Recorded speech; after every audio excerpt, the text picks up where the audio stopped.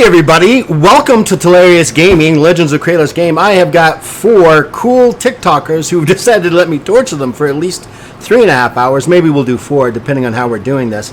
So, we are going to be playing a small little game called, well, it's actually an adventure called Against the Iron Lords. And the Iron Lords are a corrupt organization that obviously wants what everybody else, world corrupt organizations want, is power over the entire world. So we're going to go ahead and get started. We're really late because I had issues with my camera, so I really apologize for that. Hope you're watching. If you're not, definitely click in and give us a follow. Let's meet the players. All right, here we go. Here are the players. We have the Dragon X playing Nasra. We have the Grand Duke of Ugg playing Jata. We have Damakan Kayan playing Ong, not Ang, Ong. Let's be very clear about this. And then we have Moonforge playing Korjgal, right? Kjorgal. Sorry, that J is silent there. Kjorgal and stuff like that. So I've already given you guys some basic information where you guys have actually, hopefully you read that little introduction about what you're doing. Essentially, well, there's a lot of language in there that's brand new to you guys. I understand that. But basically what they've been is the party has actually been hired by the Senate of the Dadura Shiva to infiltrate one of the Iron Lords' places of business. And they places of business is not really a good term for it, but it's a reference point. They have been hired to find a data crystal, which is called the Dolka data crystal, which they have to retrieve and bring it back to the Senate because they're afraid that they may have gotten a hold of some information. And so as we pick up with our unlikely group of adventurers, we find that the city of Dadura Shiva is a powerful symbol of peace, hope, prosperity, and growth. Forces strong alliances with other cities and nations to fight against the power and corruption of a darker side of life. However, wherever there is a great light, there is also a deep shadow, and a bustling black market flourishes even among the most powerful cities. Often, this is controlled by the Iron Lords. Now, a small group hired by the center of the city has infiltrated a Iron Lord keep in the city of Jod to retrieve stolen data plans from this powerful network and bring them back. Whoever left, you got to get back in the camera. You're messing it up. They work rapidly to access the heavily guarded crystal information devices as things take a turn for the worse. You guys find yourselves, hopefully you can see this, and I will share screen this to you all.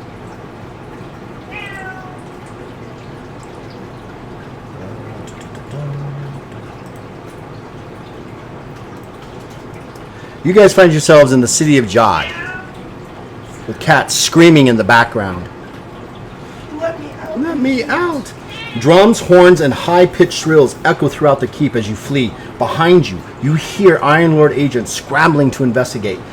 You exit the keep onto an empty platform overlooking the street below you. Luckily, no one has taken your hover bikes yet. A bullet and several crossbow bolts whiz past your heads. It's a long drop into the cloth market cover below, but it seems like a better choice than facing 25 or more agents. You jump. You land on the cloth roofs of several market stalls. Angry voices rise up as you make off from the cloth tops onto the street and quickly zip down to you jump onto your bikes that are waiting for you and you zip on down the highway. You need to escape the city and make for the White Moon airship waiting on the outside of the city to travel back to Dadura Shiva. Unfortunately, the agents of the Iron Lords are not so easily lost, and within a few moments, several capture clockworks are in hot pursuit. More bullets, more crossbows scream past you when suddenly a couple of unlucky shots, or lucky shots, unlucky for you, but lucky for them, hit some of your hover bikes. What do you do?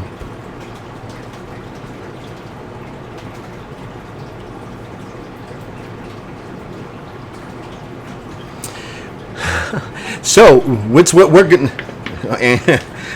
to see, right? So what I'm going to do is here, and I'm going to assign 1, 2, 3, 4, and I'm going to roll two of you, some of your bikes got hit. If I roll a 6, you didn't. Nezra, your bike got hit. Ang, your bike also got hit. Jadsta, you're good, and Cordial. Wow, looks like you guys two are the only two that have bikes. One's big enough for you to actually sit on because you're closer to 8 foot than anything, so it's a nice big bike. And you see these clockwork like robots. They've got these like arms beneath them, and they're kind of floating in air as they start to chase you down the streets. You can see a couple of them are carrying these large, heavy nets. Like their intention is to capture you. Maybe. What do you do? What do you do? Sorry. Fantastic. So on the map, you guys were here. If you can see that marking. And you guys have got to get outside of the city, which is like way out there somewhere.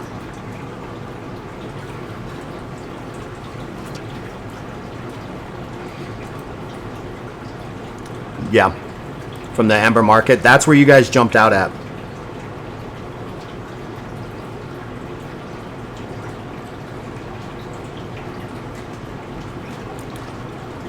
No, they're limping, so you can limp these out of the city. However, all of you that are those two of you that got hit, well, everybody's gonna have to do this. You're gonna have to make an untrained pilot check. Let me know. So what you'll do is you'll take if you're trained in it, fantastic. If you're not, you're untrained, which means your piloting is based off of agility, I believe it is. All right, so so what you'll do is you'll roll 30 plus the modifier of that attribute and roll as low as you can. And let me know. If you fail, your bike becomes completely disabled. If you succeed, your bike you're able to limp it forward. Okay, your bike literally comes to a shuddering stop. You can feel the battery inside of it starting to warm up. What do you do?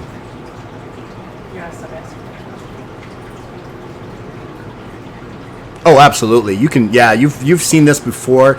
This bike it's atomic battery, and it might level the neighborhood.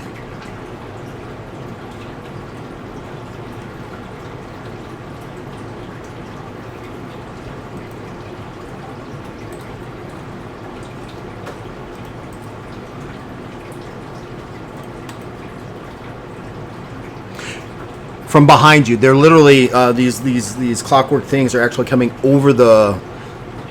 They kind of came out from the keep itself, and they're moving towards you. They're about 20 yards behind you, and they're behind them are some of the Iron Lord agents who are chasing you and firing pistols and crossbows bolts at you. Fortunately, they haven't hit you yet.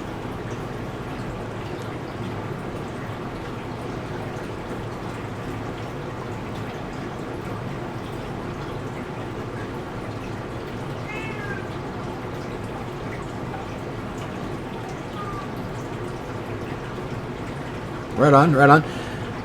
Cordigal, what are you doing?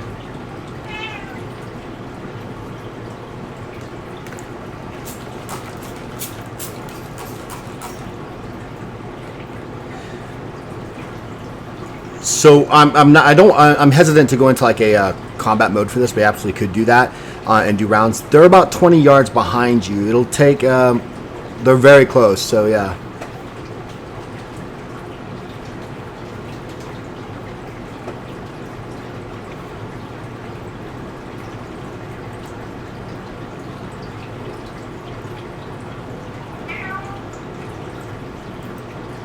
Nezra.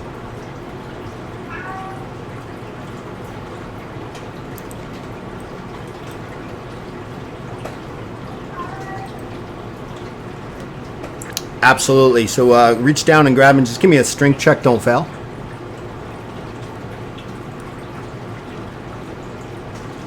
So that's a critical. He not only Kjorgal not only picks you up, literally picks you up behind him like this, one hand on the bike, and starts to speed away. As Jazal turns his bike and starts coming back. Ang, what are you doing? You see these creatures are coming down on you very quickly, and they look like they might be catching up to you.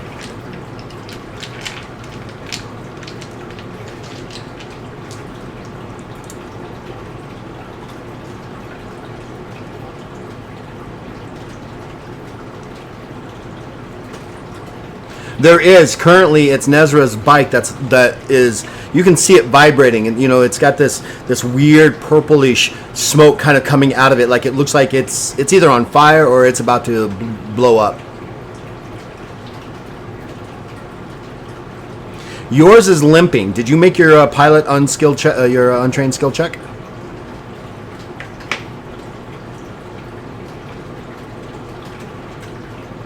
Yeah, so no, yeah, you can limp yours. You can still limp yours through. It's not as fast as Jazal's or Korgal's, but yeah, you can definitely get yours going. But it's not gonna. You will probably be caught soon. It's faster than you running, but it's not fast enough to get completely away from these clockworks that are coming down on you.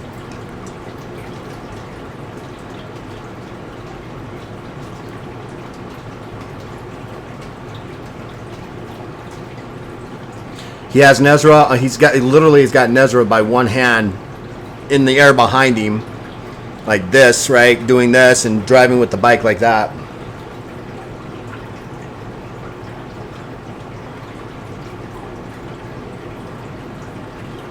Jahaz. So you jump off your bike and then to Jahaz's bike.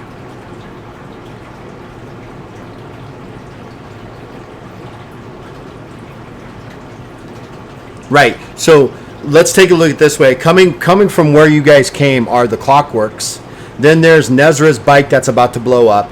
Then there's Jazza. Korgal has already grabbed Nezra and is pulling back towards you, so they're kind of in between you. And you are closer to Jazza than you are Korgal, because Korgal, he's getting out of here. He's going to make one roll and he's out.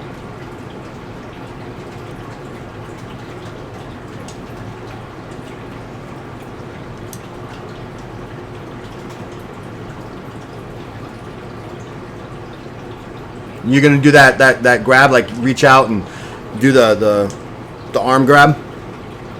Right. All right, go for it. Both of you make a let's hear. Jazza, you're gonna need to make a strength check. Ong, you need an agility check. Don't fail.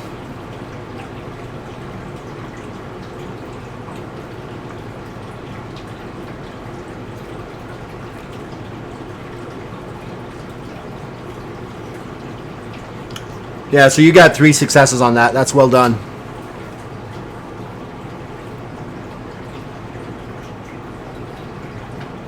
That's called a critical failure, and that's called an ot. And as he reaches out there, he grabs you. You can feel him grab you, but you don't have the agility to actually grab him. You just kind of slide through. Do you want to spend a heroic luck to re-roll that dice? All right. This is what the heroic luck does. Make that reroll.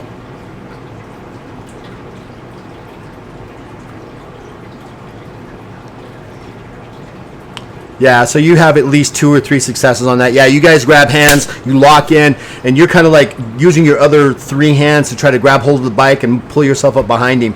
As you do, it looks like one of the 2 of these clockwork capture bots are coming towards you, just as Nezra's bike goes kaboom. It has a shock wave that actually demolishes some of the buildings around it as it collapses down on it. The shock wave literally picks up the back end of your bikes and thrusts you forward like you're riding a wave. All of you make agility checks at a TS of 1 to hold on to your bikes. You rolled an ot 1? Fantastic. So now you get an extra heroic luck. That's a heroic luck for you right there. So add an extra heroic luck for you. Yes.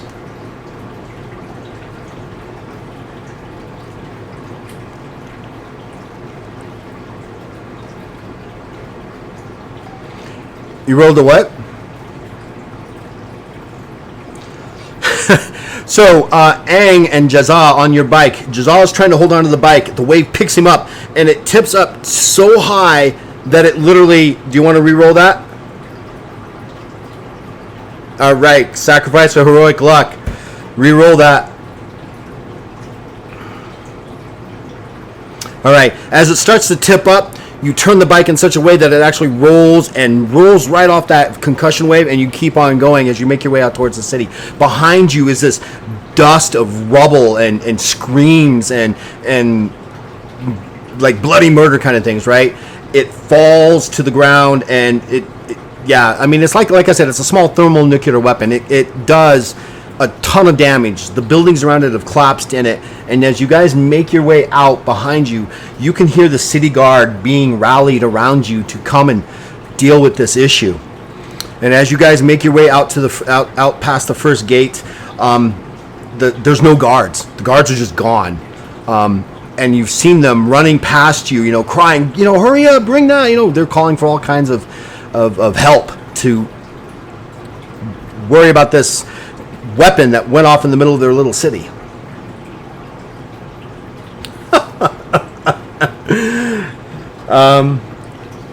Right, so you guys...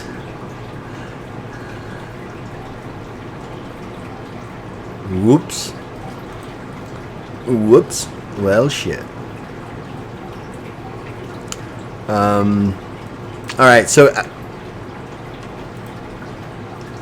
Yeah, and that's actually what you guys did. You actually had the item with you. It's a Dokul crystal. It's about 8 inches long and about 5 inches in diameter. It's a large crystal. And it's purple. It's purplish in color, but it's not a Dokul. It's a data crystal. It's not really a Dokul crystal because Dokul crystals are very fragile and are more raw explosive power than the thermic batteries. Thermic batteries are made out of those things. So. Yeah, yes you do. All right, so as you guys make your way back out of the city, we return back to the players so we can see everybody. Hi, everybody. You make your way out of the city on 2 bikes. Korgal's and Nesra's, your bike is I mean, yours is built for you. I mean, it's big. It's almost 15 feet long. It's 2.5, 3 feet wide. I mean, it's a heavy boy. It's a fat boy, right? To keep up your weight. And you guys make your way out there. And as you guys make your way out there, you see in the distance. Give me a second here. Game tools. There we go. No, that's not what I want.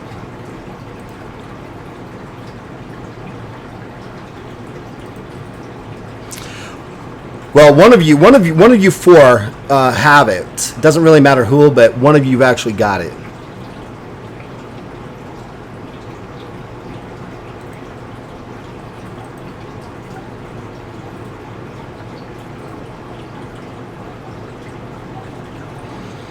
Kurgal. That's that J, man. It's that J. KJ. There we go, KJ.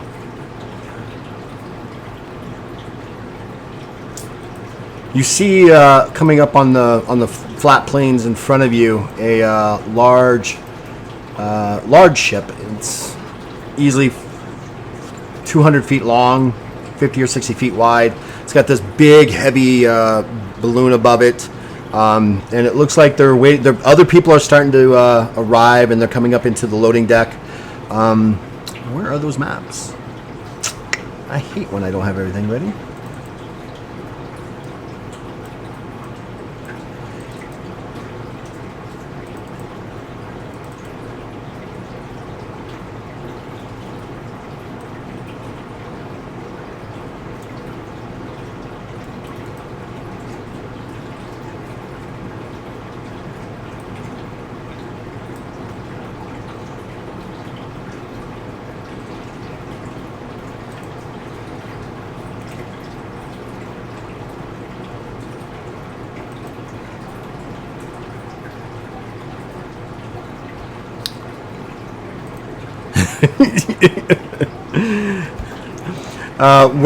We're gonna go here to the combat map of things so you guys can see what this ship looks like.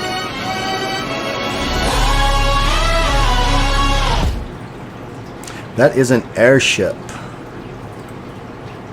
And you guys pull up. These are your guys' bikes that you kind of pull in and stuff like that. There's other people showing up. And this is the loading deck. They actually have got enough space in here to put a couple of small little escape ships, for instance, because, you know, they're going to be several thousand feet in the air. They've got a couple wagons. From what you can tell down here, it's just filled with people loading, getting ready to take off.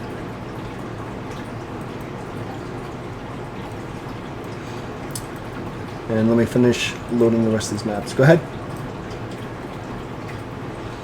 Well, they're not expecting you. It's like you guys have got reservations on this. You know, someone's walking around taking names down and things like that. They're not expecting you, but they're not expecting you. You know, they were expecting some more bikes. Obviously, there's only 2 there.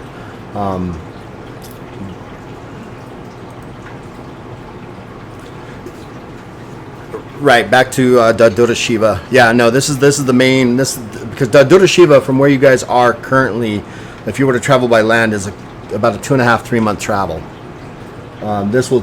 This will take you over the Tiranig Mountains, and you'll in about 3 or 4 days you'll be able to see Dadura Shiva, and you should be there by the end of the 4th day, beginning of the 5th, depending on weather.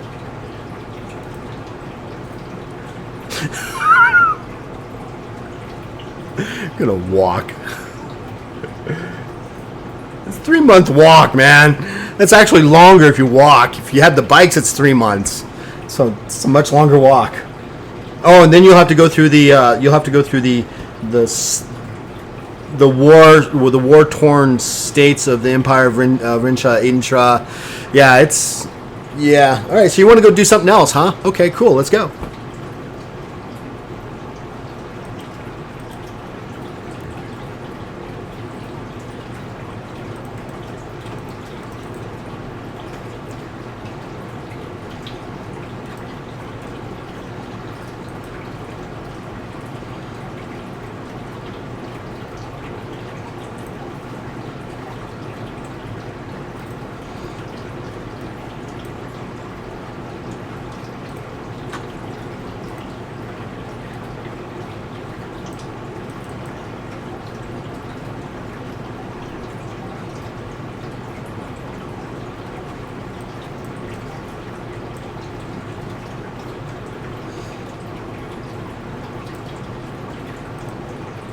No, you don't have to. You don't have to. No, that is just. That's a little too high.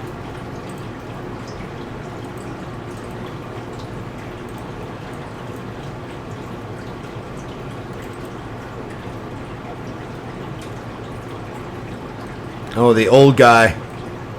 Oh. Herbert the pervert, that's right.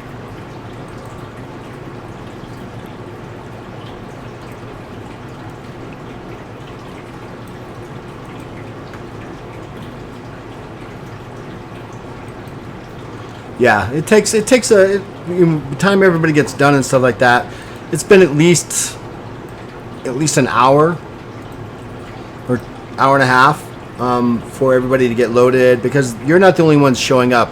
There's some other people that have been showing up, and it gives me time to load maps.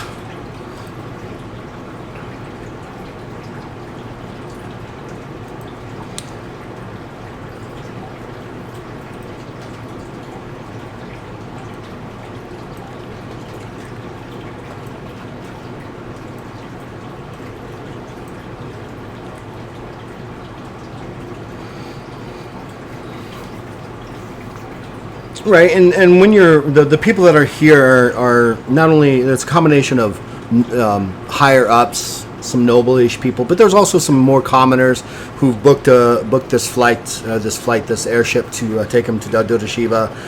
There's a small group of priests that are definitely staying more relatively to themselves and quieter than everybody else.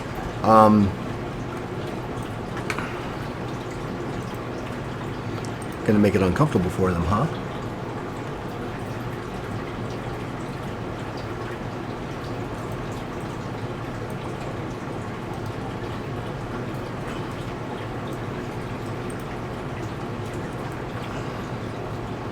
Aang's the bodyguard.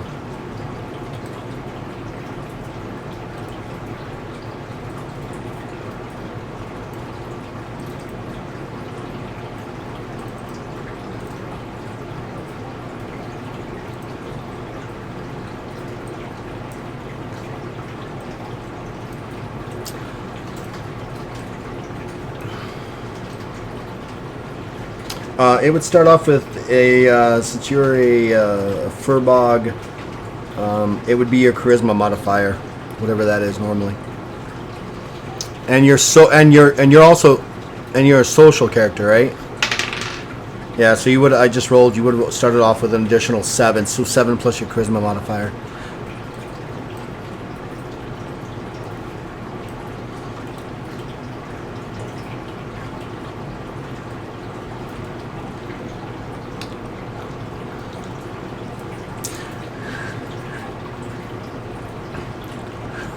So here is the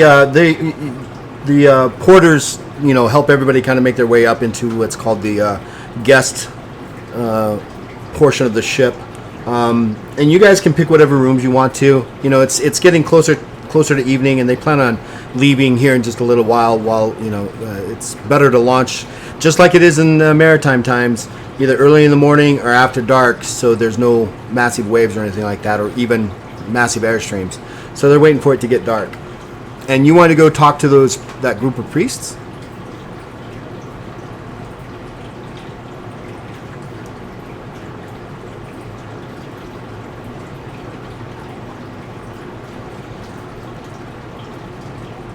All right, very good. We'll get to that in a second. So let's do this. Do you guys want to share rooms? Have your own separate room? There's about 50 or 60 people total on this flight, this ship so far.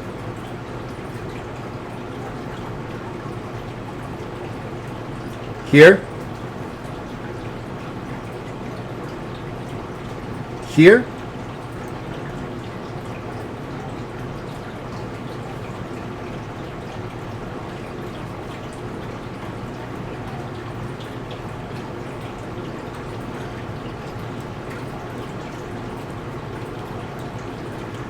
So so the person who carries the stuff for you is nowhere near you. He's taken up the better quarters.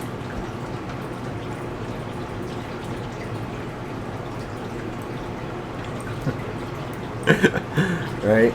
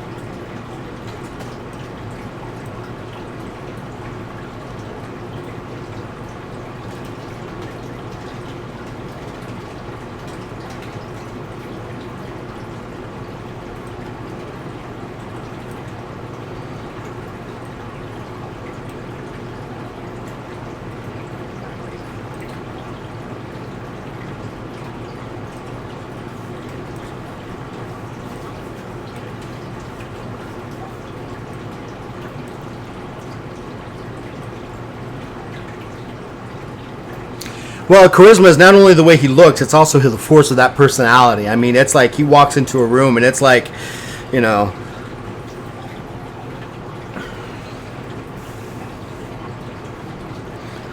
a big boy.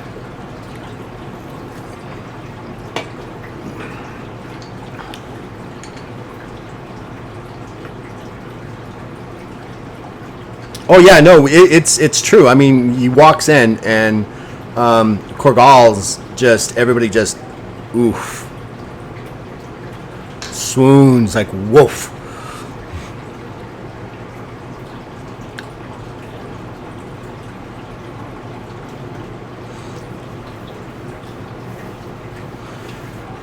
So you guys, after about an hour and stuff of getting rested or actually setting your stuff down and getting acquainted with the ship for the most part, you suddenly feel a massive lunge as the whole thing just makes its way up. Right, it's let go of its earthly grasp and has started to make its way into the night sky high above. And it's interesting, as you start to get higher and higher, you feel it cooling, but not drastically, right? It's kind of like there's this wave of air, fresh air kind of flowing through the ship, but it's not getting drastically colder.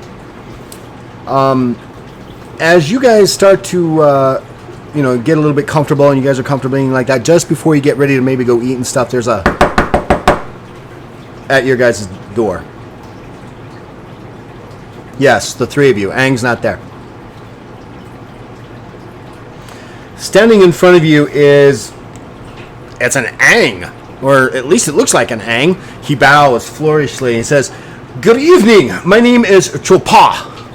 I have been sent by the Dura Shiva Senate I'm kind of your contact with them. We've been waiting for you, and I'm glad to see that you've all survived your interaction with the Iron Lords. How did it go?"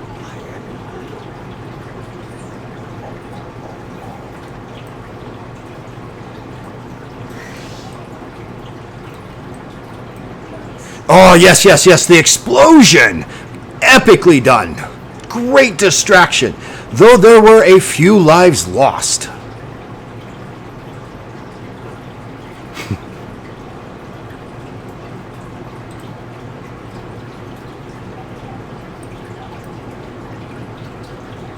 No, that's not what I was saying at all. I was just saying it was epically planned because you completely shut down the city.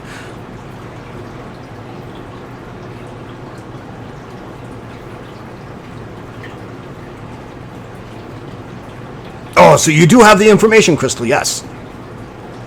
Oh, fantastic. May I see it, please?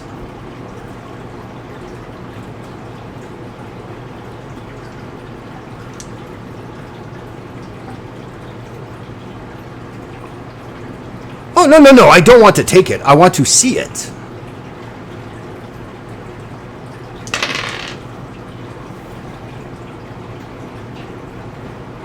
Million silver.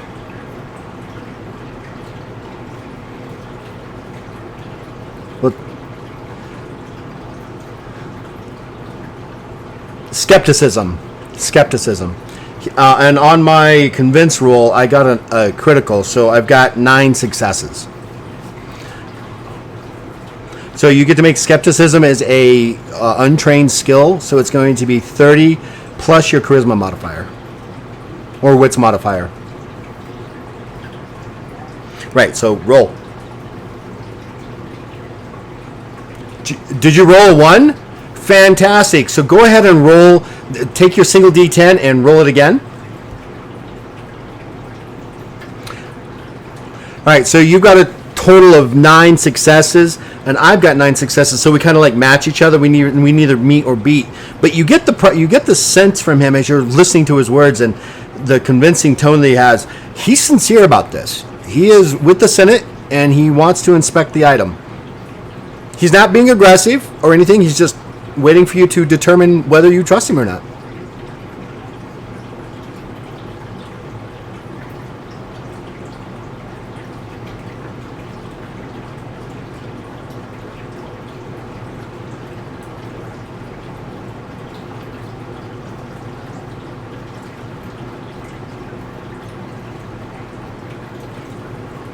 Oh, I'm sure they do.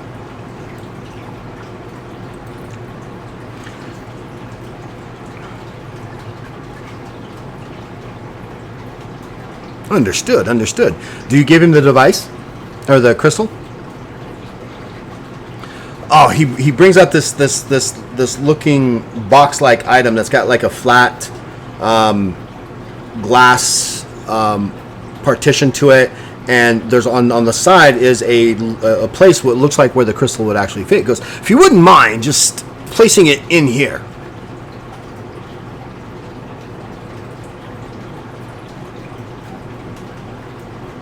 Absolutely. Oh no! So he definitely walks in. He sits down on the bed, and he's just waiting for you to either beat the crud out of him or give him the device. I mean,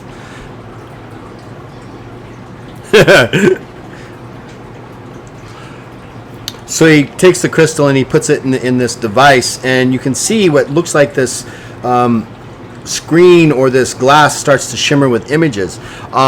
You guys can look down. He's not hiding anything like that. He's got it set in front of him, and he's kind of like doing like a touch screen kind of thing, right, where he's like moving things around.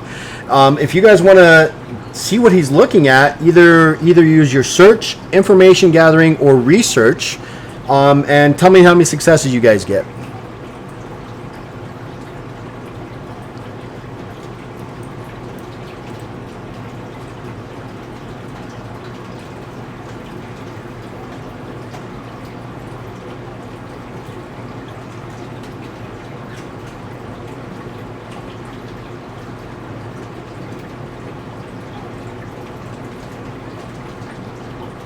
Right on. Well, would you roll? Would you roll? Yeah, you don't understand what you're looking at. It's just, you're like, you recognize some of the language, but you're not really sure because he's kind of moving kind of quick. Ong, what'd you get?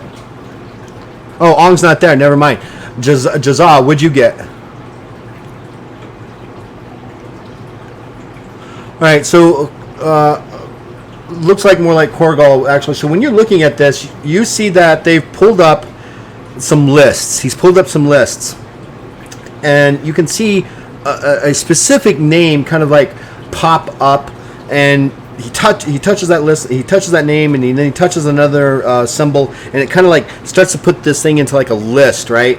And you see that it looks like that this person had set up some potential buys of some illegal weapons from another source, but that source he's frustrated. He's looking at it, he's like, I don't and that's basically what you've got. You've got this idea that this one name, Cabrin, that you know, and this list and whoever this person is connected with some additional illegal weapons purchasing that was supposed to be being done in Dadura Shiva. And then there's a whole bunch of other lists, and he stops for a second, takes a deep sigh, and takes out the crystal and gives it back to you. He goes, well, that's interesting information. He looks to you and says, have you ever heard of Cabri? Okay, make a convince check. And then actually make a lore check, lore check. Yeah, I'm just going to make that an open lore. Absolutely. Oh yeah, no, he turned right to he turned to all of you after he gave the crystal to Korgal and said, "Do you guys know the name or have heard of Cabri?" No, yeah, you're like, sure, absolutely, go for it.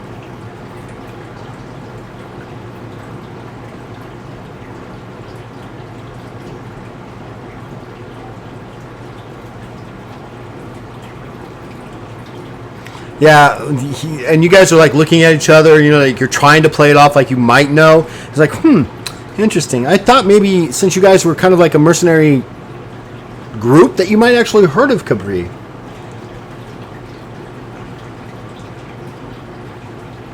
On a lore check? Well, it looks like you kind of got a remembrance, a memory of this name, and it comes back to that. It's the name of a very well-known bounty hunter that uses very unsavory means to get things done for whoever her employer is. And he looks, he goes, so what do you know?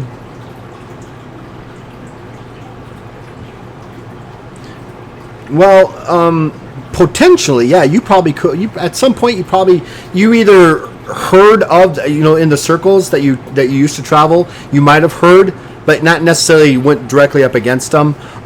He's like, well, Cabri is, she's worked independently for many years with the Iron Lords, but there has been a rumor for one of the lords, and that she was once a knight of Dadura Shiva that has turned against the city for unknown reasons, and she's also been known to betray bounties to the highest bidder other than her employer.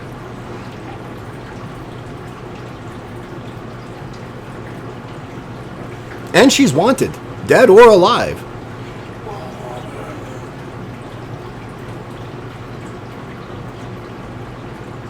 We lost somebody.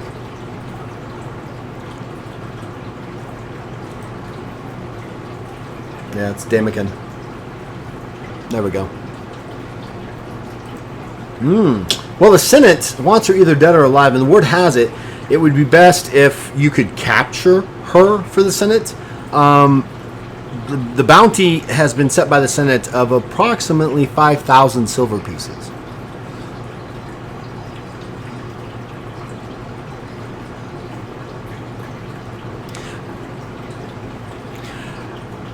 And he turns to both of you, goes, but that doesn't mean that other parties wouldn't pay more for her, dead or alive.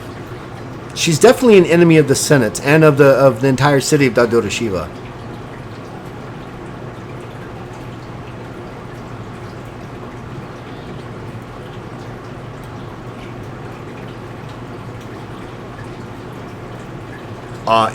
Perhaps even the Iron Lords, if they've discovered that of her treachery, or maybe another criminal organization. But the Senate, the Senate really wants her for questioning because they believe she has. The explosion that you caused in Jade. They believe she's actually no. Of course not. I completely understand that she may actually have a much larger device in an attempt to actually set off in the center of Dadura Shiva.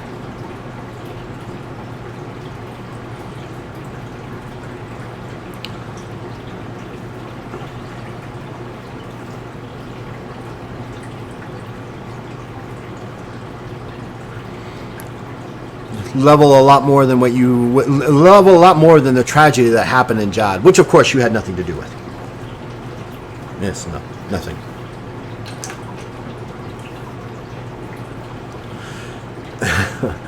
And he's like, do you have any other questions?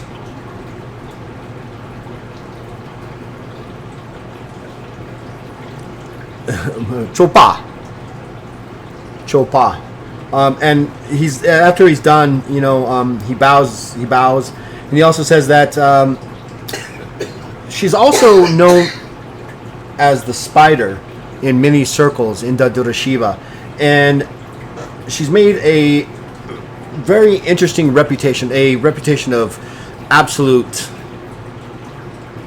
evilness, as you might say, and with high risk bounties, and is considered to be amongst some of the best. He goes, before I leave, if I remember correctly, as her pseudonym suggests, Spider, I believe that she often frequents a tavern called the Ishtal Tavern in the southern district of Dadura Shiva. To say when she's going to be there is anybody's guess, but you may find that might be a place for you to investigate after you've delivered the data crystal to the Senate. He goes, we should be arriving in Dadura Shiva in approximately 3 to 4 days. And I will be around if you need any more advice or any more information. And he bows flourishly and opens the door and exits as softly as he entered.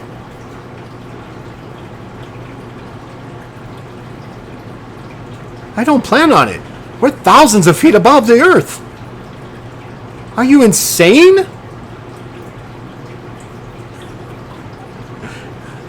Say.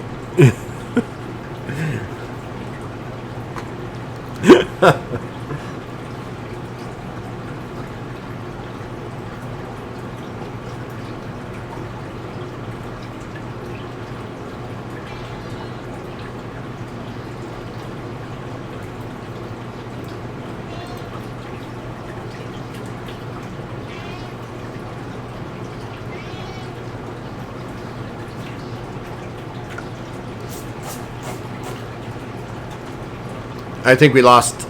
Okay.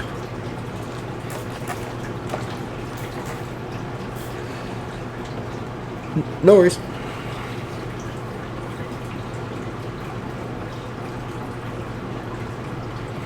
So yeah, I would say that yes. I mean the relationship that you, Aang, and Jaws have. You guys have worked a couple of other jobs before Cortigal jumped on, and that you guys kind of know each other. You guys can look at each other and go, wow, you did know, or you know a little bit more than you're saying, or you know enough about each other. Absolutely. Not necessarily fought her, but has seen her in action from a distance.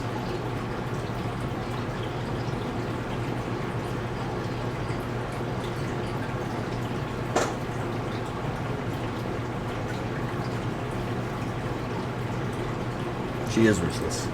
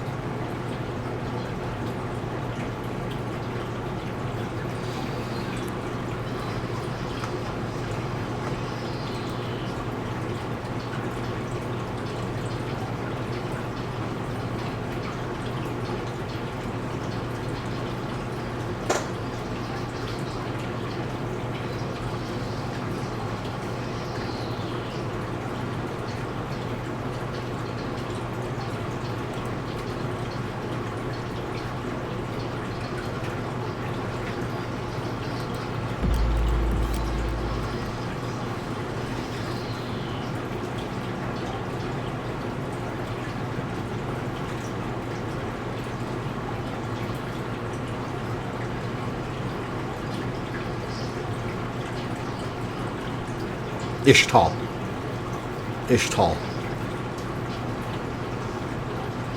Welcome to my crazy world in my brain. It comes up with some strange things. The Dish Towel Tavern. Well, that could probably be the nickname, right? The Dish Towel. I mean, it is in the Southern District, and the Southern District is... it's not a poor district, but it's definitely a district of guilds and workers, and it's the city. It's the city. It's the part of the city that's the industry, right? It's where there's a thin layer of smoke often hanging just above the city.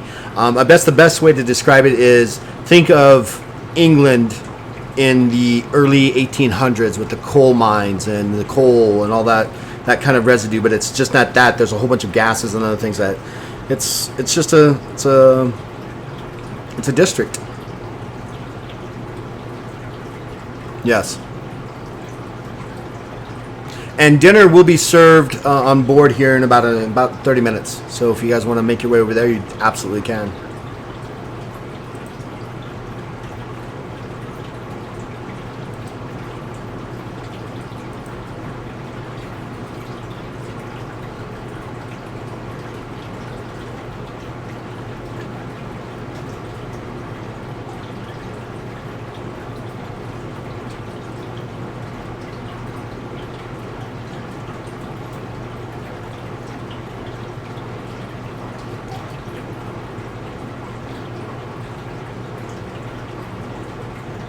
Okay. Ong, what are you doing?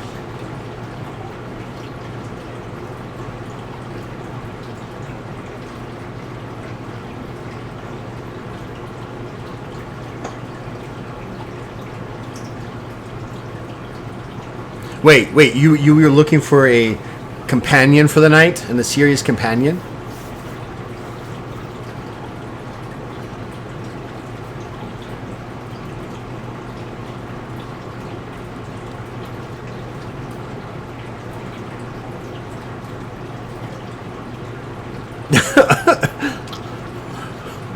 Well, I'm sure Nesra and Jaws would come over to your door and like, hey, if you've got time to come out of your luxury, we're gonna go get something to eat.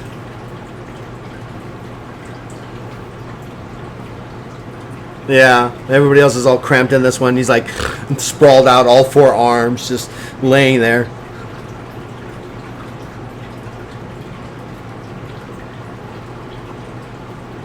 Oh, jeez. I don't.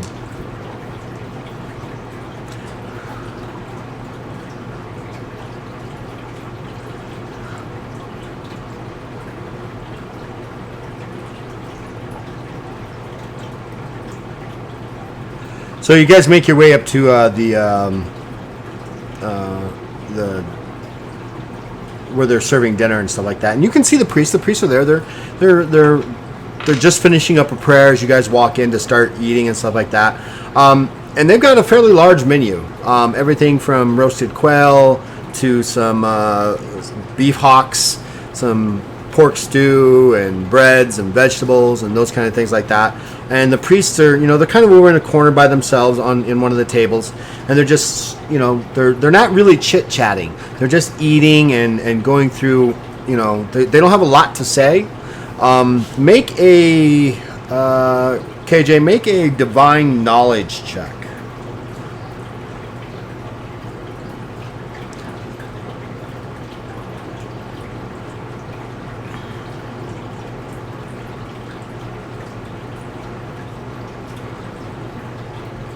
Yeah, you recognize the symbols on their fronts that they're actually carrying, and they are priests of Gishra, the Holy Mother. Gishra, Gishra.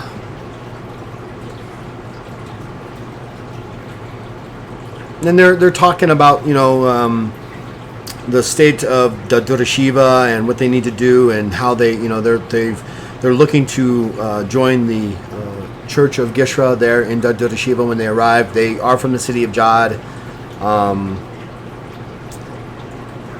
You don't hear much that's like kind of out there, right? It's kind of just what it is, right? It's nothing stellar, and it's nothing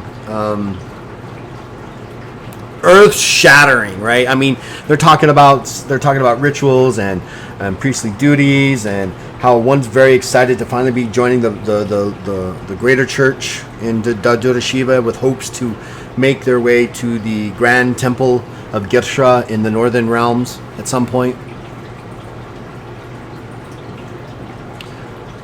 There's a lot of clack going on, and talk going on. If you guys are you guys eavesdropping? Are you paying attention? Are you just eating? What's going on? Tell me what you're doing.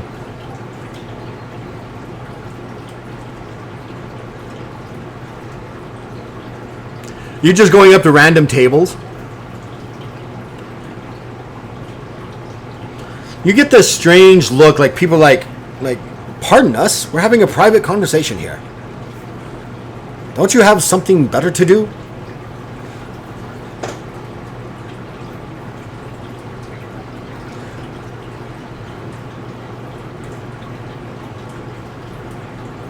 It's a serving bar. It's not really a liquor bar, but they do have mead and some other hard liquors if you want one delivered to your table. Absolutely.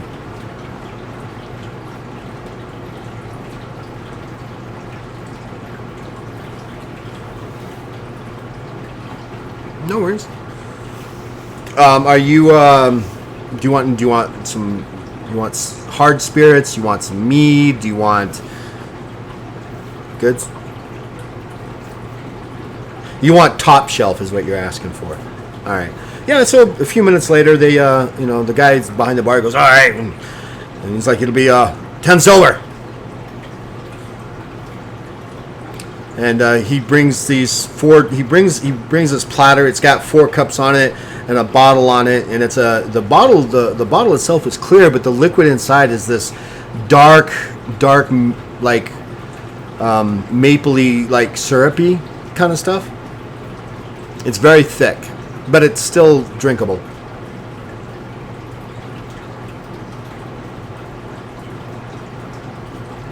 I don't know.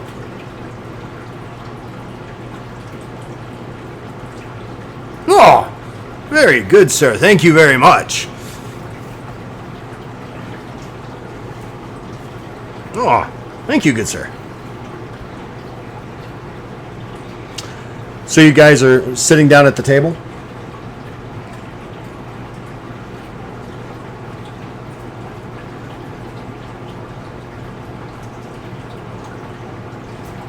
Hey, Ricky. So when you go to pour it, right, you go to pour it, and you can see that it's getting like, it's very thick. And as soon as the liquid tips off, it becomes this very thin, brownish liquid that just pours easily into your cup.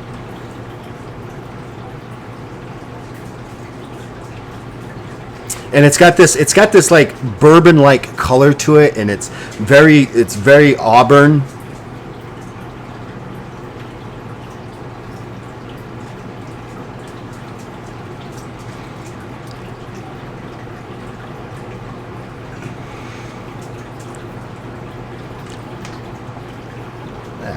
Culture's overrated. You throw this back, and you can feel the warmness in your chest. It just explodes with heat, and you can just feel like, oh wow. And there's this sweet, woody, bitter taste to it.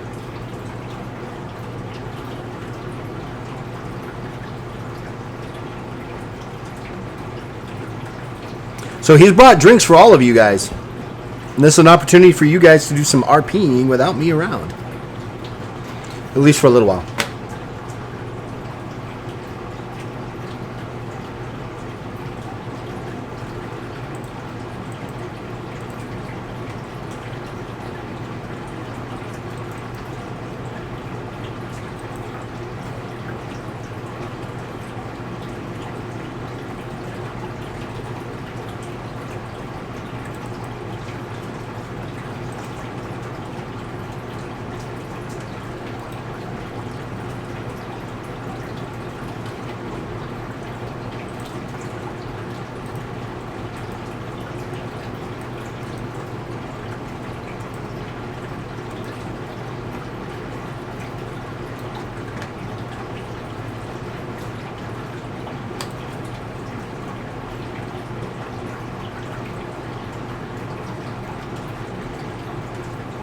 Twice removed.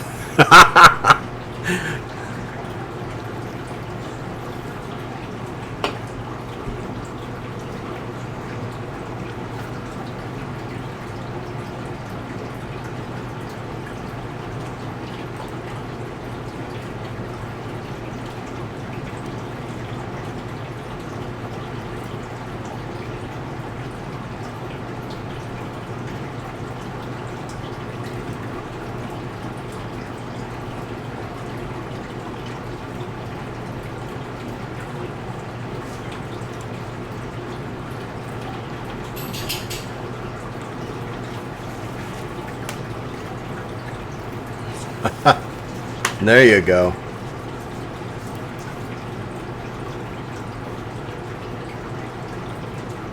All right, so Neshra, you're milking it.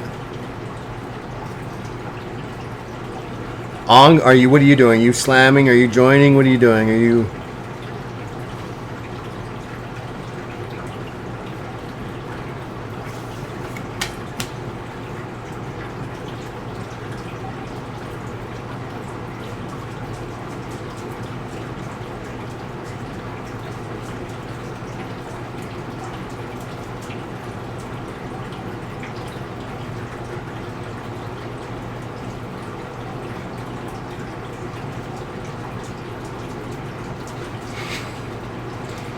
Oh, he bought it. He's got Pimmican.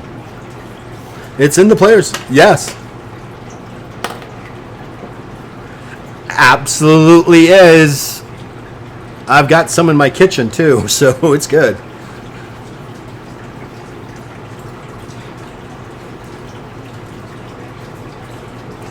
How did you get that? So yeah, you put it on there, and it kind of becomes like this stewy, kind of liquidy kind of thing, and it's foaming a little bit. Things are becoming rehydrated a little bit. It's got this pungent smell to it now.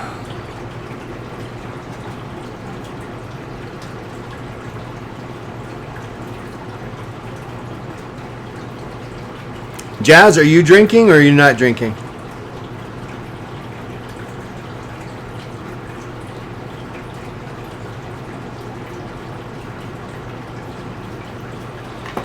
All right, KJ, you're feeling really warm. I mean, you're very big for a fur bog, but you're feeling warm and very warm.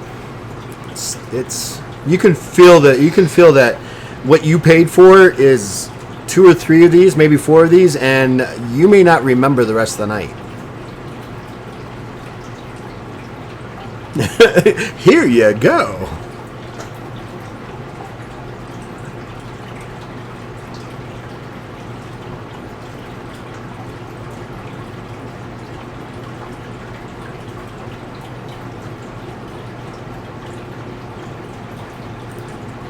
Oh, there's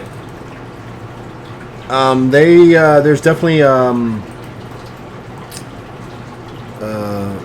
there's what am I thinking? There's pheasants, there's fowl, there's chickens that they've cooked, so there's greasy foods. They've got this one type of item that's out there. It's kind of like this flatbread. It's got a bunch of stuff on it, some herbs, some cheeses. It's definitely got some oil on it. It's not like deep fried greasy, but it's definitely got oils and cheeses and vegetables on it. And if you want to order some, you can definitely order. They got pheasant, they've got chicken, they've got, like I said, they've got cuts of like beef and pork stews and those kind of things.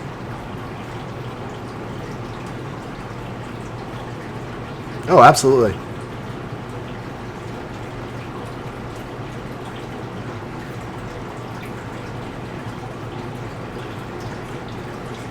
Yeah, absolutely. So, and so the guy someone brings it up to you, and they put it down in front of you. He goes, "It's on the house."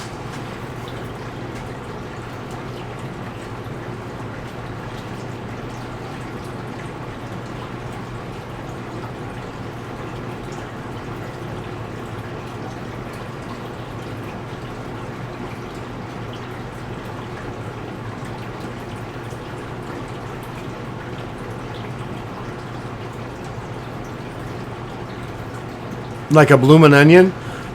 They've an awesome blossom, yeah. So they can deep fry anything you want. The best thing they probably got is artichoke hearts, though.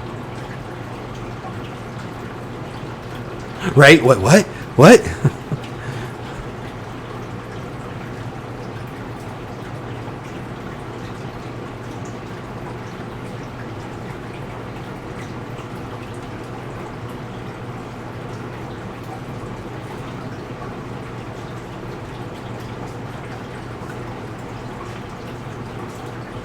Wow.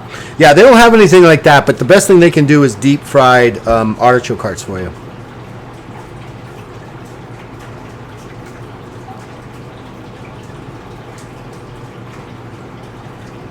No, the vegetarian meal. Well done.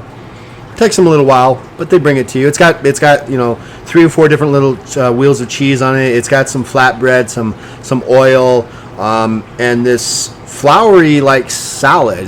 Looks like yellow flowers in it. It's combined with some orange flowers. Definitely lettuce that you can tell. It's pretty good.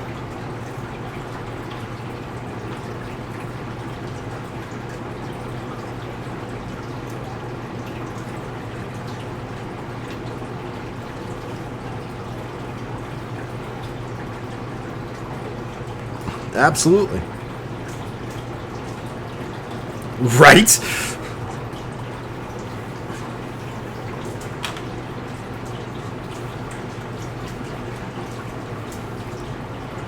Well, and the thing is you guys are all stuck. You guys, and think about it this way: you guys are actually stuck in earthly foods. You haven't even asked about what's actually served in other worlds, right? Huh?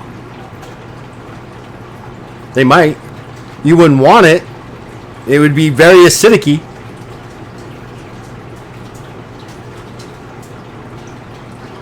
Oh yeah, it'd be really super spicy. Yeah. And your innards. That gives a ring of fire a whole new meaning.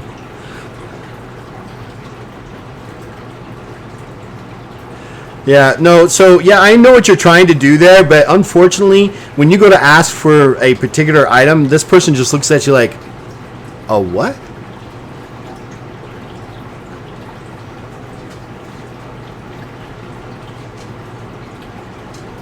Okay. A few minutes. They all bring it out over the next 35, 40 minutes and stuff like that. Every now and again, as you guys are going through every now and again, you can feel this air current kind of kick you up and bring you back down, and every now and again you hear people, you know.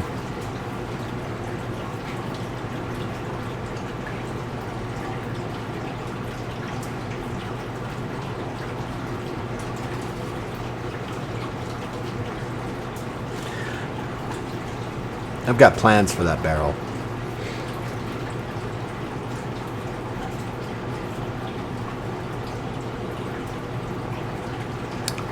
Dave.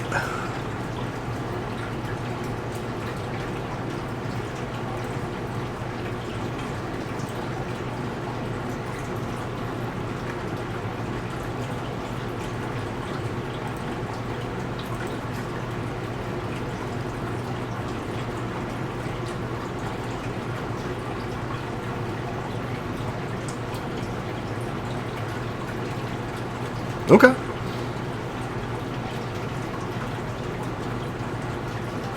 No.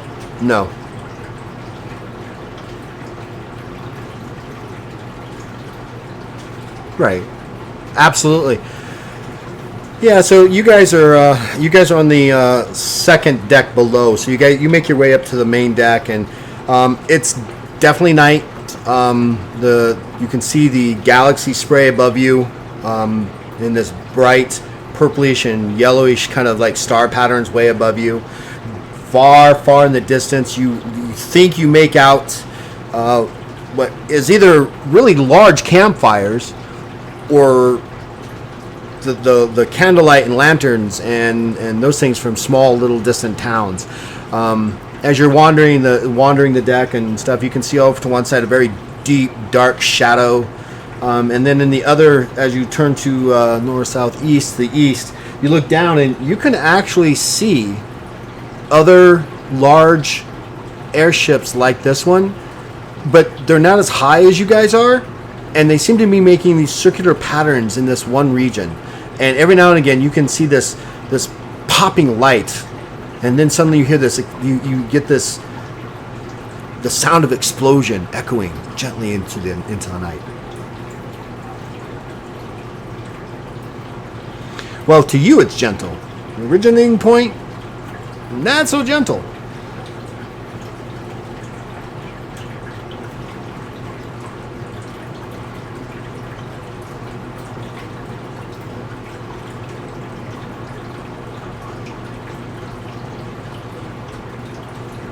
All right, we'll start up with Nesra.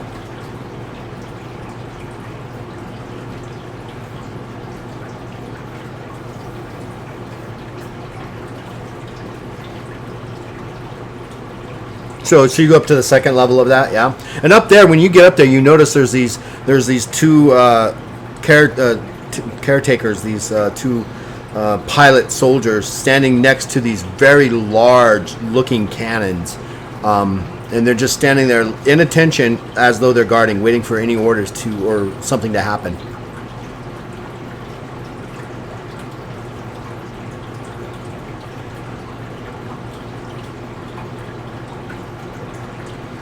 And do you want to do one of these things also? You know, top of the world. You know, spreading your arms out wide, like Titanic.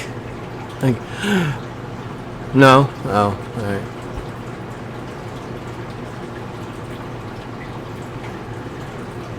Yeah, so you when you go up there and you pass KJ's looking to the east. You kind of make your way to the north. Make a perception check, and I'm going to make this a little hard for you in case so you can see it. TS of 4, so you need 4 or more successes. So on your perception, what's your perception score? You need a 32 or less.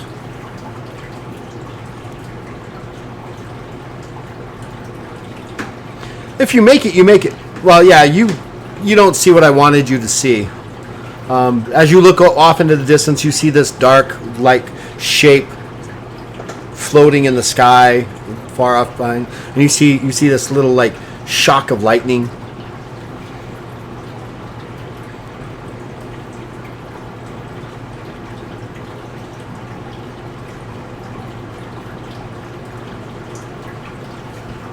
Sure, I'll let you do it.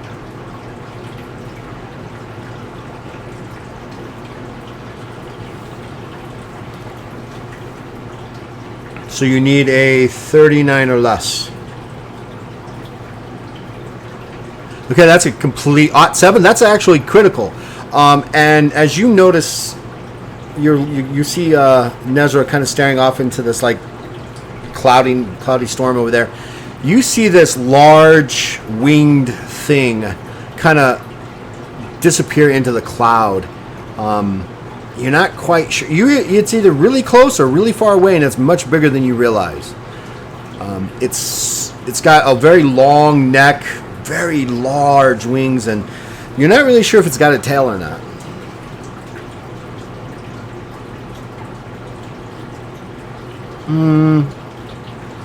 Not yet.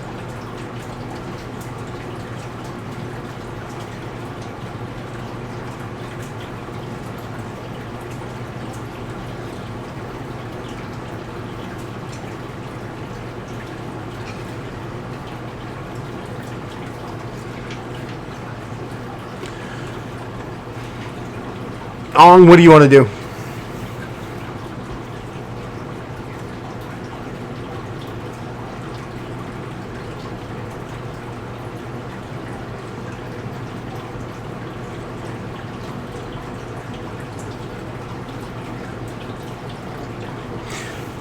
Well, in the world of Kralis, cross species isn't something that can happen.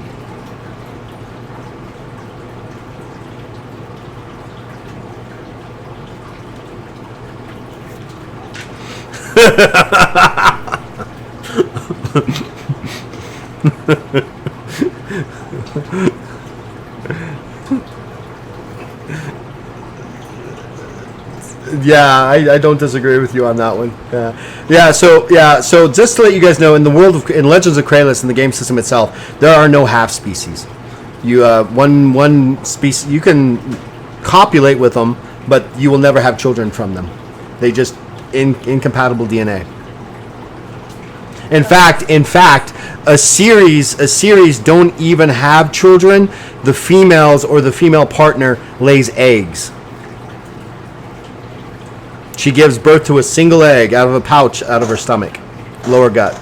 Gross, golly. Kangaroo. You're assuming human standards. Don't assume human standards. You can do whatever you want. Get out of your door. I love you.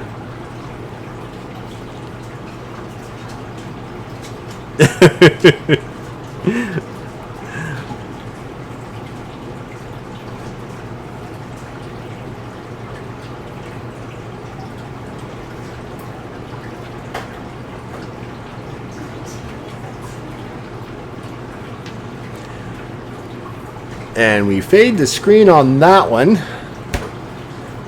KJ, your turn.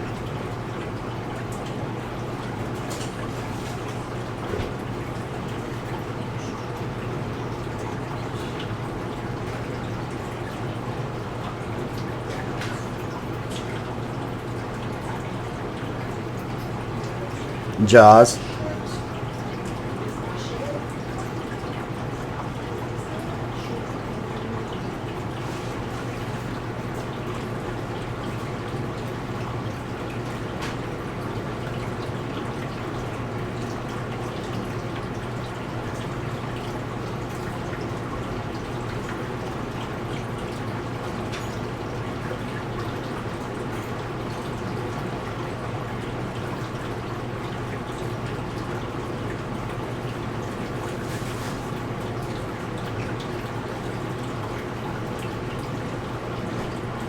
Right. No, I get you. So yeah, you're taking in the moment and stuff.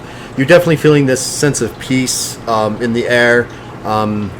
It's much cooler on the top deck than it is in the lower deck, but surprisingly not as cold as you would feel, because even as you're kind of gazing out, you can see the mountain range kind of below you, right? At least part of it, not all of it, right? There's a huge mountain range behind you.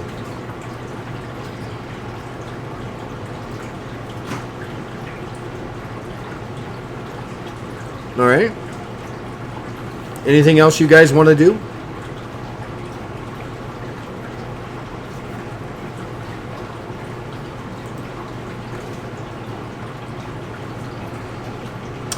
Your audio is muted. I don't even know how to fix that. How is your audio muted?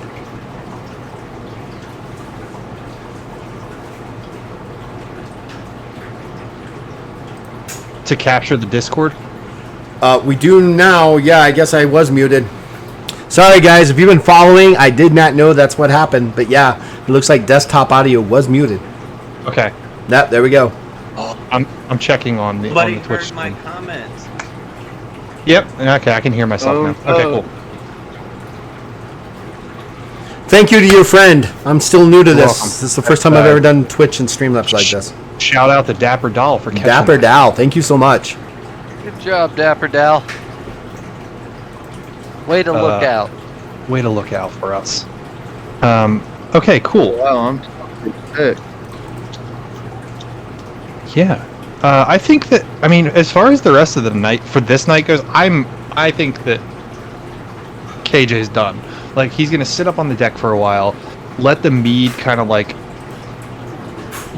give him, like, this calming, like, loose kind of appreciation of what he's seeing, kind of let it all sink in, and then he's just kind of wander below deck with a belly full of fried shit and just go to sleep.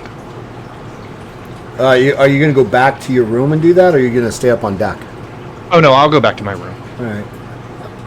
I assume that's where I went to, since I was asked to leave the deck by my bodyguard. Yeah, Jazda's gonna be on her bed, but she's not sleeping for a while. She's actually got her sword in her lap, just waiting for a few hours to make sure nothing happens before she falls asleep. All right, so you guys, like I said, it was close to evening. It was about 6 o'clock when you guys finally took off, and it's getting close to, I don't know, 9, 10 o'clock in the evening. It's not, you guys are making good headway. Yeah, you definitely can go chill and hang out for the night, and we'll get to the next morning, unless you guys want to do anything specifically during the night. Nah. Besides.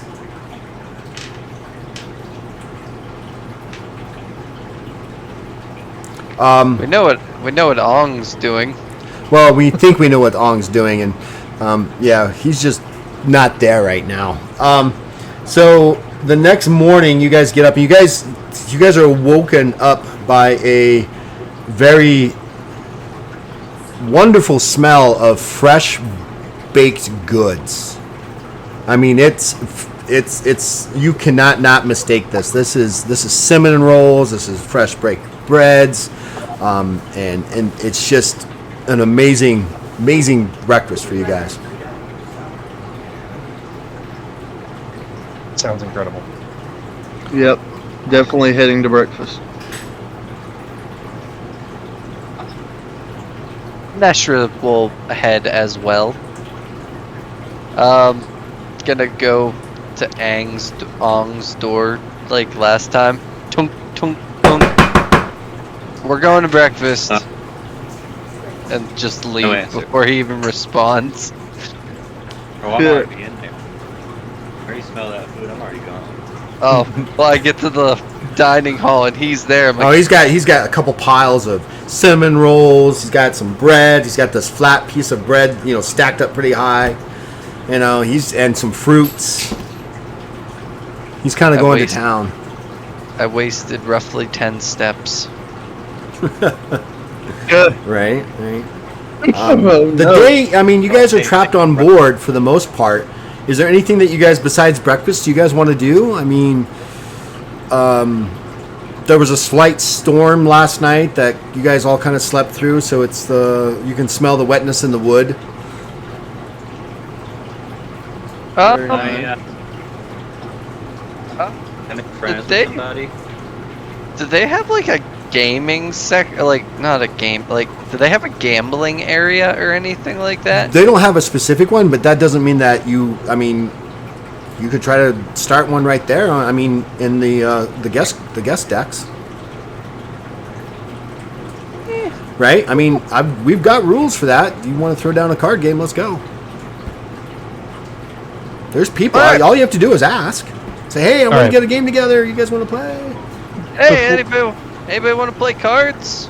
Before you get into the rules for that, though, KJ's just. Is there anywhere I can read? Like is there a small like library? Probably not on this. No, but, there's not a small library on this. I'm just gonna find a quiet place to read what scrolls I have in my backpack or books I have in my backpack. Well, the thing is you could either do that on top of on the top decks, in your room. I mean, anywhere you want to try to make a place for you. I mean, the only places you're not allowed to actually get into are the captain's quarters, the first mate's quarters, the crew's quarters, and that is essentially it. There's an entire level of the lower level before the loading dock, portion of the ship is a like a storage where they store crates and other things like that they're transporting as well. Yeah, I'll probably go up to one of the upper level decks that has like a view, some like larger windows, or even just an open area, and just kind of sit in a chair and just read for a while. Oh, absolutely. Is there anything specific you want to do there, KJ? Besides No, that? I just probably one of the books. I'm thinking the fragments that I have left from the guy. What was his name? Frequat the Elder. No. Right on. One of the elders in my clan, who basically taught me things when I was a child, gave me these fragments when I left, because they were the things that inspired me to search for what I'm searching for.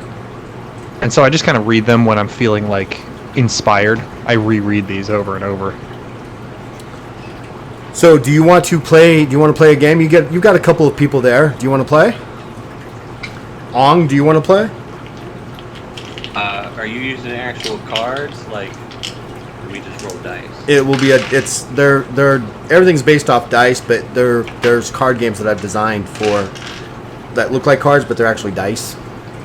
So you have your choice between like ante games, and card bluffing games. So like antes, right, would be like 21, right? Blackjack. Then there's 3 hammers. Then we have a couple of dice games. One's called Akira's Dice. The other's a Liar's Dice. Tyrant's Bluff. It's a bluffing game. Let's go with Akira's Dice. Okay. So this is a simple dice game that requires the players to each have 2d10. We'll need 2d10, and they don't have to be d100s, but just 2d10. All right.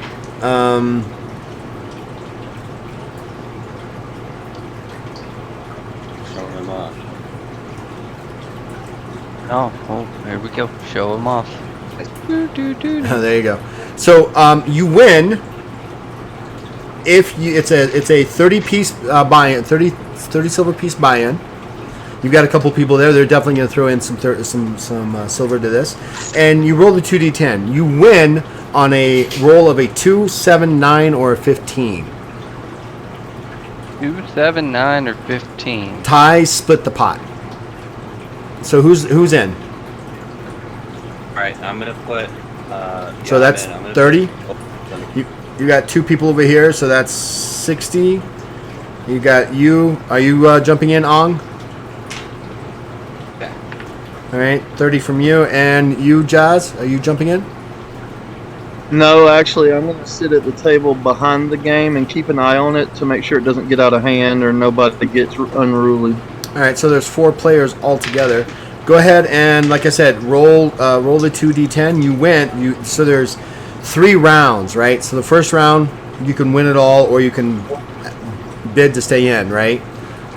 Ready? So first round, roll 2d10. If you roll a 2, 7, or 9, we're having power fluctuations in case if our power goes out. So I think there's something going on in the neighborhood. So one guy's like, he's all mad.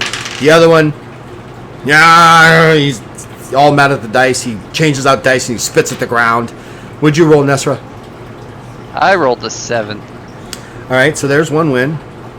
Ang? I got a 4 and 0s on the other one. So you got 14, so you lost. So you, Nesra, collect 120 silver pieces. You profited 90. You want to play again? Heck yeah, I want to play again. Alright, so Yeah, they throw down another silver. Are you throwing in, Ang? Are you playing again? Yeah, I'll throw in, but I think they're playing dumb and letting him win to get all his money. Maybe. Roll. Oh. 15. Was 15 one of them? 15 was one of them. Yes! Ang, would you roll? Got a 5 and a 7. So that's 12. Yep, you didn't win. So you the other guys didn't win either. They're upset. They're like, this game's rigged. Your dice are rigged. So I got another... You got another 90 silver. You want to play again? Hold on. No. Okay. I'm just gonna kind of look at them and go, want to play a different game? No, they like the securities dice. All right, we'll play again. Let's see if I can keep it hot.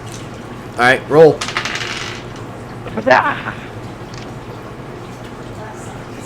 Yeah, Jost is now standing behind Nezra with her arms crossed.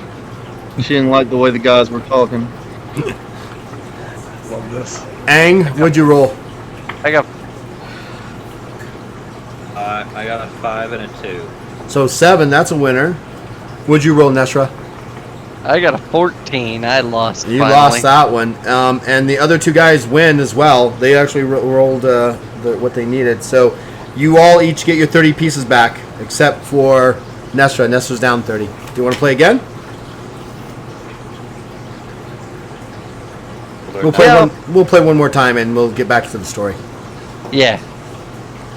I'm good with that. All right, One more. One more time. I'm still up a lot of gold or silver.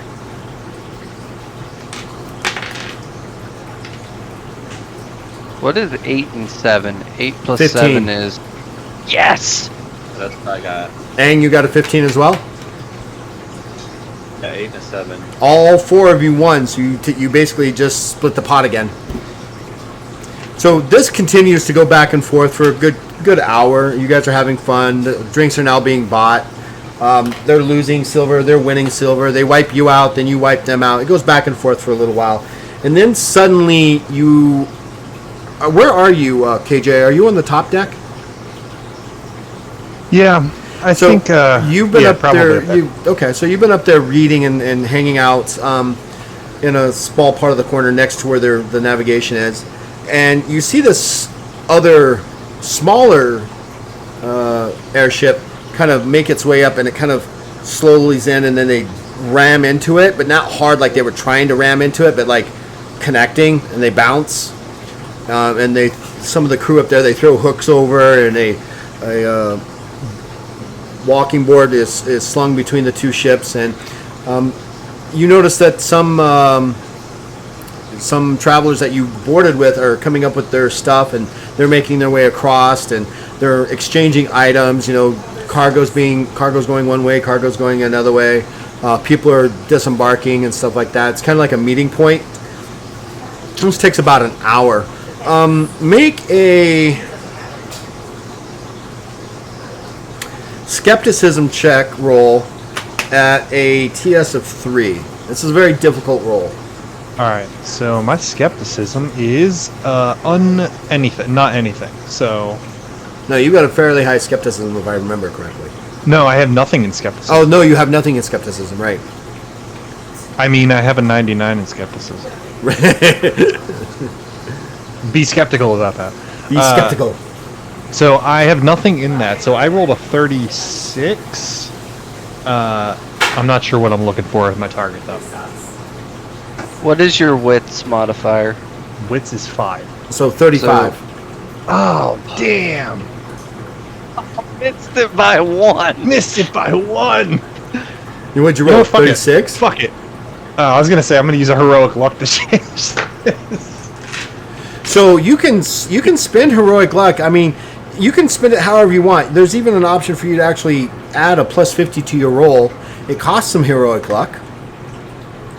I don't know. Like I want to win. I want to win this roll so bad for some reason. I don't know why. Fuck it. I'm spending a heroic luck to reroll this. All right, so it's a heroic luck just to reroll. Oh, for fuck's sake. What'd you roll? 99? 97. 97. Yeah, you're kind of looking at them, and you're like, you start to drop your books. You're like, oh no, my books! And you like grab your books, and by the time you actually get yourself back up, you're like, what was I looking at? God damn. Right? This takes about an hour of this transportation, and then finally they just undock. Several, like I said, people came and people left and things like that. Some other large cargo has been delivered, and they've been lowered down to the cargo hold, or the lower level hold, and the ship continues on its way. Anything else you guys want to do for day 2? Not really. Just dinner, chat with my buddies. All right. As the day starts to move in towards evening, and KJ, I assume you just spent most of your day up there. Is that correct?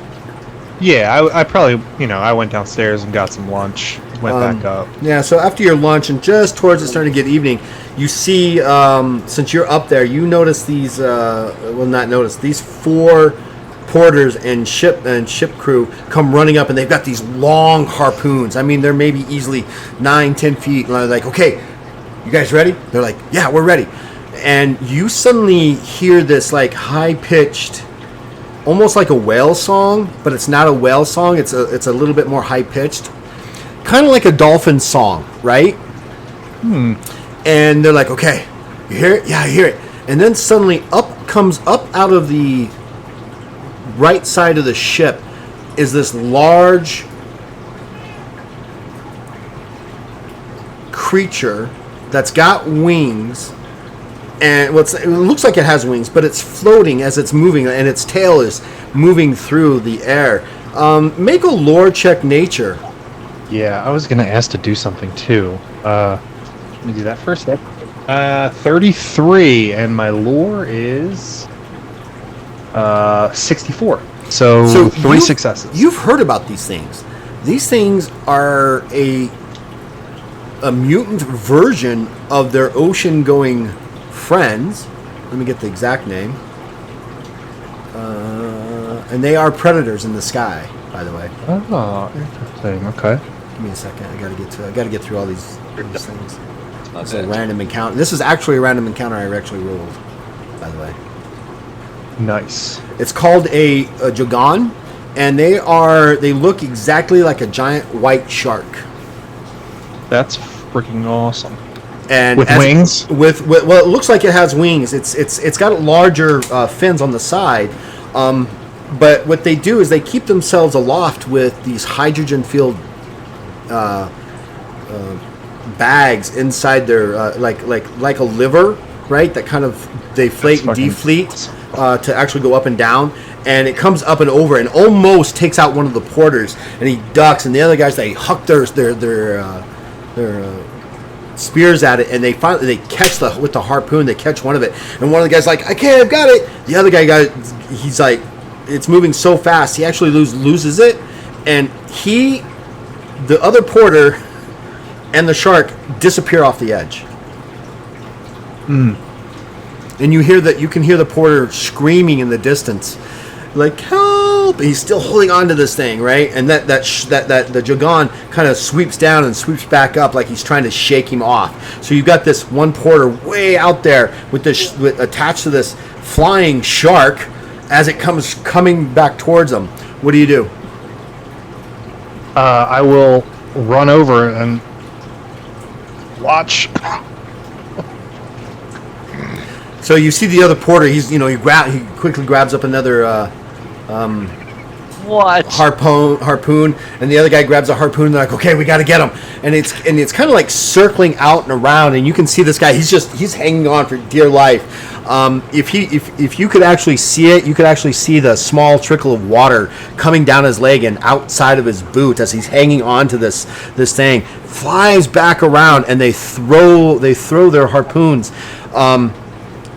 One misses, and the other one catches it. And the other guy kind of just slams into the side of the ship. What do you do? Okay. I'm gonna run over and try and help. But the reason why I said watch is because this is probably only the second or third time he's ever been in like some kind of dangerous situation other than the bikes.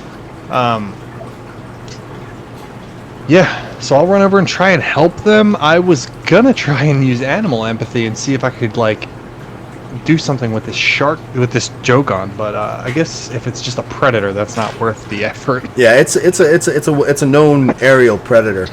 Okay. Yeah, I'll run over there and try and like maybe reach down and grab his arm or like Sure, strength check. Yeah. Grab that rope. Hey, I've got a question. Shit, that's not good. Yeah, Jazz. Can the rest of us hear the yelling downstairs? Well, you guys are downstairs eating, and you guys hear this like thump up against the side of the ship, and it's not like a little tiny thump. It's like it's like something slammed into the side of it. Joss is gonna grab what's left of her food, and she's gonna eat it while she's running up to the top deck. I rolled an 82, and my strength is 89. So You barely grabbed hold of this thing. As you go to grab it, you can feel the rope burning through your hand as you grab hold of it, and you're just barely hanging on as the Jogon starts to take off. And you're in between the Jogon and this guy, and you're like holding on to it so it doesn't go up. And he's like, he's got death grip on this rope. Like he doesn't know what to do. He's frightened and scared in place on this thing. Jazz, can I yell to like inspire him not to let go? Absolutely. Well, let me get back to you. So Jazz, Nesra, you see Jazz kind of like look at the side of the ship and grabs her food and starts running towards the stairs to go up. And you see this as well. Do you guys want to do anything about it, or you just want to let her go? Follow, because my curiosity has been piqued. Ang? Yeah. Same here. You grab hold. What do you say to this guy, KJ? I just yell, "Hold on! Don't let go!" And I start to like through bleeding palms try and like pull this rope up. Well, it's not so much the rope that's being pulled. It's he got closer to the top because it was sliding through your hand so fast. You know how like a rope burn kind of happens, and you grabbed hold of that, and so he got up there. But now the Jogon is pulling you and him, so he pulls up over it. You're telling him don't let go. So you look down and you his knuckles are white. Bone white as he's holding up. At that moment, Jazz, Nezra, and Ang, you guys kind of come running up, and right behind you are three or four more ship crew coming up over up the stairs and behind you and stuff. And they're like, grab more, javelins and harpoons, and they're scrambling quickly and tying these things on. This Jogon is about 40 feet long and about 4 feet wide. It's a huge creature. Okay. All right. So we'll kind of go in. I'm sorry. Go ahead. I said, when I run up to the side of the ship, do I see the guy dangling there? No. So what's happened is as you come up to the corner, up to the top deck, and you see what's going on. You see KJ holding on and pulling his weight against this Jogon as it's trying to pull him off into the sky. Behind him on the rope, lower behind him, is another ship crew, and he's just like paralyzed. His pants are completely wet now. And you see KJ and this other crewman just trying to struggle to reel in this beast. As you guys get up there, the other ship crew starts getting their harpoons and javelins together and they get ready to start throwing at it. I'll let you guys, we'll go in order here. KJ, what do you want to do? I'm gonna try and pull that guy back up over. Well, let me be very descriptive. He's up on the deck, but I'm he's sorry. so frightened. He was, No. When you shifted, when the shark started to pull you, it pulled you and him, right, and he kind of okay, came up over the edge. But he's so frightened, he's just holding on to that with all desperateness, right? As this Jagan is starting to pull you towards the other side of the ship. In fact, let's go ahead and... I don't have an actual icon for this, but we'll come here. Yeah, I for some reason thought he was holding the rope, but was off the edge of the ship and was like hanging between the ship and the shark thing, like holding onto the rope. No, so you are here. Aang and everybody else are running up the stairs over here with some other crewmen, and there's this huge like shark kind of thing pulling you in this direction. You're pulling in this direction. Okay. And he's over here, right? Just barely hanging. He's like I said, he's frightened by the fact that this thing is actually pulled him off the deck, and he's actually held on so tight. So we will go in order. Let's see what happens when. Let me put all you guys in initiative. Nope, that's not it. Alt-A. Right? I don't know why it's not doing it. I'll have to figure that out. Exit. So we'll go ahead and start with KJ. What do you do? I guess I'll let me make another strength test and see if I can garner some purchase? more. Yeah. All right, go for it. Okay, that's great. I rolled a 4. Ought 4? Okay, that's another heroic luck. Roll your D10 and tell me any more successes you got. 7. So what's your strength? My strength is 89. So you got a total of 15 successes on this thing. Holy crap! It's got a fairly large strength too. You can feel it pulling against you, but you kind of let it go, and you pull all yourself all the way over to this right here, and you put your feet down and you grab hold of it and you lean back into it. You're 600 pounds, just lean back into it. You guys see the strength of KJ as he just, his arms bulge and his forearms are just tight, and he pulls back and he's holding this thing in midair. And now it's not no longer pulling. It's kind of circling around like it's trying to get away. Right? It's the rope's going back and forth. And we'll start with Jazz. What do you want to do? Let's see. So I'm going to run over to one of the harpoons and tie it off and try to hit the beast. All right, roll your. Do you have?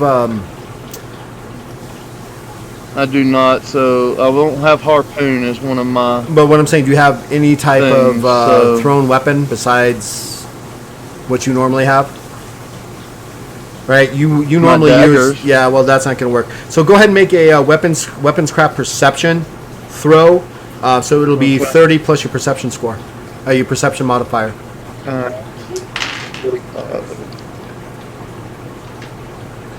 Got a 43. Didn't quite make it. So you throw the harpoon at it, and it kind of falls off into the distance. But you tied it off to the ship, so it's still hung onto the ship. Aang, what do you want to do? So we can see the shark, and there's a rope going from KJ to the shark. Well, there's a rope that's going from KJ out to the shark, and then there's a rope that's attached to this. Go away, ruler. To this mast, and it's dangling in the wind as this thing is moving out. The captain now comes out, and he's like ordering things and what happened, and one of the porters goes over and he's literally shaking this young man, like trying to get him off to let go, and they're like pulling his fingers apart from this rope. What do you do?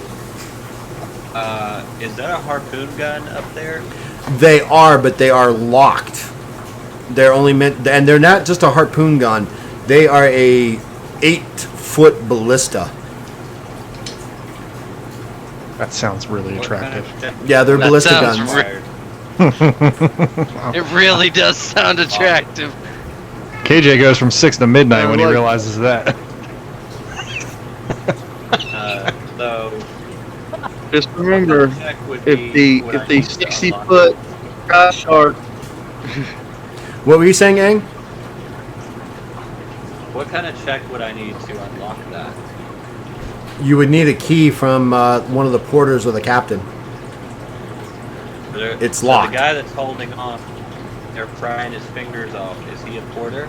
Oh yeah, absolutely. They're all ship crew or porters. Okay. Do I see any keys dangling? Yes. All right. I'm gonna grab 'em. Okay. He's not even worried about it. You grab him. And what do? Run over to this one right here. Yeah, I put him in and I turn. Unlock it. The lock falls and it starts to swivel and stuff like that. Do you load it?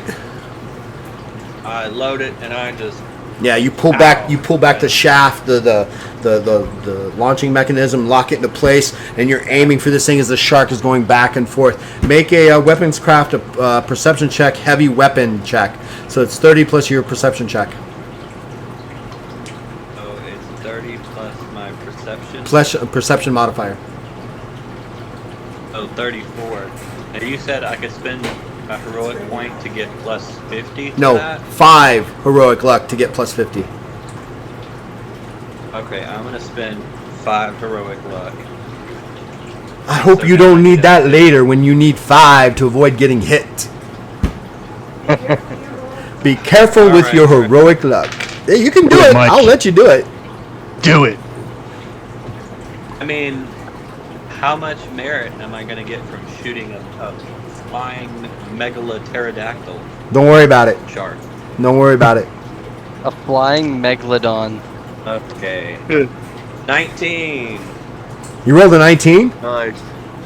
Yeah. All right. This guy's got a small defense because it's Massive. it's massive, and 2, it's actually kind of being grappled, right, by these other stuff, right?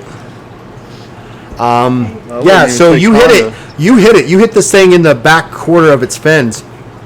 Punches a hole right through it. This purplish blood kind of gushes into the air, sprays the ship. KJ, you now feel the rope kind of go limp in your not like limp, but loose in your hands. Nestra, what are you doing?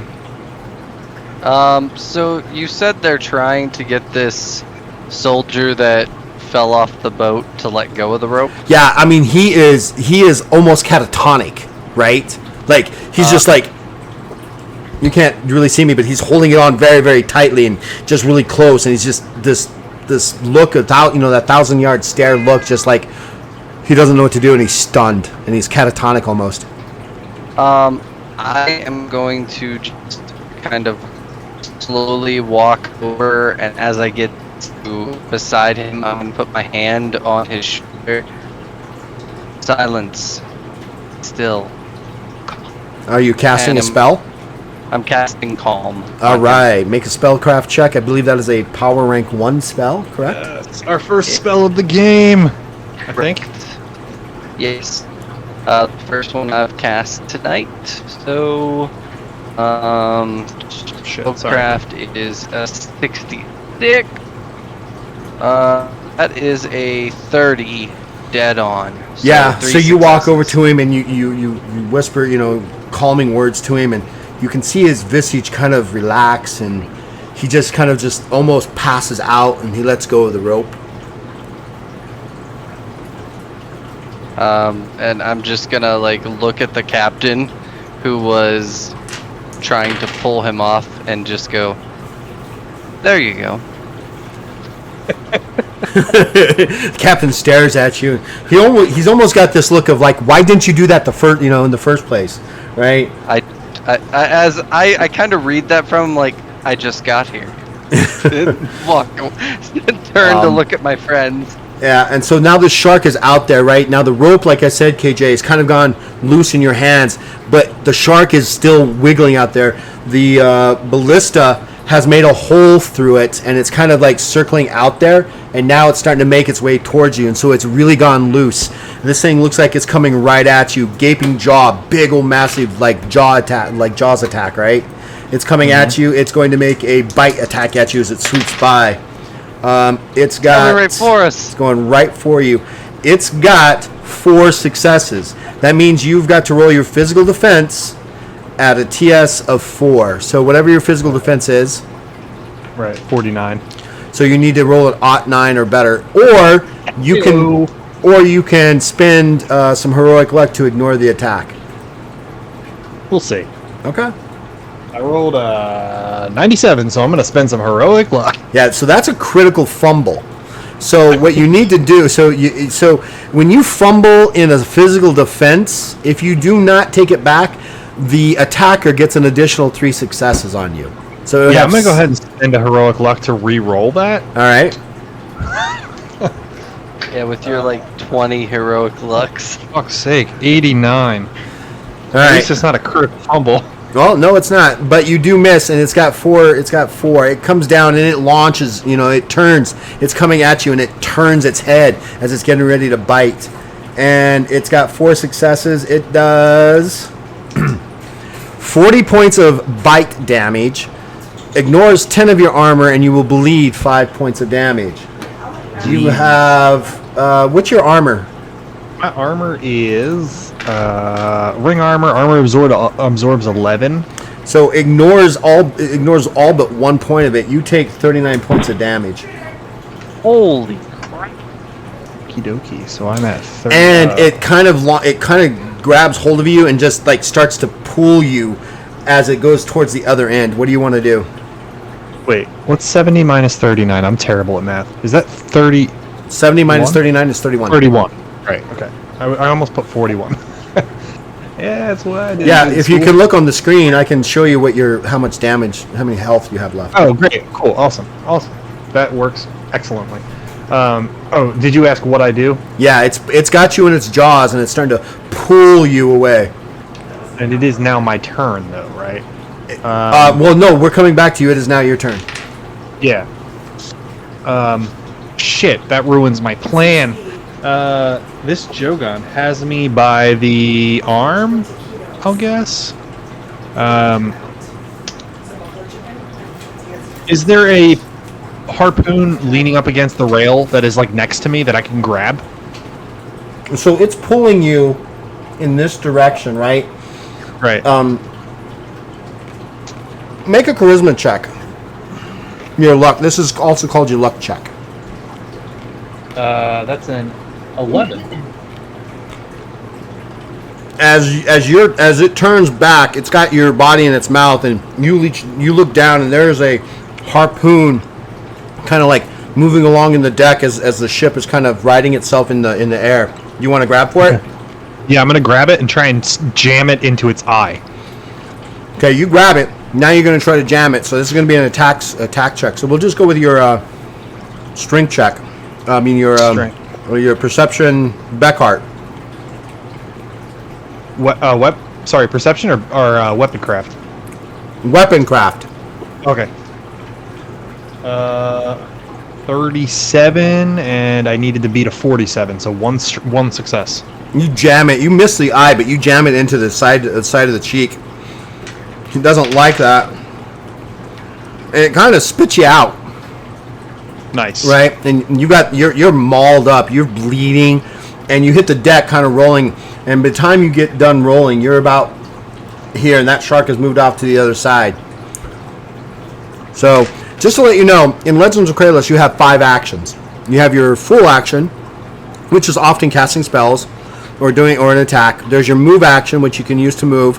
You have your simple action, which can be like drinking a a health potion or throwing on a healing patch or something like that. And then you have 2 basics, which is like the conversations you guys have in between your turns, right? No one ever really uses those in their turn, so we use them as a way of talking to each other, so you don't have to wait for your next turn to shout a command. So real quick though, the rope that I was holding, what is that, or is it attached to anything? It's attached to the shark and you. And nothing else? Nothing else. And how long is it? It's about 80 feet. Okay, so there's plenty of room for me to... Okay, can I use...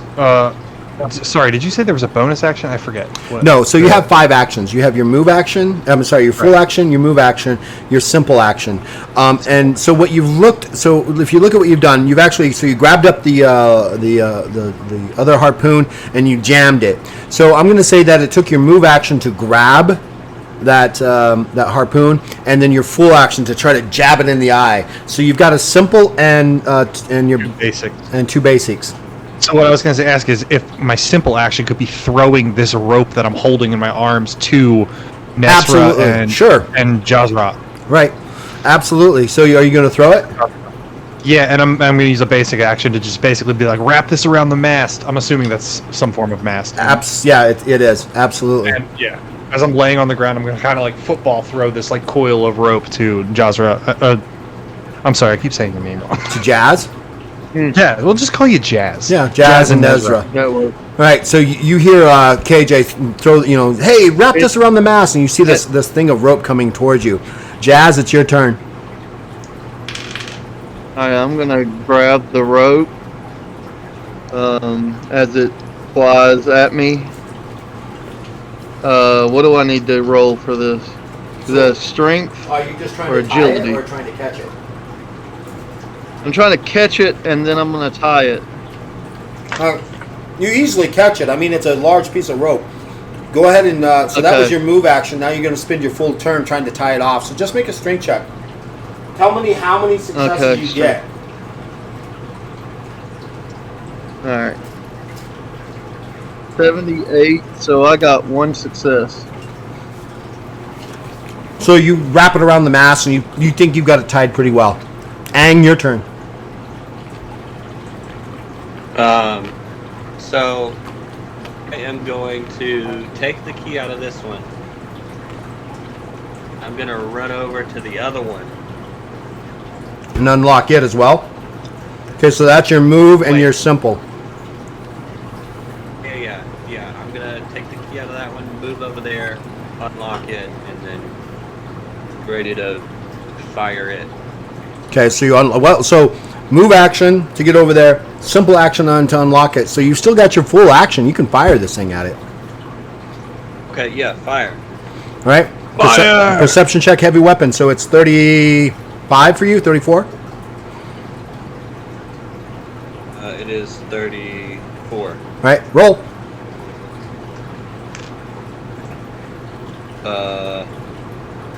37. I'm sorry, what? I'm good. 37. 37? 37? Yeah. Yeah, you miss. You fire it just over its dorsal fin, and it flies out into the air. All right, Nesra, your turn.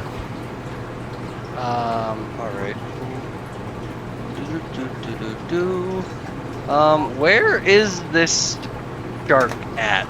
It's, again, like I said, I don't have an icon for it. I could probably make one real quick. It's out here. Okay.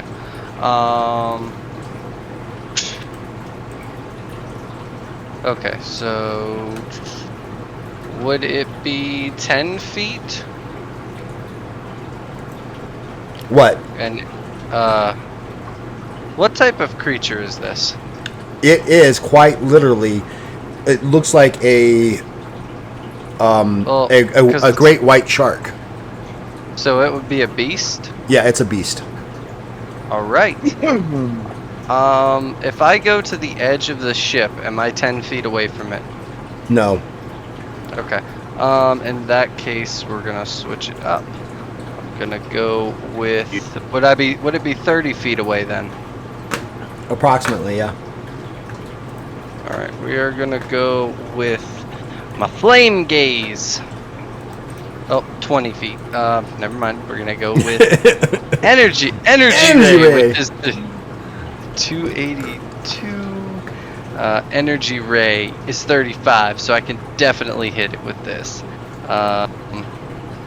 3 points of energy damage per success. So I have a 66 spellcraft, and that is a 43. So that would be 3 successes, 2 successes. Would you roll? 43 on 66. You rolled a 43 and you have a 66? Yes. That's 3 successes. 3 successes, so 9 points of energy damage from And that's my energy ray. And that is a is that magical defense or what is that? Do you know? Depending on the divine caster velocity, spell contains undead, but doesn't say. Yes, it does. You're just learning how to read it. So on the energy ray, Yes. it says defense, magical or divine. Right. So it's divine. Yeah. Oh yeah, you hit it. It tears through it, right? The energy blast just rips another hole into it, and this purplish blood kind of just erupts and showers you in this iron-like tasting liquid. Oof. It turns again angrily and comes rushing back at you. So you moved all the way to here. Yes. All right, yeah, you're the next target. It's going for you. Oh god. It is badly damaged. So it's got 2 successes on you. So roll your defense, TS of 2. Physical defense? Physical defense, yes. Oh, that's ugly. I have a 37. Hope for a really good roll. 13. Nice. That's actually 2 successes. It sweeps past you as its jaws snap at you. You duck and hit the deck flat on your belly as this thing races past you. KJ, your turn. All right. So this rope is kind of like this rope is tied to the mast. Right. So so what it's doing is I can't draw it on this map very easily. Yeah. But it's kind of looping up towards me and then back. Yeah. Yeah, it's kind of doing that. Yeah. Let's see. What do we? You know what? Fuck it. I'm gonna cast a spell. I also have divine ray, I have energy ray. Actually, you know what? Should I heal myself? Wait, what? You're a spellcaster? Fucking A, baby. Man, I'm gonna cast energy ray too. right. I do not have the player's handbook anymore for some reason. I don't All right, have access to it. I've got it up. Don't worry about it. So what you're going to do is go ahead and roll against your divine knowledge and tell me how many successes you got. Excellent. So I rolled a 42, and my divine knowledge is 58. So So- that is 1 success and a half. That's 2 successes actually. So we always count Oh. 1, right? So what's smaller, 8 or 2? Oh, right. 2 is smaller, so that's 2 Right, successes. right. Okay. So it's got it's got divine defense as well to try to miss. It is because it is badly damaged. It actually misses its physical damage, and you hit it. How do you want to do this? So, KJ's kind of laying like bloody with a bloody arm, and he kind of just like summons this energy from within him, and just kind of rolls over and just like pushes it out of his good arm. And whatever this energy ray looks like, I'm imagining it's some form of like bluish white This ray bluish white ray shoots out of your arm, out of your hand. right through its face. Just obliterates it. As you hit it, you can see that Fuck yeah. as it turns, it's looking at you with this dark black eye, like it's coming back for you, right? It knows it's attached, and suddenly you hit it with this blue energy ray, and it just literally from the gill forward just rips off that half of the jaw as it just eviscerates it, and it comes crashing down. You actually feel the ship sink just for a moment as this 5-ton body just lands on it. And it's literally, so like I said, it's about 40 feet long, right? So each one of these are 5 feet. So it's 5, 10, 15, 20, 25, 30, 35, 40. It's laying from here to here on top of this deck. Blood, this purple ooish ichor is just gushing out where you've just ripped its jaw out. And you've killed it! Fuck yeah. And then AJ rolls back over and slams his head into the floor and just breathes really heavily. Yeah, and you're still bleeding though, so you're gonna take an additional 5 points from bleeding. That's fine. I'm gonna go over to KJ and try to see if I can help stop the bleeding at all. Yeah, I'm at 26 HP now, so let's give me some aid here, friends. You're just above having negative, having to suffer 6 successes to all your checks at this point. So what is that? Medicine or Healing? I got a heal. Healing. Do you have who's got a healing kit? Someone's got a healing kit. Not me. I have a healing kit. All right, Jazz has got a healing kit. You know the protector of the group. Good call. So I'll go over to him and use the healing kit. Do I have to roll for this? Yeah, just roll your healing check. Just don't fail. So it's a 62. Yeah, just Please don't critically fail. Or else I'm gonna die.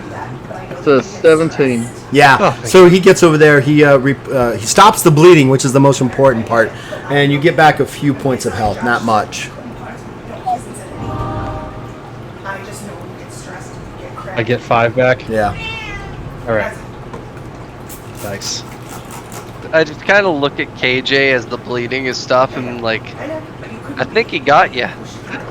Oh yeah. I mean, his entire left side of his body is just pop marked with these little the teeth marks of this thing, right?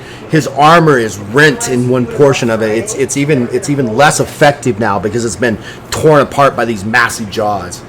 Yeah, that's just kind of Nesra's dry humor. Like, I think he got you. I look back at Nesra and I just go, "Thank you." Yeah. Are we gonna have Jazz to is gonna go talk to members of the crew, see if they have a healer on board. You've actually got one, KJ. Well, Yeah, he's a little indisposed right now. They do. They've got a healer if you want to use the healer instead of you. Yeah. Because let's you're use going to the be you're healer going to on- be at a -3 successes for your healing check. Yeah, I was gonna say I don't think that it really makes sense for me to try and heal myself at this point. Yeah, so I bring back the healer. So the staff healer kind of comes up and he's like looking around, and it's a tall human, dark skinned, and looks around and is like, "Ooh, glad it's over. Is everybody okay?" No, he's not.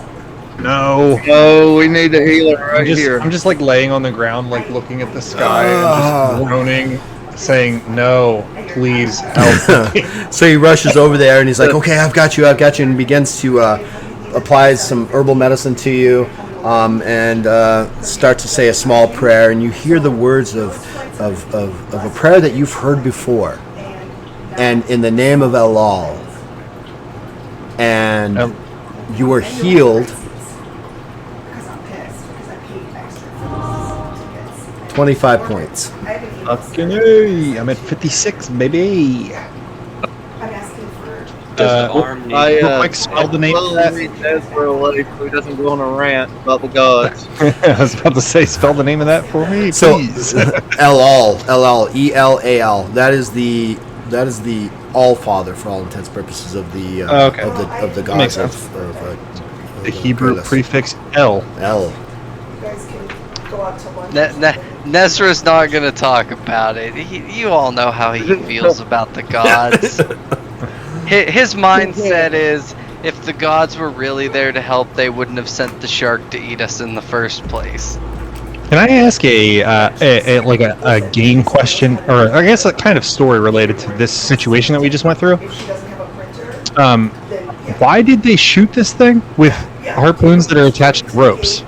Well, they were when they went to go throw it with the harpoons. They were hoping to be able to get it attached, and generally there's 3 of them, and 2 of them missed, and the one guy got it, and he got dragged off, and he was. Well, my question was why are they attached to ropes though? Why didn't they just not have them attached so that way they would just when the thing dies it falls, or did they not want it to fall? They didn't want it to fall because guess what's on the menu tonight, boys? Yard. Shogun meat. Don't eat the skin. What about the legs? Right. So after you're healed and stuff, you see their skin. Sorry, what? Say Jazz? Say again. I said, don't eat the skin. They pee through their skin. If they're anything disgusting.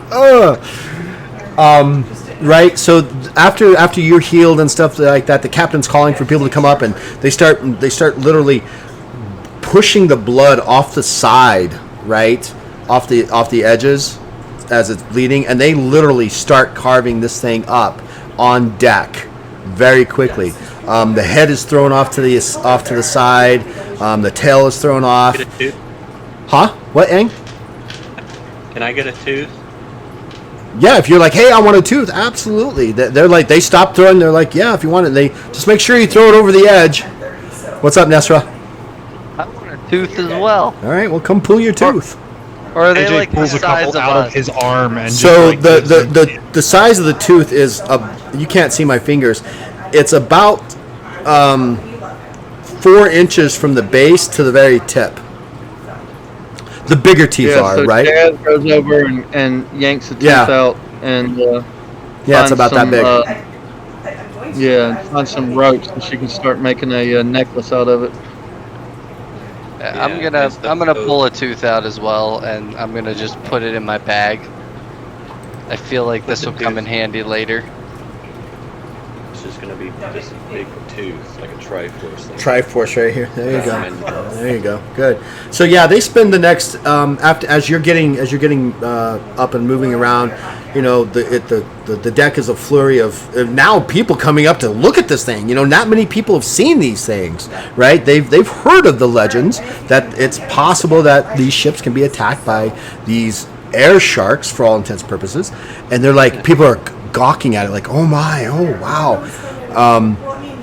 I mean, like I said, it's 40 feet long and 4.5 feet at its thickest, and they're just chopping this thing up, and the cook comes up, and he literally is taking perfect cuts of shank from this thing, right? I mean, he's up there, and he's just with this very sharp blade, and he's packing it away. And then as they reach in, as they open up this is so gross, they open up the gut, and the air bladder kind of floats up, right? And the captain's like, grab that, we can use that. And it's this like 3 foot long by 18-inch diameter bladder sack that's filled with this gas. He's like, you know, they cut it and they tie it off, and they haul it off into the bowels of the ship. I'm gonna also try to get a small vial of the blood. Absolutely. So mark it on your sheet. Mark it on your sheet. You've got a vial of Jagoon blood. I don't know what it's good everybody for, but about I assume it'll be good for something. You sure you only want 1 vial? Get 2. I'll get 2 vials. And I get 3. I'm good with 2. Why not get 100? Why not get all the vials? Just take all the blood. Take it. KJ is gonna stand up and groaningly stand up and kind of like limp over to where you said the captain is up in our area. Yeah, he's up on the top part of the deck now that everything's kind of been resolved, and this thing's on board. I'm gonna head over to him and say something along the lines of, I think we've earned a little something for being your crew. Oh, absolutely. He'll make sure that you are given the finest cuts of meat and some good liquor tonight. It works for me. I think my new friend Aang might be looking for something a little extra. So we'll give him a double portion. Yes, that. That'll work. Yeah, I especially. mean, if the captain gets what you're putting down, but he doesn't quite know how to say that. There's there's only two other series on board. One is Chopa, who's up there looking around, gawking at you guys, and the other one is a female caretaker who's traveling from one location to another that Aang has already made his introductions to, and so he's like, yeah, we'll get you a double portion. Oh, and I look up at Chopa. Right. I've got the wing, and I'm like, talk about that at the next family reunion, Chopa. And he just looks at you just like, I don't know you. Because he doesn't. Because he really doesn't at this point. He just looks at you and like just looks at the captain and bows to the captain again and kind of just makes his way back down like never mind, I don't know who you are. He's doing that. And I'm gonna that tell stories to everybody, like the regular people that are on. I'm telling them the whole story. Yeah, Jazz is gonna go talk up the female caretaker. But sometimes Yeah. I don't know. And how Because then he was like, holding let's like wait to see if the the insurance two will fix ropes his teeth again. And I was like, what? together. Ezra wants to go get a bath. All right, He so is kind of shark blood, and he can to find the bath. all right, so Nesra finds they have baths. It's a communal bath, in the sense that it's kind of like this large tub that everybody sits in, and the water is always moving, right? It's always just. You can definitely tell that there's magic involved with this because the water is always fresh, and even when you get into it, the blood and stuff that kind of hangs out just dissolves very easily into the water, and it's always this nice little stuff, right?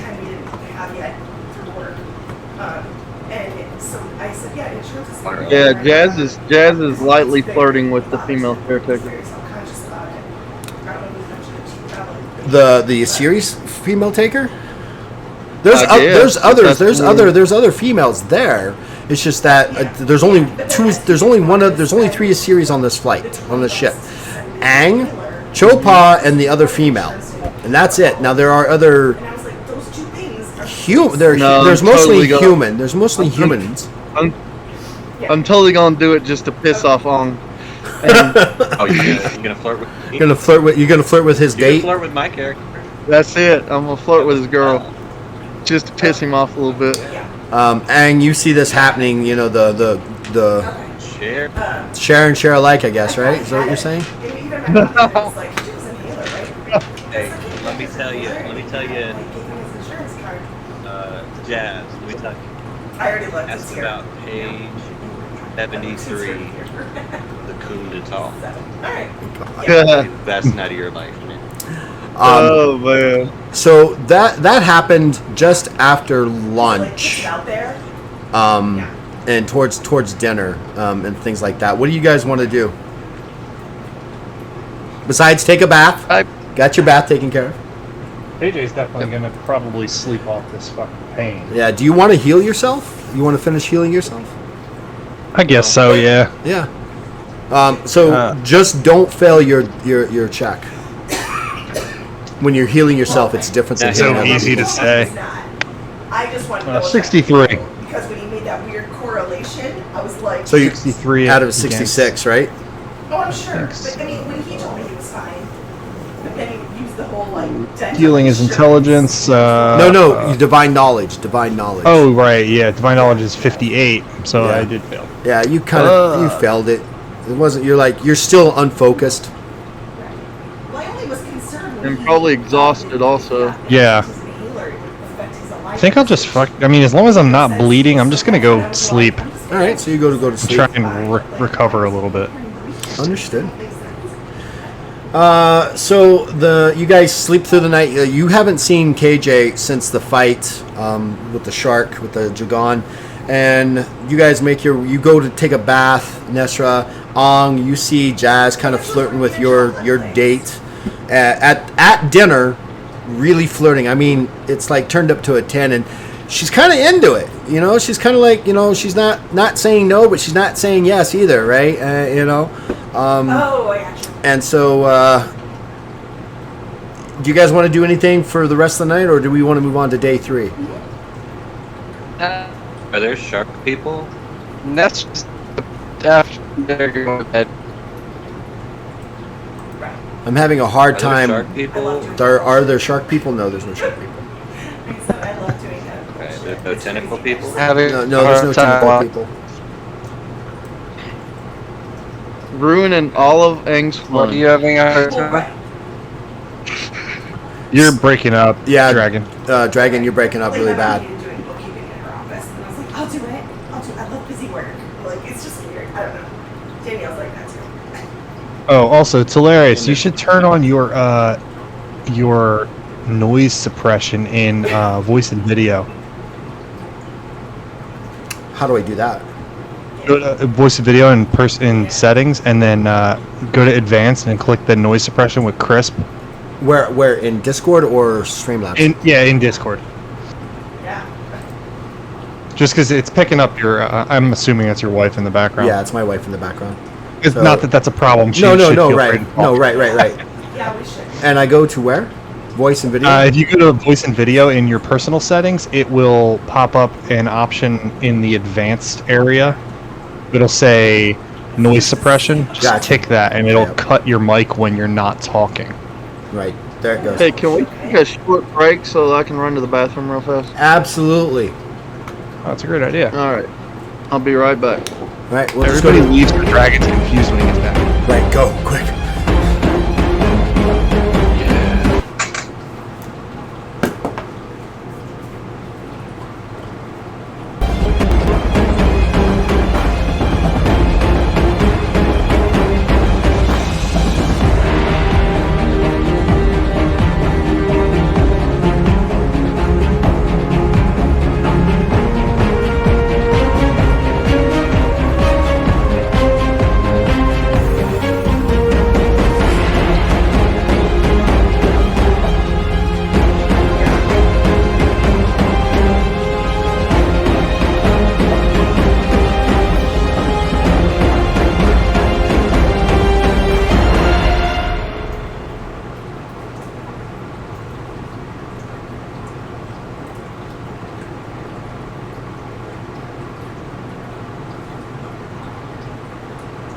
Hello? Did anybody leave?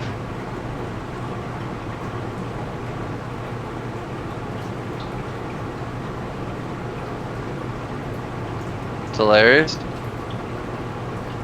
Did anybody? Hello? Anybody there?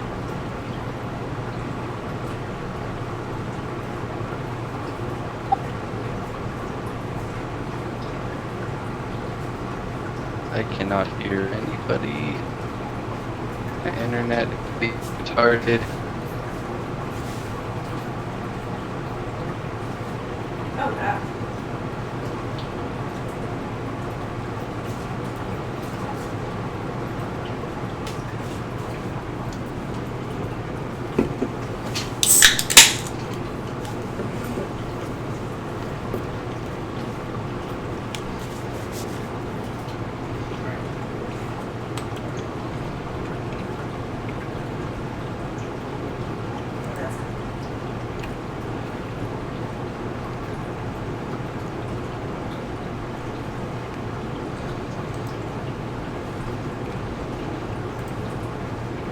You hear me now?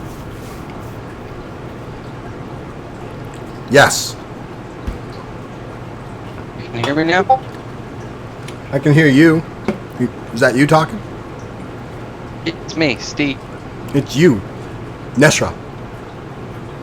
But Yeah, maybe it's a good uh, thing that it happened if is- they didn't train, if they didn't add am I- it, you know what I mean? Say again. It's something with your connection now. Even your video is kind of popping. Yeah, my internet's being buggy for some reason. Sudden.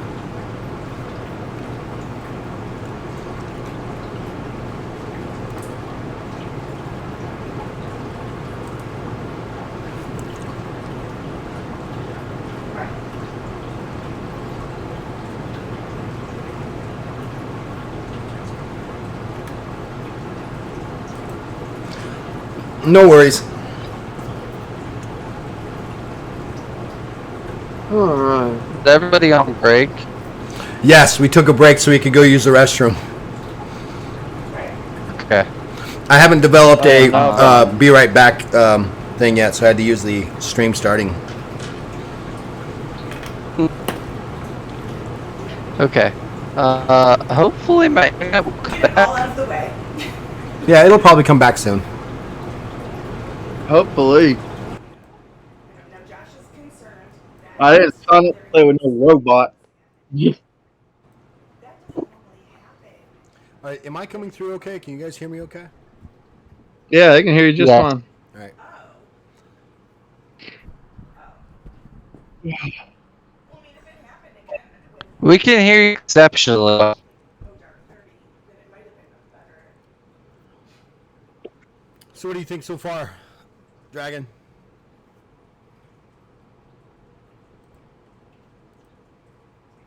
I think Yeah, you're breaking I up like this system. horribly. I like the game. I'm gonna Internet, It's like kicking your butt. man, I don't know what's on. Oh, no worries. We'll get it through. I- We'll work it through. I've read it, n- you know, just to make sure that like the wording sounds. I'm gonna try something. never No, I had don't wanna issues. try Like, it. It'll probably screw it up. But like I'm glad I was taking notes and stuff. And it There's a lightning bug in there, huh? while it was happening, so that like That's kinda cool. even things that are small, I I've don't got good connection. GM Jordan stopped by. So did Hello Operator. I didn't get to see them, and they didn't stay around. They're like, okay, we're out. Come on, hang out. Don't you like me? Right? Don't you like me? and they didn't refund The- $39. It's funny. Right. So I just I'm having to do this all through Discord because when this is streaming on Discord, I can't also stream Twitch. So which is fine, and it worked.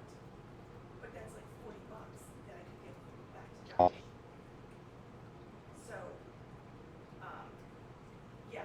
So it's like little things that like end up adding up. I'm glad I didn't just send it when I was all like crazy overtired. So I took a 2.5 hour nap today. please come back. I was shocked when I Maybe saw come back. Well, apparently you did today. I said apparently you did today. That's nice though. I mean, it's a weekend.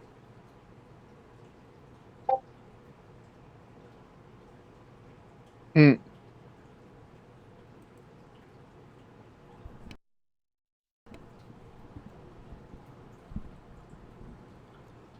Ugh, that's the worst. Like it works really well, but then it's like, are you guys far away from the bathrooms and shower?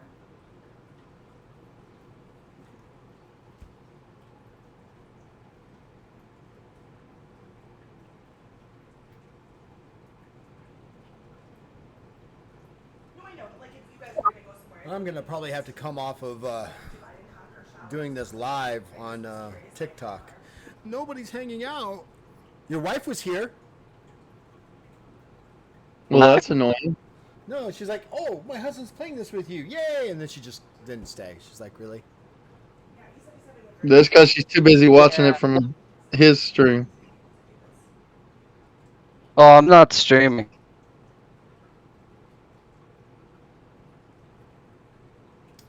I think I'll shut Good, the but live I'm down. not. Well, that's too bad. Maybe next time we can.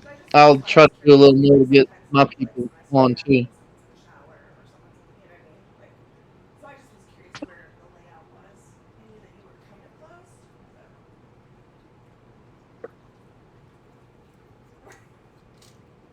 But... right. Moonforge appeared. Moonforge is back. Sounds good. Why exactly is it Like, I'm too big for the office, Mom. that Last night. on Facebook dating, all the women I get are like He said he's really good wherever you guys 50-year-old with 2 kids and marriages. Because they're desperate. I don't know. I'm just. Thanks, man. I don't Feel know. a lot better about myself. Oh, good. I'm their last option. That's No, always good. It's not that. It's just that there's that too many options out there, and they're like, we'll take whatever we can get. Everybody. I mean, look at Nezra. Nezra would probably be okay out there as well. I mean, you know. Shit. Yeah, if I all like I wanted to do was options. get laid by overweight women, I'd be just fine. Ooh, gross. Okay, let's not go there. Ooh, X card. All right, so the night goes by. No, hey, when I clicked on this screen, Say what? when I clicked on the stream, it was like, this is not safe for work, or you got to be over 18 or something. So I clicked OK. So because of the whoever's fact is that listening has agreed. I don't want anybody that's like 13. You know, they get in and they start watching, and then I don't know. We start talking about Facebook dating, and over older women and things like that. Just didn't want that to Oh, happen. no, you're good. All my fault. You know. Which protects you. It's all on me. It's my bad. So you guys go by the next morning. KJ, since you basically there's a natural healing process. Go ahead and if you're on your own, go ahead and give yourself 2 more health points back. 58. That's All right. That's just The only natural one healing. that took damage. The next morning, as you guys wake up again, they're serving some awesome stuff. Right? They've got some really good breakfast. And guess what's on the menu again? Shark. Jugon. Big Nice. fat pieces of this stuff. Right, thick and well done and perfectly seasoned, along with some breads and some oils and some vegetarian stuff that's also served there. And they're running out of that. But as you guys are finishing up breakfast, you hear the captain's whistle, and it's kind of like everybody kind of gets up and they start making, getting themselves ready, and everybody starts making their way to the top deck. There's about 50 or 60 people up there now. You guys go up? Yep. Yeah. Grab our gear and head up. You head up, and on the horizon, if you've never seen a glimmering diamond in the sun, this is what Dadura Shiva looks like from this distance. It is a white, bright white city in the distance. And just above it, if you squint just hard enough and just well enough, you can see other large black-like objects circling and floating around above the city. Other airships. That's a good guess, yeah. I mean, Doroshiba is a landlocked city, and it is a metropolis. This town, the city itself, has between 7 and 10 million people living inside the city walls, with another 5 million in farms and other things on the outside of the skirts of the city. It's actually a city-state. It's huge, right? I mean, it's magnificent.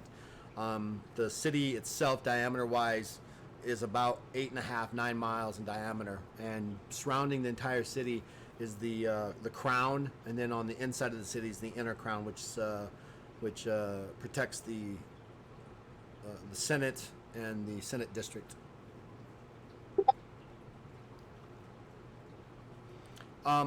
Everybody make intelligence checks to see if you guys noticed something last night. 32 off of 73, so that's 4 successes. Okay, 4. 79. I got nothing. 6 successes. I got a 20 on an 84. All right, very good. So as you guys were going back last night, after dinner, KJ was kind of curled up and snoring pretty softly. You're not sure, but did somebody go through your things last night? You wake up this morning, KJ, and your items are disshuffled and misplaced. They're not in the same way that you put them last night as you went to sleep. I'm gonna be on that real quick. Nothing is more important to him than the things that he carries, because they are a part of him, especially his fragments. I'm gonna what would I do to read the situation or like see if I could find some? Well, Clue. imagine that. So all of you guys, this happened to all of you, and you're just now starting to really realize it this morning. You're like, I didn't put that there. But when you step back and you look at it, it looks like someone tried to rob you in the middle of the night. Jaws immediately looks at KJ and says, "The crystal. Look for the crystal." Shit. Well, I didn't say what I did with the crystal, and I'm not sure what I would have done with the crystal. And I don't want to retcon it to. Well, I'm going to make the assumption that you put the crystal in the same place that you had the crystal originally, which would probably have been in a bag or a large backpack, and that's where you just you just put it back in there and stuffed it underneath because you knew it was supposed to be important and stuff like that. You didn't want to get it away. You probably stuffed it underneath some other supplies and just and you put it in such a way that if someone actually got into it, you'd be like, "Whoa, what happened here?" Right? And that's what you're starting to remember after last night's harrowing events with the Jagan. Now you're starting to realize the crystal's missing. All right, give me. I'm gonna do what an I'm already investigation. on my way to find Tropa. What is it you want to do? Describe to me what you want to do. All right, I want to look for if there's maybe some dirt from a boot print on the floor that is not one of ours, or maybe like a smudge on the door handle, or like We want to Sherlock Holmes this shit. yeah, pretty much. Search. Perception 44, and I rolled a I'm 29. So that's one success. I'm gonna do the same Two thing, successes. Sorry. and I got a 40 on a 44, so one success. So one success. So you guys, Jazz, Ang, are you guys gonna do any searching in that room or what? Yeah. I'm in that room. Well, I know, but you went back with your friends because. I got a 27 for 45 in search. What's that? I'm gonna go back to my room. What's that? 3 successes? 2 successes? Somewhere in there? What was that again? Well, how Or that many successes? 27, Just tell me how many successes you got.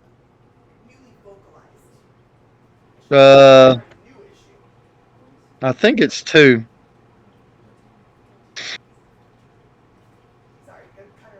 Zero. I'm gonna get used to this. All right, so your guys' combined successes is that one, there are no footprints. If there were people here, they weren't wearing. No, oh my gosh! Can you guys hear that rumbling? No.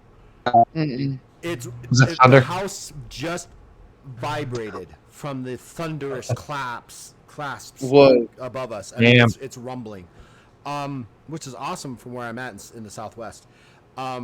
There's no real clues. I mean, yes, your stuff's been moved, the crystal's missing, but there's no. There is there's no footprints that you can discern. But everybody let's do this. It's going to be a challenging roll. I want especially you, KJ, because you were up there more. So I'm going to give you less. But everybody else, KJ, I want you to make a intelligence check at a TS of 4. Everybody else make an intelligence check at TS of 6. I got a 16 on an 84. So that's 7 successes. I got a 46 on a 73. Okay, that's 4 successes, more or less. It's closer to 4 than it is 3. I'll give it to you. Okay. I got a 33 on a 60. Yeah, nothing for you. And Ang? 18, and my intelligence is 75. So you got 6 successes there as well. 7 successes. There was something strange about those people. Some of those people that came in on that last ship. Now that you're thinking about it, they weren't their faces were covered, and they moved very quickly, like they didn't want to be spotted. No, it was funny. Huh. Go on, sorry. No, go ahead. Next. Can I, because I was on the deck, can I recall how many there were and There were like what they were approximately wearing? 5 that you saw come in, and they kind of looked like monks or priests, but you don't remember seeing any holy symbols. And what's unusual about what you now, as you're recalling this, there were 5 other crates that were larger and longer than normal, right? They were about 5 feet long and about almost a perfect 5-foot cube. And you remember that the porters and the ship crew, for as big as those boxes were, they didn't have much trouble actually moving them. Who did it? Kapla. Chopa. Chopa. Right. Chopa. Yeah. All right, so we are not with him. Aang right now. It is just the 3 of us, right? Yes. So we should find Aang and interrogate him on why he stole the crystal. Who, Aang or Chopa? No, I'm kidding. But we need to meet up with Aang as quickly as possible. So I think as soon as we realize what's going on here. And we should probably clue Chopa in so nobody leaves the ship before we figure out what's going on. I'm gonna look at Jazz and say, you find Chopa, relay the information. KJ and I are gonna go find Aang. We'll meet you up top. I look at KJ and I say, protect him. I got you, friend.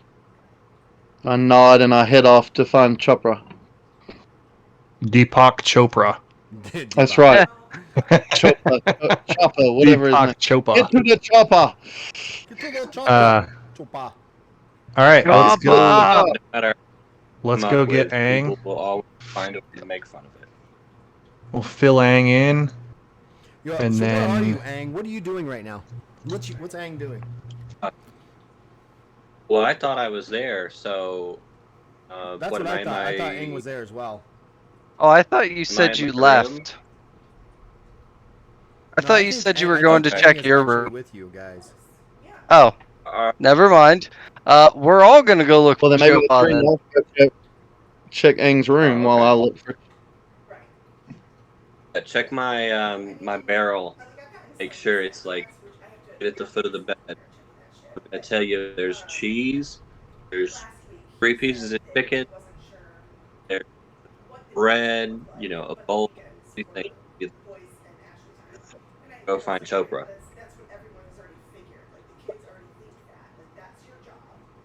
You work your job during the week. I'm sorry. Say that again. I'm telling you, Like Oh, that's yeah. how they've always thought of it, I think. Say that again, Aang.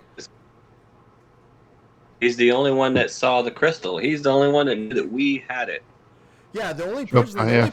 that you saw that actually saw the crystal outside of the 4 of you was Chopa, and Chopa has been active. I mean, you haven't gone the day without seeing him. He's passed you. He's bowed. He said good things. He said hello to you guys. He hasn't overly interacted with you, but he hasn't been like hiding, right? Well, I'm marching towards his quarters right now. You march into his courts. Yeah, I mean, All right. So you guys make your way to Chopa's quarters. What do you guys do? I bang on the door. All right. You bang on the door. Let's go to some combat. What? I mean, I Yeah. don't bang on I did. I banged on the I door. did. Let's beat some people up. the door. God damn it! I'm still low hurting. combat up. Like it was very hard. And we'll never do that ish again. Yeah. Like I did it only because I could do it at work. And I just Make did that bit, yeah. All right. I miss working for the airlines though. I do miss working for the airlines. I do love it. I love it. I love doing it.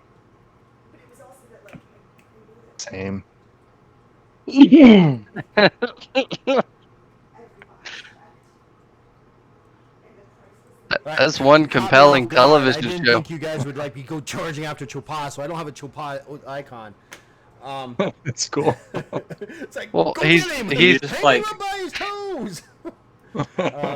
Put one of me down and make it like blue or something, right? Can you do that? Yeah, exactly. Why wouldn't we go after Chopa? Yeah. Well, he's the only one that knows anything, apparently, supposedly, unless somehow the Lords sniffed our trail down. That distraction in the city shouldn't have gave them any indication we got on a ship. True. Depends on if they had another agent trailing us from above that we didn't notice, though. I See, bet the it's thing that, is- I bet it's that Koopy Doopy girl. See, the thing is, I read Chopa with my test, and it didn't. I got like full, like nobility or trustworthiness from him. I suppose. I mean, when you did the whole skepticism with him, and he got his, you guys. I mean, it wasn't like he was lying. No, I mean- either he's a really good liar, or he was telling the truth. So you guys come, Yeah. come to the door. Who bangs on the door? I do. I You do. do? What? You both do. Both do. You're both just like, boo, boo, Chopa! you know, Open the fucking door! I like a glance few over. seconds later, the door like, opens, and he's like, really? What's going on? What's wrong? Where's the crystal? The crystal? You have it. No, we don't. Somebody Skepticism. came in there, and you're the only one that knows anything about it. Somebody came in and stole it, so tell us where it is. I'm using skepticism. I'm gonna do skepticism. All of you can roll skepticism. Yeah, I mean, he's I looking at have- you. I mean, he's clutching like a robe because he was like not completely dressed, and he's like, I don't know what you're talking about. I really don't. I got a 21 on a 44, So that's that would be three successes. three What'd you get, successes. KJ? Yeah. I got a 38 on a 35, so one negative success. Yeah, you didn't get any successes. And Aang? I got 6. So Aang's got 6, and you look at him, and he's like, you know, like holding on, and he's like now holding, like he's like frightened of you guys because you guys are like, where's the, you know, where's the crystal? You're demanding the crystal, and he's like, he's actually terrified of you. You can see the terror in his eyes. Like, I don't have the crystal. You had the crystal. I gave it to the big guy. Who? Corgi? Corgal? Whatever. That's who I gave it to. I lean forward and I say, "Did you see those people that came on board last night?" There were several people that came on board. He's still clutching his robe. He stops for a second. The ones in the black garments? Well, they weren't black garments; they were just garments, right? They were Okay. they were like a clerical like garments, you know, like a priestly garment. Right. Um, They were all uniform though, Yeah, right? Like they were all the uniform. same. They're all pretty much the same. He's like, I don't recall seeing them, but there were some new faces last night.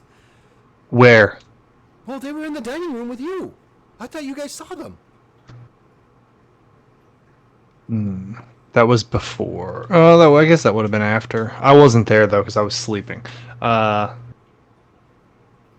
say we do the old never do this. Can I and do a split the party up. perception check, see if I remember them in the dining room? Say again.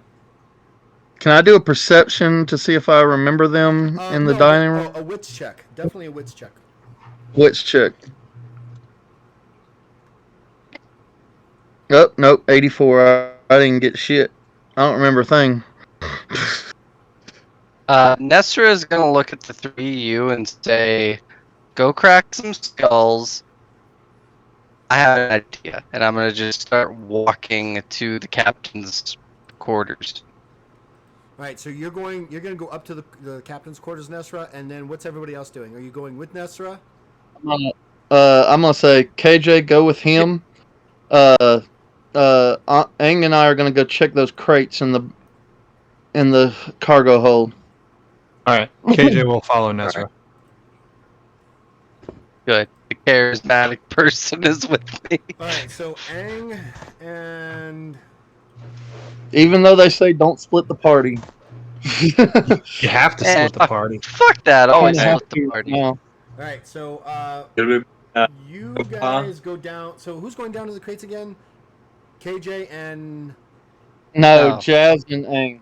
Jazz and Ang are going down. Okay, and then KJ and Nesra, you guys are going up to the captains, right? Yes. All right, so I'm gonna delete you guys there. Delete all of you. We all die. You are all dead. No. Deleted.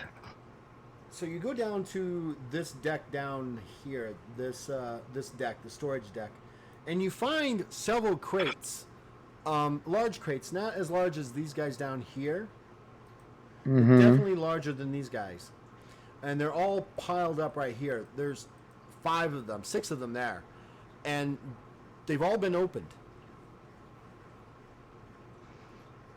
Okay, so I'm gonna look through the opened ones to see if it looks like something might be missing, or if there are any clues to who could have opened them up. They're completely Or- empty. As for who opened them, Is You there have no dirt clue. in the bottom of them? there is no dirt in the bottom of them. No.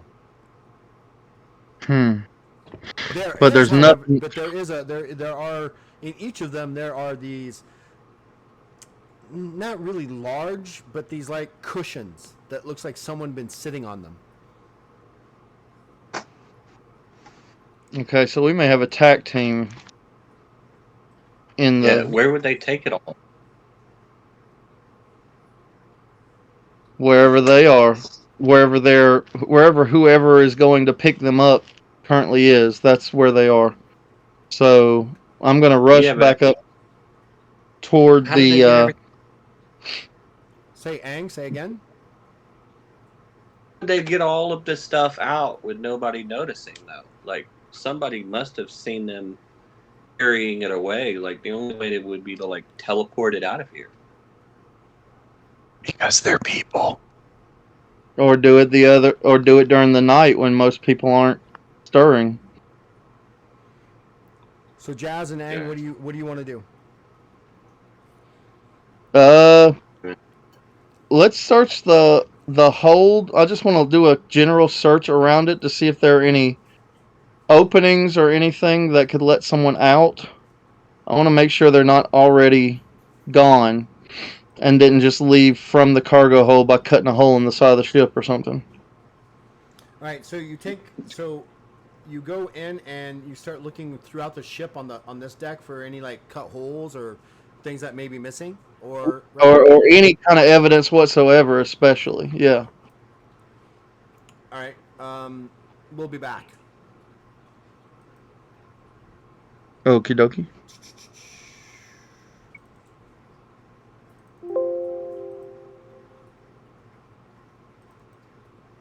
You guys make your ways up to the captain's location, right? So his chambers are in here. He's not up top doing the steering. He's got someone else actually doing that for him, and he's down in here. What do you guys do? Pound on the door. I'm gonna knock on the door. Do you knock or do you pound? I'm knocking. So you knock. You hear a go ahead, enter. Sounds like he was in the middle of something there, Nezra. Sure does. I'm just gonna give it like a couple seconds and then open the door slowly. When you open the door, you see him sitting behind this desk over here. Right? And there is a porter and another ship's mate there. And he's like, yes, can I help you? Hi, Captain. So some of our belongings were stolen last night, and seeing as how we helped with the Dragoon, or is that what it's called, Dragoon? Dragoon. Hello? Yes. The Dragoon, we were wondering if you could allow us to search people as they exit the ship. You want to search some of the people for your stolen property? Yes. Yes. Well, can't allow that to happen, but I can definitely have the porters look into it. Captain, I need to know who boarded the ship last night. Oh, That yesterday as well. afternoon? He pulls out and goes, well, and he reads off some names, right? And he goes, and he counts down, right? He counts down 16 individuals. Make an intelligence check, KJ. 19 Out of what? out of 73. So that's 6 successes. Yeah. He, like I said, he counts down like 18 or 19, but you distinctly remember counting 24 or 25. He's like, yeah, that's all who came on the ship yesterday. Names them off. Name, where they're from, where they're going, all this. I mean, it's a perfect roster. I smile and I say, Captain, we saved your porter last night. The least you could do is be honest with us. I am being honest with you. He even turns the roster to you and says, see? And he lists all the names and check marks on everybody who's here. Then explain why I counted 24 people boarding the ship last night. There's no way you could have counted 24. Can I make some kind of test to convince him that I am telling the truth? Yes, convince. Oh yeah, that's right. Convince. Hey, look at that. It's okay. something called convince.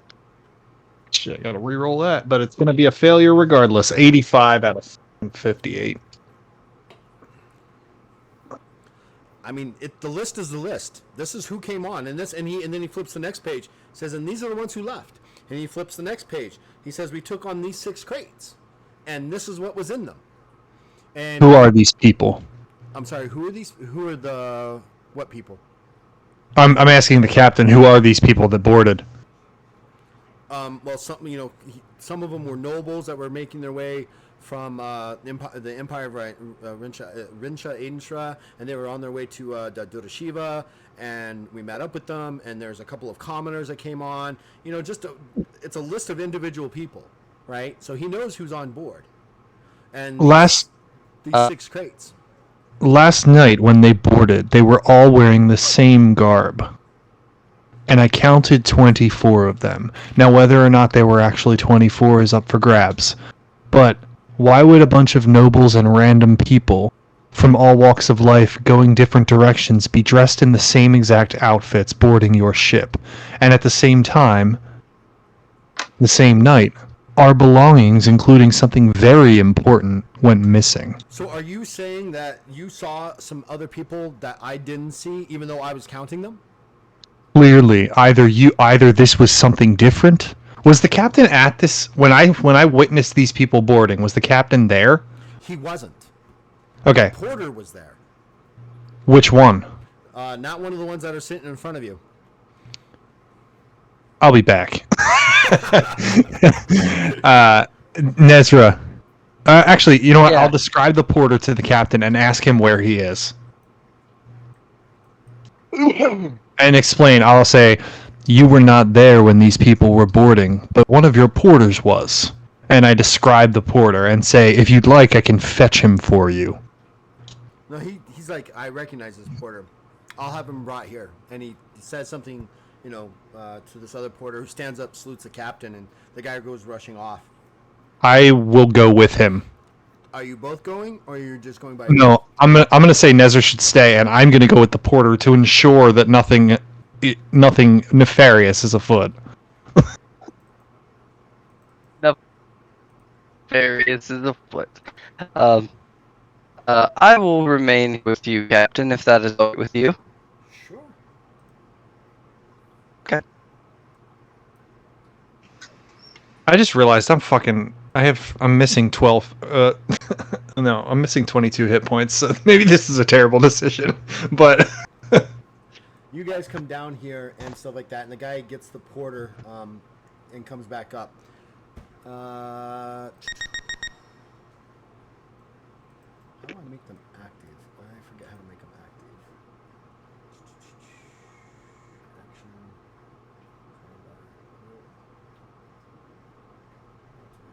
What virtual tabletop? This is D20 Pro. Oh, Okay. nice. I was going to ask about that earlier. I haven't mastered it all the way. It does some really good stuff, but it's really, there's no system out there that I can use that allows me to use my D100 system. Tabletop, anyway, so I have to kind of put things together. How do I put them together? Full bear.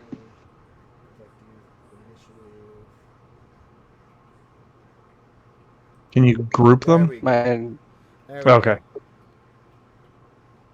And then I'm going to take this one, and I'm going to duplicate it. That's damage. Interesting. I see the word assassin next to that icon. No, you do not! Well, hey, Nezra, let's go back to the captain's. I see the Ezra, shark up there too. Captain's quarters. Christ. I know, I'm just kidding. 5, 6, 7, 8. All right, well, I'm gonna start rolling up a new character, guys. Right? What do we think we should? What do we think we should do? I was thinking about just rolling up a new character, anyways. Yeah. What? Why? Well, so I saw that thing where you could basically be asleep in your room, but your mind is in some animal, and just have the animal like that robot from Invincible. Have the party think that I'm this monkey the whole time. Oh, you were talking about that on TikTok the other day, I think.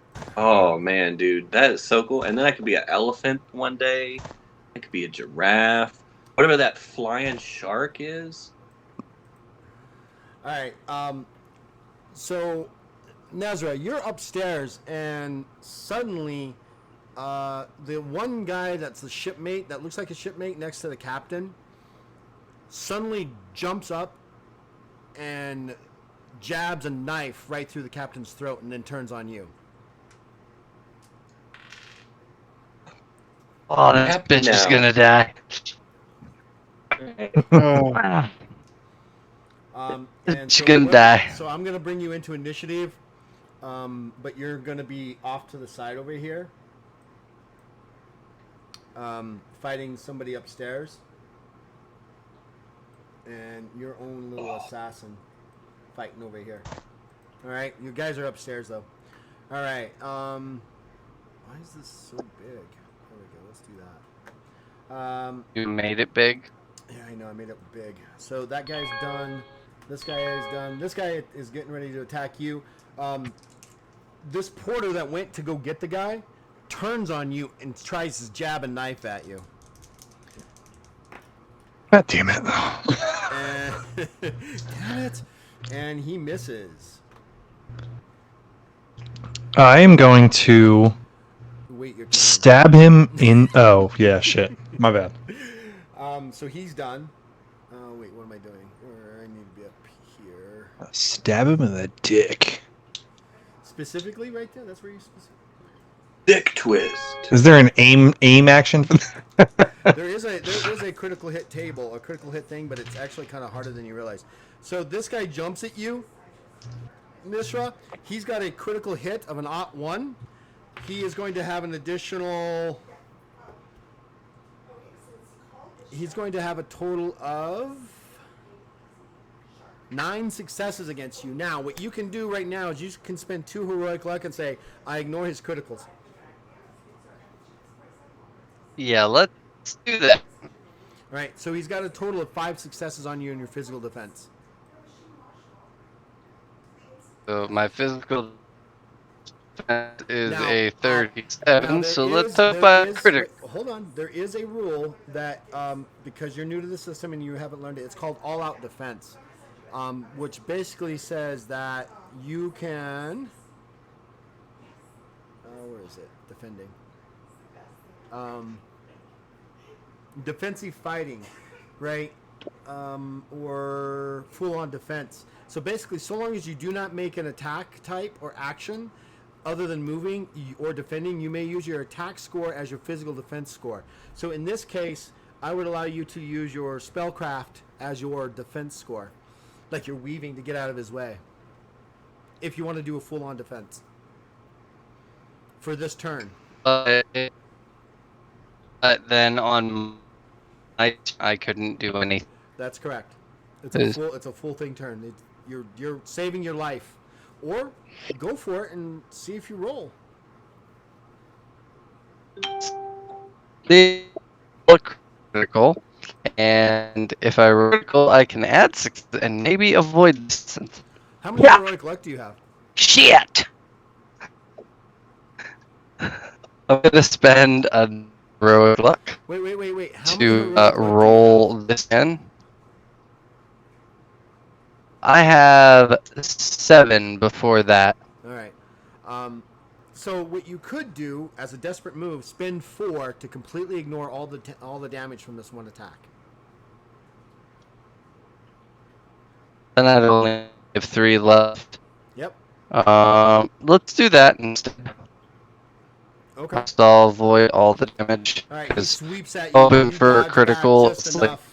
You dodge just back enough, but you feel the tip of the knife scrape your edge of your throat, and you get a thin line cut right across your throat, where it would have been almost a decapitating move. But you move back just enough, and you've got this thin line of blood, just oozing a little bit off your neck as it dribbles down. And he's done. This guy begins to move this way because he's got to go up and around. This guy bursts out of Aang's room, by the way. Moves there. This Interesting, guy Aang. moves here. This guy moves here, and this guy is going to follow this way. This guy follows all the way through here. He's done. This guy rushes forward. He's going to attempt to attack you, KJ. Bring it on. And he completely fumbles and misses and slips and falls flat on his butt. Stabs his friend in the back of the throat. I think that's what you said. Is that what you said? Is that what you think I said? It's your turn there, KJ. Okay, I'm gonna cast Energy Ray. Right into his face, just Yeah, from like literally point blank range. right on. Divine Presence, correct? Divine knowledge. Divine Knowledge, yeah, Right, sorry. divine presence is what allows you to cast it. That's a freaking... This is actually confusing. I mean, I think I failed regardless, but if I have a 60 and then a 10, is that a 60? So what'd you roll? A 60 and a 0. You rolled so is it? Yeah, that It's a 60 and a 0, so that's 60. That's 60. It's yeah. So the odds on the odds count as zeros. Okay. Yeah. So my divine So knowledge. you is rolled 58. those Yes. 60. Yeah. Right, yeah. So it's 60. So my divine knowledge is 58. So I'm gonna spend a heroic luck and re-roll that because I really want to fucking kill this motherfucker. And I'm gonna. Okay, that's a 32. That's Fucking so A. much better. Yeah. Off of So, 58, which I 58, guess is so 3 that's successes. 3 successes, and that's a divine defense off of him.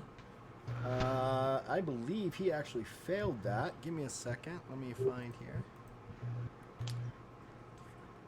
Yes, he failed that. Yeah. So 3 times your you don't have that spell up, do you? Because you don't have the. Yeah, I don't have the PHP, No worries. unfortunately. No worries. Got it. I got you. Energy ray, correct? Yes, energy ray. So you did 3 successes, right? Yep. All right, so that is 9 points of damage to that guy. Does not look like he's hurting. Yeah, they've got 45 health points each. So, Okay. so that And then- so that's your full action. You still got your move and your simple action. Who is behind me? That would be Jazz. And then Aang is over there. Yep. Okay, I'm gonna run. Downstairs or am I upstairs now?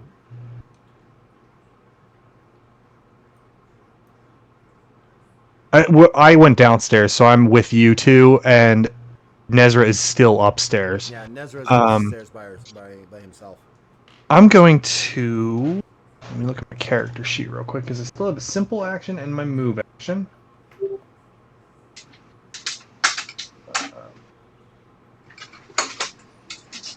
I don't really have a lot of things because I didn't buy a lot of stuff, which is unfortunate because I love using items and I forgot to keep buying stuff.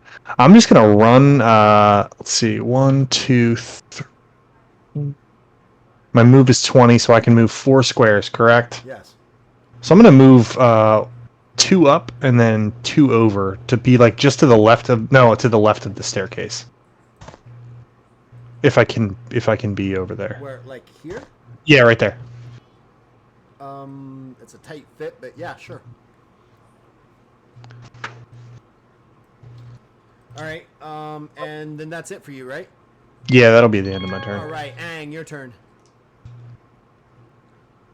Or I yell, "Bar the door behind you, Aang!" as my free action or my basic action.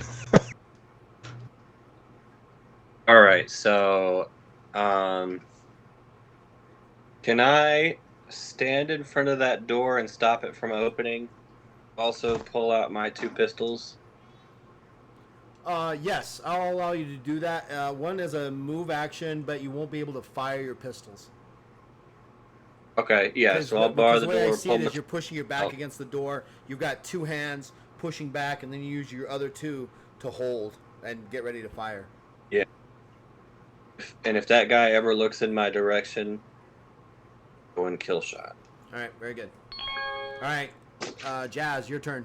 Levi, I got a Jazz. Yeah, I hear you. All right, what's up, Nezra? fatigue. Got 2 spells 2 days ago. How much fatigue do you gain per rest per day? Or do I stay at 100? No, you've got full fatigue. So remember, guys, when you're casting spells, you're spending, so for first and second rank spells, you're spending 3 fatigue per rank. So KJ, that spell that you just cast is a power rank 2, so it costs you 6 fatigue to cast. Okay, so I'm down 12 fatigue then because I lost it last time too. No, you're no. That's, Oh. no. It replenishes basically every day. Oh, okay, so I'm just at 92 then. You're just at 92, right? It's when it's Did- not like a takes forever. No, it comes back fairly quickly. Okay. Did you change that? Because in the play handbook I have now, the power rank 1 through 3 is 3 fatigue, and then 5 and something or 4 through something is 6, and there's 9 and 12. It's probably a mistake. So I was No, curious. so power ranks 1 through 3, power rank spells that have power ranks 1, 2, and 3 are 3 points per rank. So first power rank spells are only 3 points.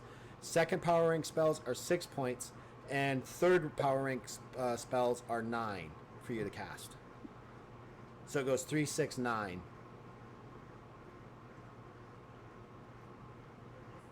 Okay.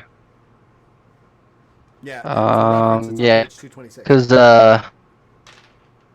226. Oh, I'm looking at 30. It must be the older edition. Must have changed it. It's been that way Yeah, for months. 226. It's there also. Oh, I have 1 through 3 is 3, 4 to 5 is 6, That's correct. 6 to 8 is 9, That's and correct. plus is 12. But Oh, it's per, okay. it's per So, power rank. So your first power rank is 3. Second is 6. Ah, 3 is okay. it's whatever it's times multiplied. okay, I see that now per rank. Okay, I got it. Sorry, No worries. was confused. No worries. You're learning a new system. All right. It's nothing like you've played before. Outside of the fact that it's fantasy. Back to jazz. Alright, so how many people are up there with Nez right now? There's only I wouldn't know that, and you wouldn't but I would know that. No, But I would know that KJ was supposed to be up there with him, and I kind of growl at him. Where is Nez? still upstairs with one of the porters. All right, then I'm gonna rush upstairs.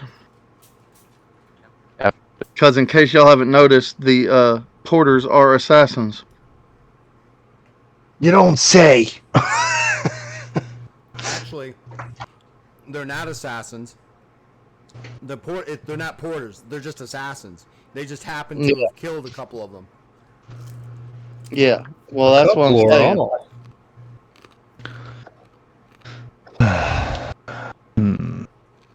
So you're running upstairs. Is that Yep, what you're doing, I'm going Jazz? You're going here. upstairs? Huh? You're going I'm drawing my upstairs? sword as I go upstairs. The door bursts in behind you, Nezra, as Jazz comes pushing in. So I will say that took your full movement because you can do a hustle, a run, and a sprint, and you got up there. So I'll That's allow you fine. to have one attack action on this guy. So I can have one attack action? Yep. Alright, well. Dang it. He's too close for me to use my sword. No, it's not. Oh, yes, it No. is. I'm talking about Nez, not. So what I'm gonna do is I'm gonna kick the guy as hard as I can to make space. Kneecap him with your foot. Yeah, that would work too. Use your martial arts. Martial arts, alright. 67. Damn it, I got a 93. That did not work. And he also had a critical on that, so he kind of moved out of the way. Well, Do you want to spend a heroic luck and retry it? no, because I've only got one left after the one I used at the beginning of the Understood. campaign. Right, and your turn is done then. Alright.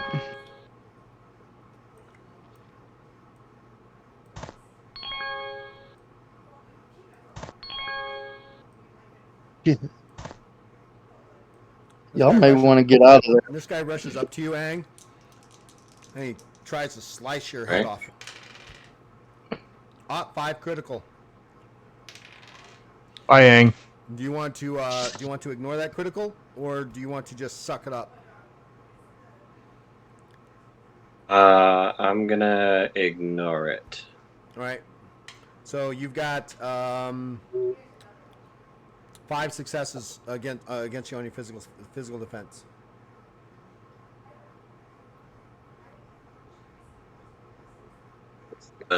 Wait, you said Janu defense? No, physical defense.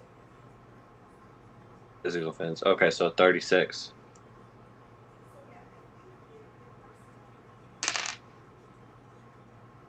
Uh, 68. What's your physical defense? 36. Yeah, you failed.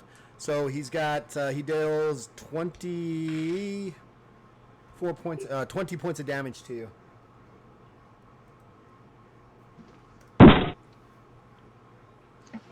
Goddamn.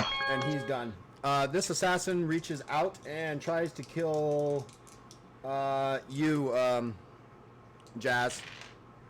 And he's got 3 successes. So, I'm gonna use parry. he gets to go twice before I've gone. This is the initiative order. I'm not even doing it. It's doing it itself. He went before you Oh, initially, Dragon. He tried to stab you in the throat. I never did anything. I've never had a turn. Are you not in the He initiative had order? stabbed me. I'm confused. Hold on, let me see. Are you? Oh, you're Apparently in the not. Yeah, initiative you're right. order. No, you're not. I was about to say, this is the second time going and I haven't acted, so I just want to make sure I'm. Oh man. All right, I'll let you go now.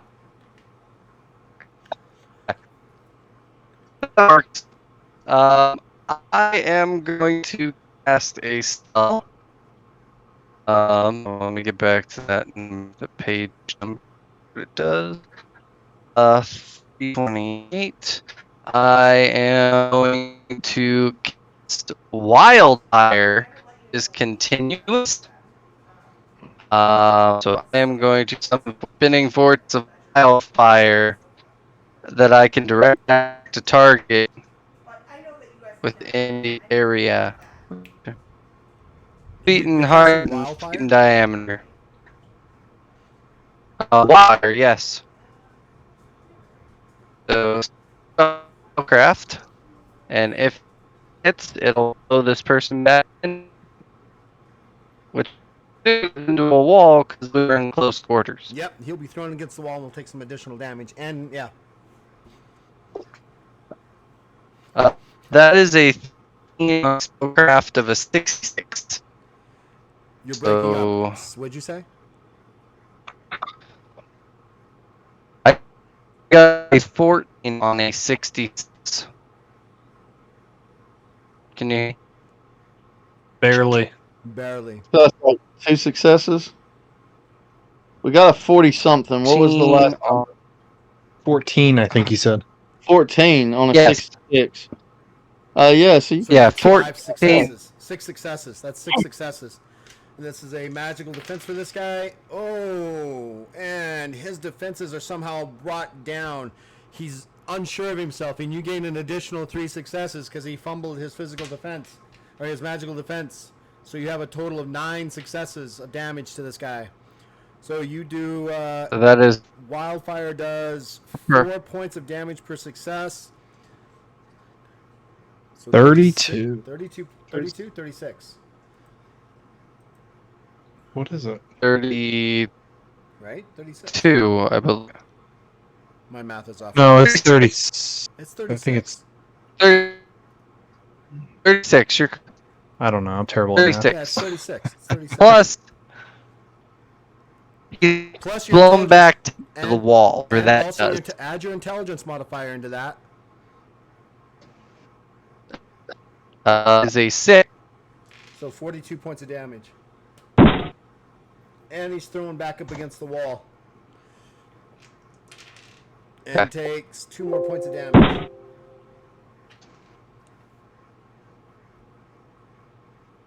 Five. Huh? 5. Yeah, barely. He's got 1 point. Awesome. Yeah, but now remember they're at -6 to do anything now because of that. So that's your turn. This guy kind of weakly gets up and he lunges for you. Even Okay. with that roll, he misses. He fumbles onto the desk.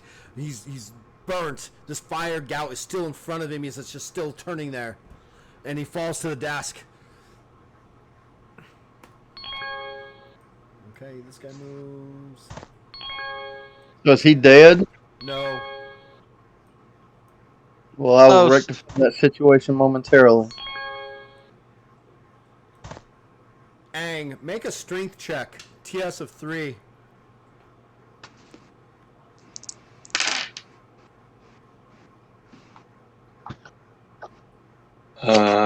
Let's see. 89. I'm gonna spend another heroic luck and re-roll that. 33, 43, 50, 63. So 4. You got 4 Yes. successes.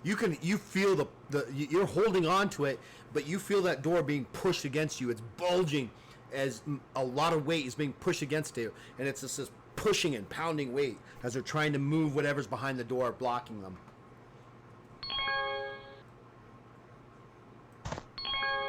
Holding it there, right? Yep. All right, so this guy steps up between you, KJ, and Aang. Alertness check. He looks at you and looks at Aang, and then turns and swipes at you. He's got Great. 1 success. All right. My armor is ringmail. That is. My physical defense is 49. And I rolled a 59. So he hits you, but he only does 4 points of damage, and your armor absorbs it. Sweet. And and Okay. he'll be done. Now it's your turn. Okay, can you tell me something? Since I don't have the PHB in front of me, I need to know 3 spells just real quick. Yeah, absolutely. Elemental Shield, Durja, and Blinding Smite. All right, so Elemental Shield. Elemental Shield allows you to bring up a force shield in front of you, based off of a. It's just a shield, right? And what it does is it gives you. If it's cast in front of you, the Elemental Shield gives the caster damage absorption of 5 points plus 1 per success. All right, so it creates a shield, and it's in front of you, right? If it's cast upon armor shield, the armor absorption of the shield is increased by 5, so on and so forth. What's the other one? Durza? Durza?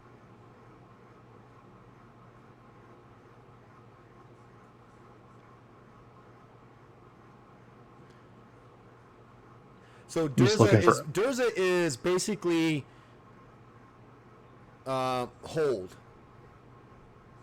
Okay, like hold person. Like hold person, and so for you to be able to do it, it's going to be a base PR of 5. You can't quite hold persons yet. You can hold beasts and vermin, but you can't hold persons yet. Can I hold objects? No. Damn. Okay.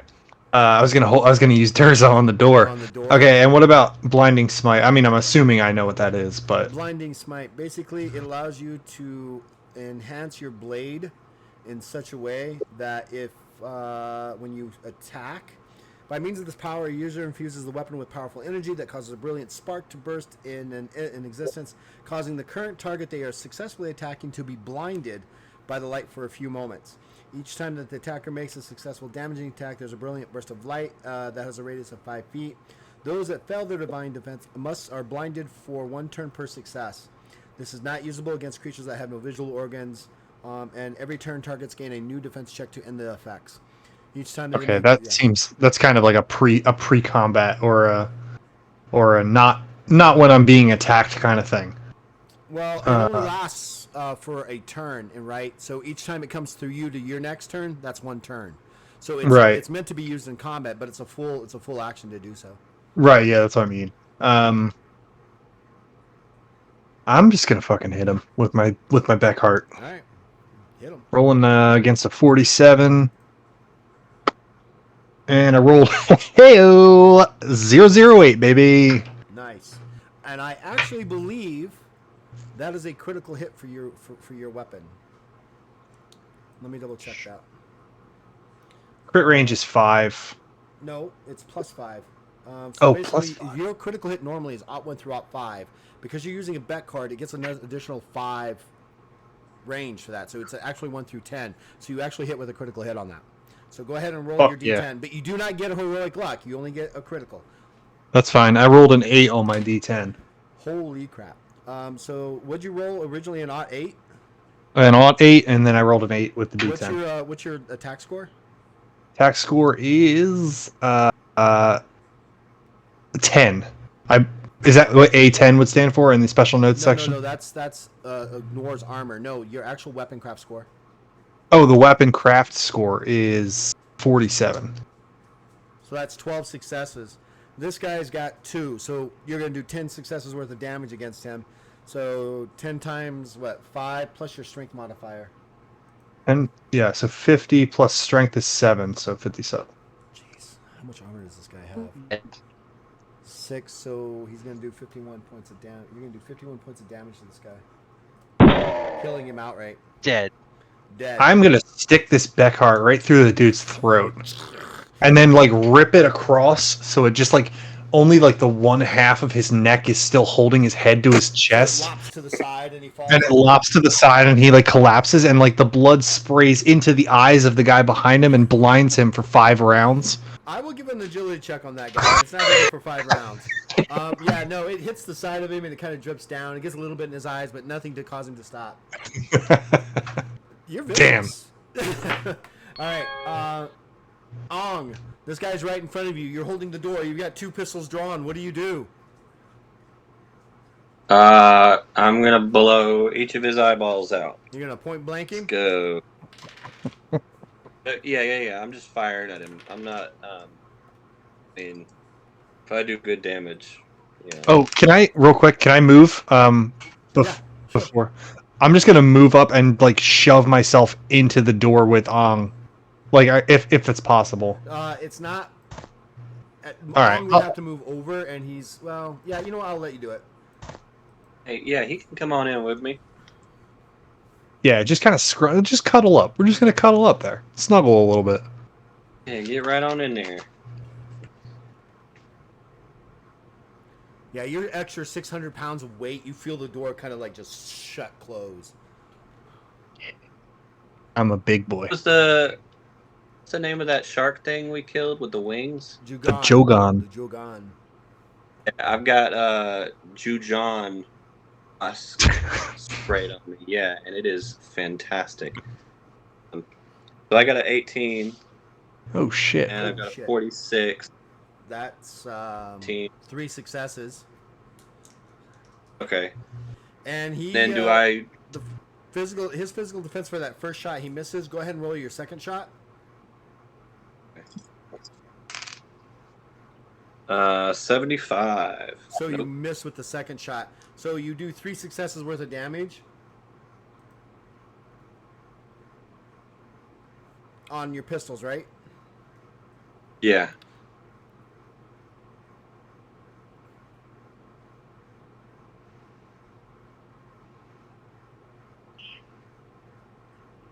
Do you know how much damage you do?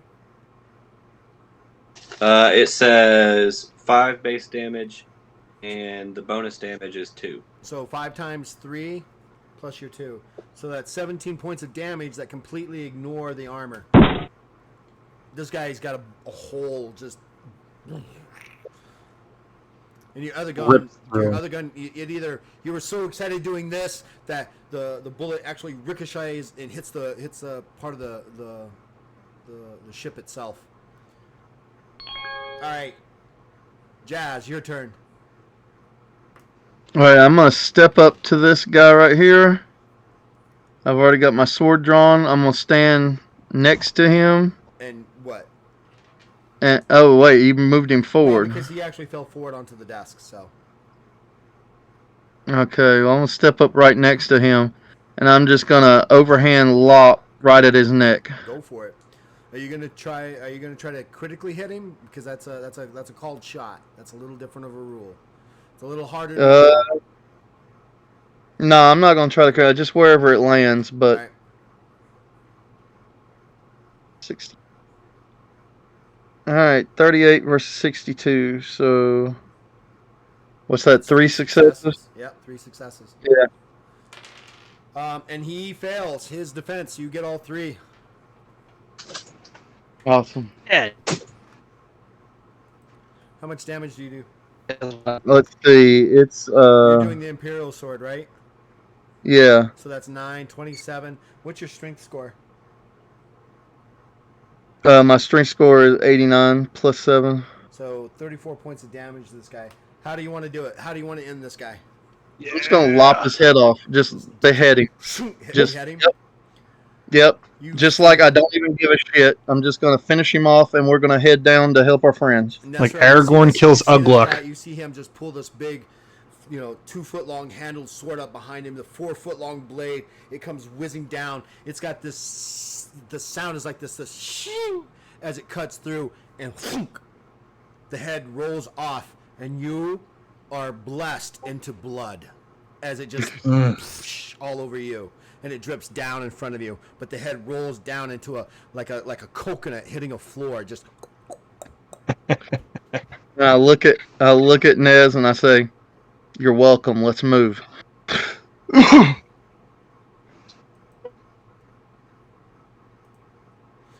All right, and then you're gonna move. We'll get you to right about there, or you can wait, or do you want to wait until Nezra moves? No, I'll go ahead and start moving since he's not in danger. All right, so you make it to the stairs. Let's see here. This assassin was there. Why are they going that way? Oh, they can't get around. They can't get around Oh, because the I was- mast is right I there. was like, why are they going so far around the fucking ship? This assassin kind of spits a I curse was at you, and thinking this. he tries to stab at you, KJ. Oh, and he fumbled. They don't have heroic luck at this level as being enemies. Fucking A. Can I roll? Can I roll my defense? No, there's no defense. He goes to throw at you. He goes to attack you, and I'm about to. Do you want to roll how bad his fumble is? Sure. All right, go for it. What do I just a D10? Just 2d10, 1 through 100. Oh, 89. There is no up or down on this one. It's just random. He stumbles forward, losing his balance. He loses his next turn and will suffer a minus 20 penalty to his defense checks for one additional turn. Actually, minus 30. So he basically overextended and tried to hit you, and he brings his whole head. Literally, his head and his neck are right there in front of you. Just waiting for me. He's just waiting for you. Just waiting. Whoever these Naz, people what are, are you I need doing? to hire. I can't tell if he's asleep or. I'm it's just gonna that go- it's- Okay. Who? You, because you got this. You look down and you're not moving. You look like you're asleep. I'm here. I'm moving far out. Can on the step. Right. That's as far as you guys can go. Yep. I Basically, think right that's- you're at. Now, do you want you guys can Uh, double move? Do you want to double move down? You cast a spell. Say again. Would you cast a spell? You're gonna double move down and then cast a spell. Yeah. Give me thumbs up if that's what you want to do. I see you doing the casting moves, but you're breaking up, bud. Very badly. Yeah. Jesus. Magic. Magic. Got you. There you go. Magic. Yay! Okay, God, I would be the one Fire. with the bad connection. Fire. Wildfire. Fire.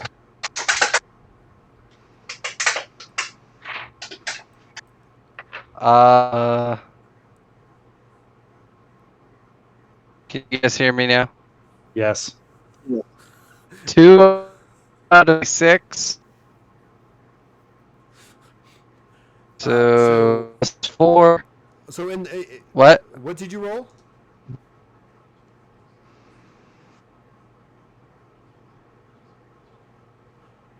Two. You rolled a 2? He rolled a 2. You rolled an ought 2. Holy shit. Okay, so that's a critical. So go ahead and roll your another d10 and tell me how many successes you got on that one.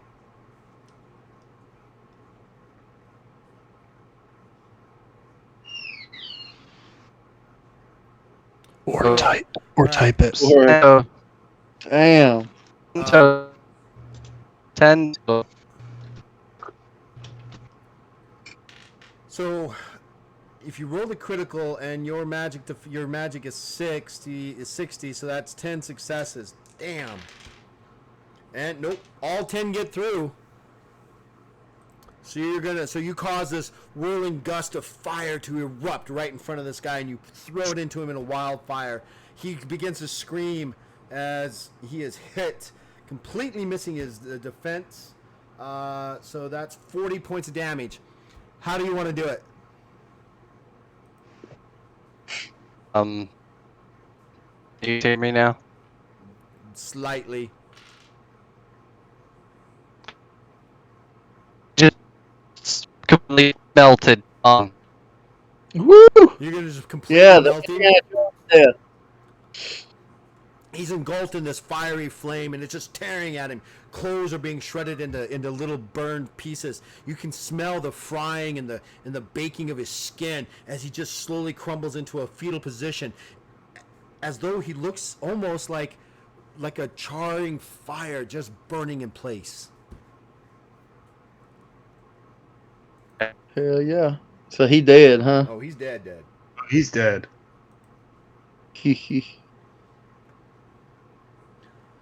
All right. Into your turn. These guys are moving over here. All right. Aang and KJ, give me a strength checks. TS of 4. You combined total. So if one of you misses and the other one gets it, you got it. 46. 2 successes. What'd you get? I rolled a 73 on an 89, so. So that's 3 successes. The door kind of slams forward, and you can see someone trying to get their arm, like trying to get their shoulder through so they can push harder.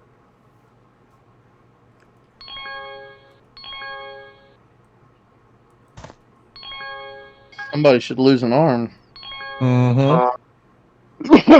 That's what I'm thinking. We need to kill this last guy, and then we can just run out of here. Where are you going to go? Up those stairs. Somewhere or more down strategically acceptable. Preferably somewhere we can funnel them in one by one. You've got a door Like there. this That's doorway? A perfect place. That's a perfect place. Maybe we should just pop that door up and Nezra can cast wildfire right through it. That's not a horrible idea, actually. Can y'all join in the witchcraft and cast it together?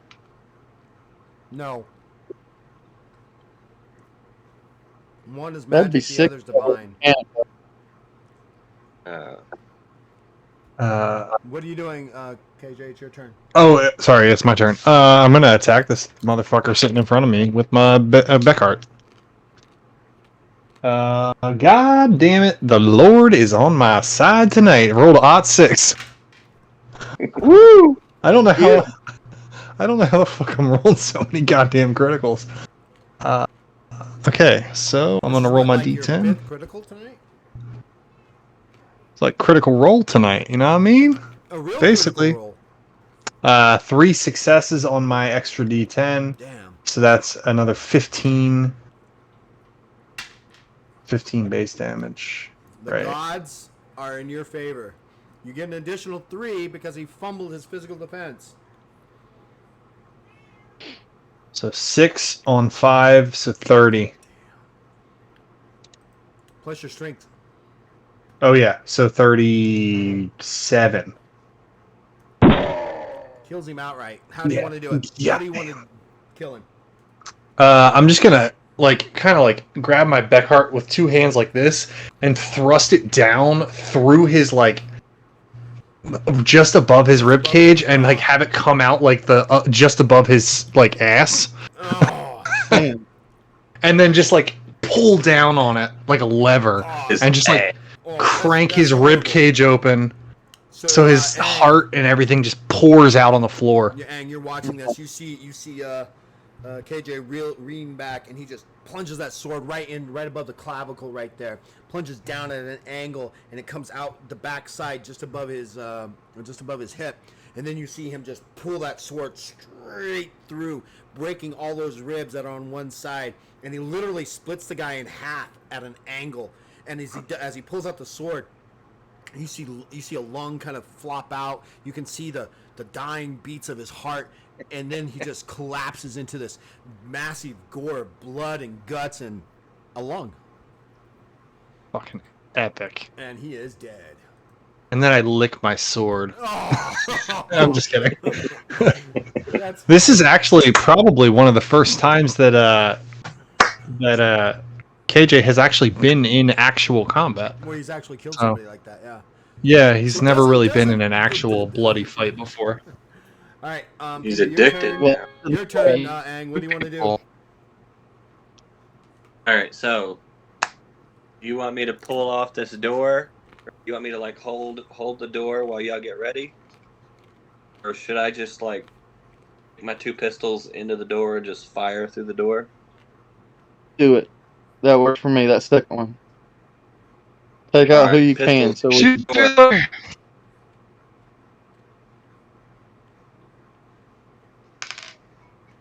Alright, an 11. 21. 41. So 4 successes. 1. So are you firing through the door, or did you open it?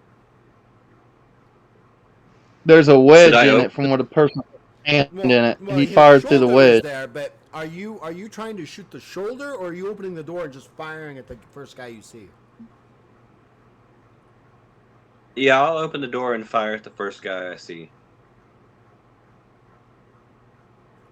All right.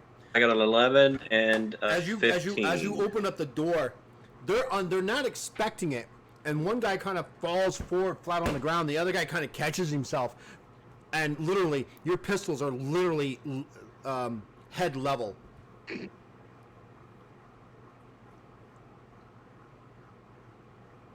Fire! Hey, Dragon X, since we're having difficulty hearing you, I messaged you on the talk. So when you want to do something, let me know there. I'll describe what happens. All right, I got 4 successes on each shot. 4 successes on each shot. This guy is kind of... I'm going to give him a minus 20 to his physical defense because he's kind of like falling forward, right?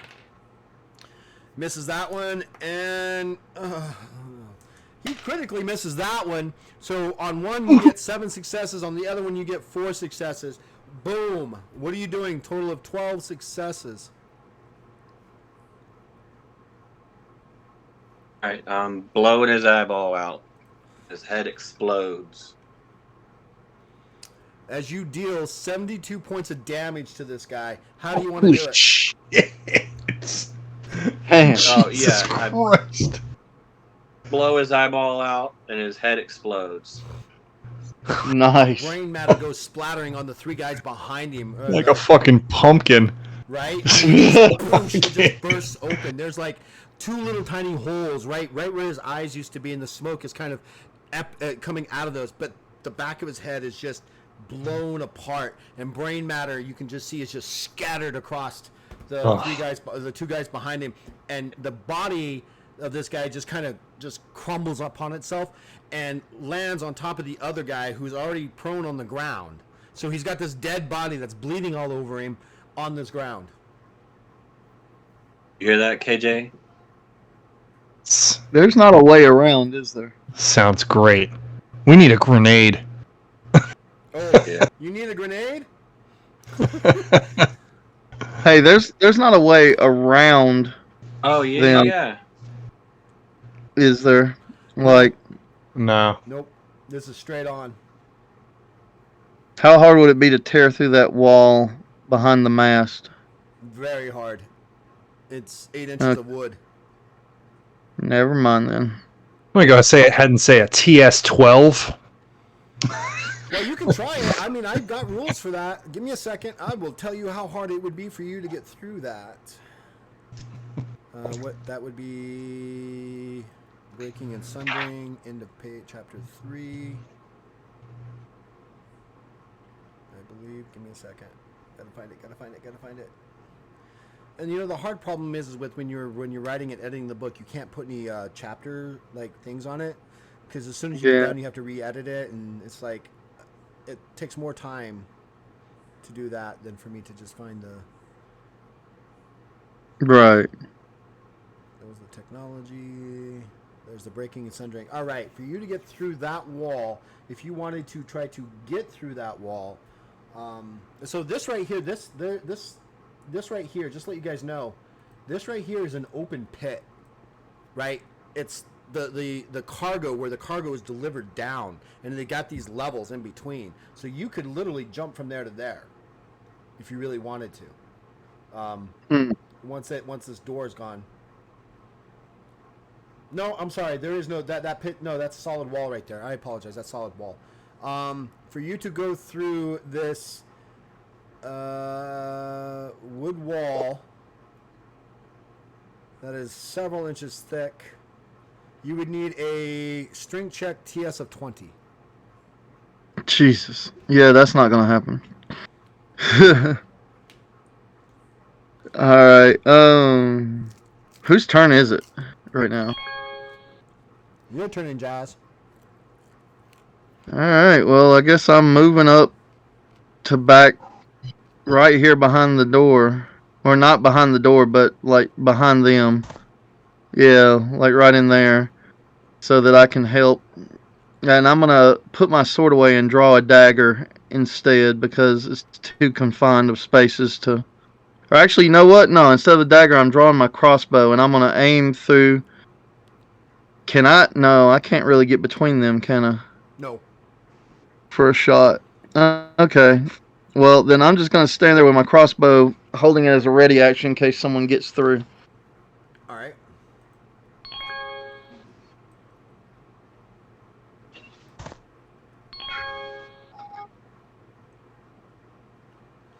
This guy tries to hit you, Ang, from an angle, and he misses.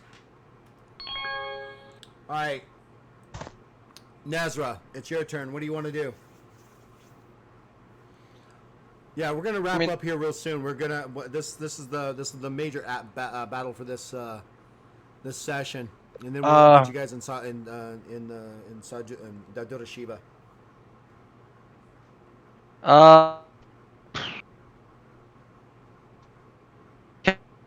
Cast wildfire.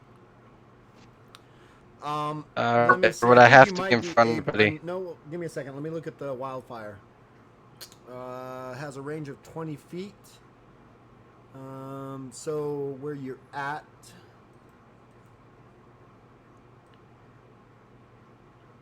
Yeah, so you could literally cast it right. Oh, let me shut this ruler off. Right there.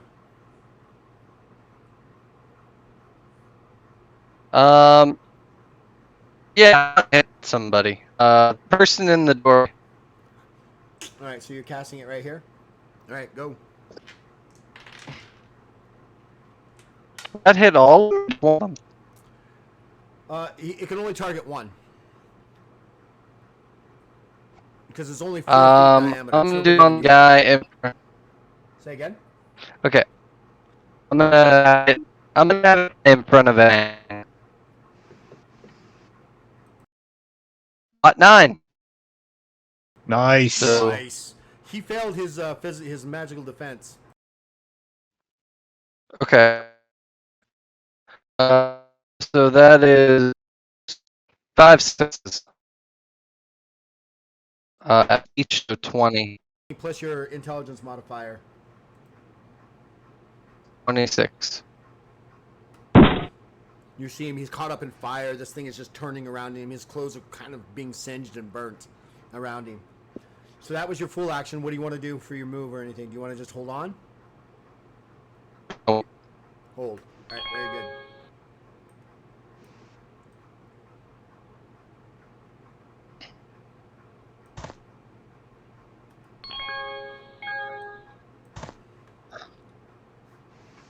Do these guys actually have any...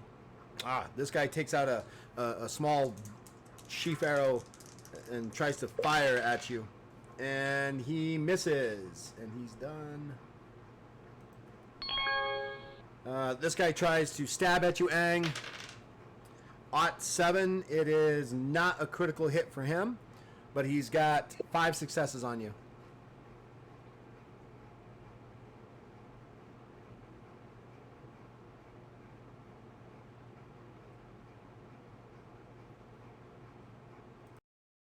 Like you're muted.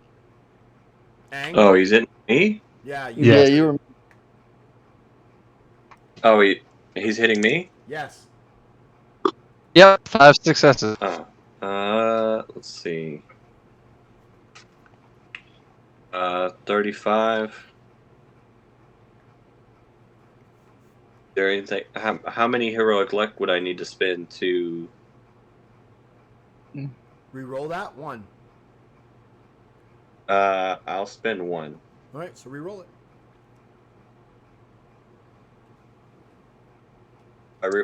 Wait, what am I rolling? Physical defense against 5 successes worth of attack.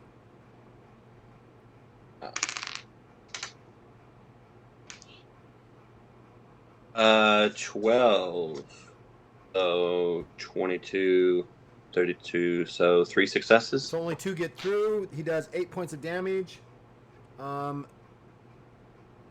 you're wearing 6 points of armor, right? You're wearing armor, Yeah, 6 points. so only 2 get through, and that's the end of his turn.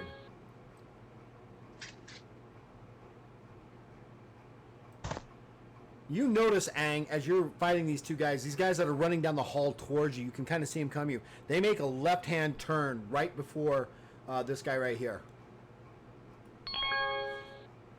KJ, your turn. All right, KJ is going to cast Blinding Smite on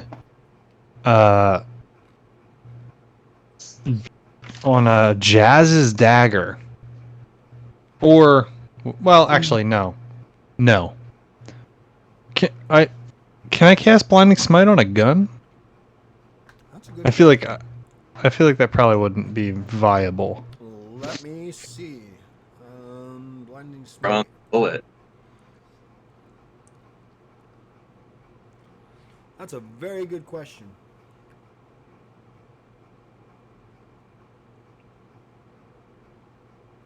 Yes, you can.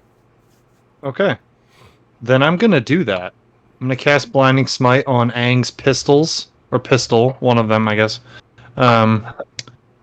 And Because it hope for the doesn't- best. Because it doesn't specify swords. It says weapon. Right. So, what do I need to do for that? Roll your divine knowledge. All right. Jesus fucking Christ. Odd 8, dude. All right. What's your divine knowledge? It's 58. So, five. Your gun has this small shimmering about it that'll last for 5 turns. Every time you fire a fire, the bullet itself, it gets enchanted, and when it hits the target, it bursts into this bright light that will either blind it or kill it. Make sense? And then I'm going to move back to behind Nezra.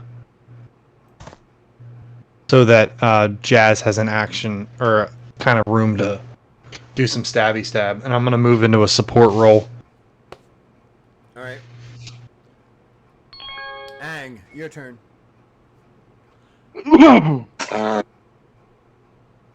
So I have a feeling they're gonna try and come up the thing. Does Dragon or Nezra have any grenades? Does Nezra have any grenades? I I have feel like Dragon Fire. you should use that. All right, so back. Yes. Blow up the whole ship. Down the Not airship on an that we're airborne ship. flying thousands of miles in the air. You know. You're about 10,000 feet into the air right now.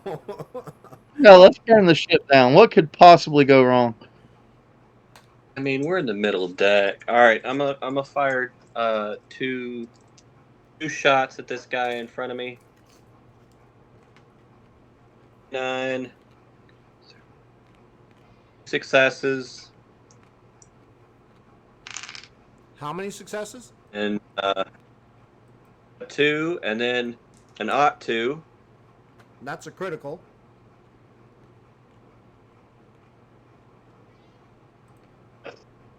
Ugh. Man. 4 plus whatever the critical is. I roll another d10.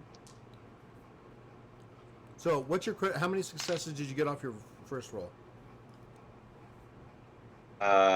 3. And then you rolled an extra D10. How many successes did you get there? 2. So that's 5 successes altogether. And this guy actually fumbled his. Well, he didn't fumble. He missed his defense.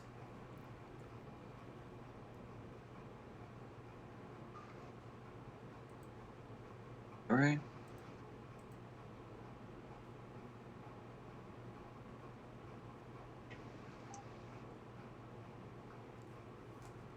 How many successes did you get on the divine check there, KJ? Do you remember? You I rolled an odd 8 in my 5. It was 5 successes. All right. Hey, quick question. How do readied actions perform in this world? Like, I know a lot of times if you ready it and then the shop becomes available, you can automatically take it. Yes. So can I see the guy standing in front of him now? Yes, absolutely. Let's resolve his So action. after And, he's yeah, let's resolve his resolve action, it, and I'm then we'll gonna take care of take yours. my Yeah. ready to action shot. All right. So how many points of damage did you do? You did 5. He missed. So 9. 9 times 5 is 45. How do you want to do this?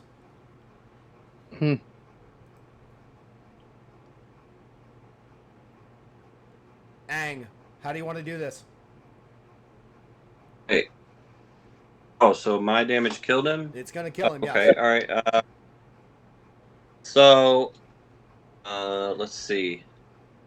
He casted Smite, basically. Well, yeah. Is So what he's basically, what casting happens on the is when you gun? hit him, this brilliant bright light just boosh, blinding him, but at the same time, you're gonna kill him. Okay, all right. So,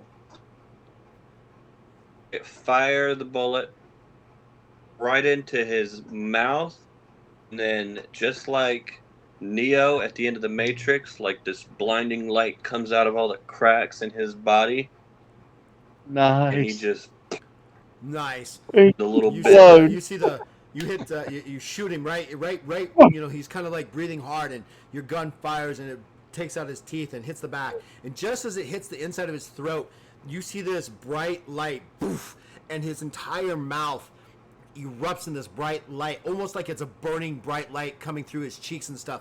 And as that happens, you see this angelic halo of bright white and red escape the backside of his head and just sits there for a second like a halo. And then he falls over backwards dead. Nice. What do you want to do next? That was your full action. Do you want to move or do you want to stay? I want to move back to the blue marker. The more. Yeah, right there. All right. It was your turn anyway, but I'm going to go ahead and give you 2 turns. I'm going to give you that holding action that you were holding so you could fire Fuck yeah. either this guy or this guy. Yeah, I'm gonna get the guy that's already damaged. All right? And I'm you're gonna find a crossbow bolt, crossbow.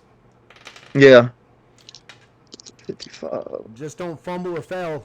He failed his physical defense. It's a 46 off of 55, so 1 success. One success. Yeah, he sees it and he kind of tries to dodge out of the way, but you're going to stick him anyway. Okay. So let's see. 1 success. That's 5 base damage. It's not crit range, so it won't be +5. No, it's not crit range. So just 5 damage then. Yep. All right. Well, stuck him anyway. And now you get to go again. All right, and I'm gonna move toward the door. Like right there, and I'm going to fire again at the same guy. You can't because you have Or- to reload your I crossbow. can't. I gotta reload it. Would reload take a simple action or like a double action or what? What kind of crossbow bolt do you have? Is it light or heavy? A light crossbow. Give me 1 second.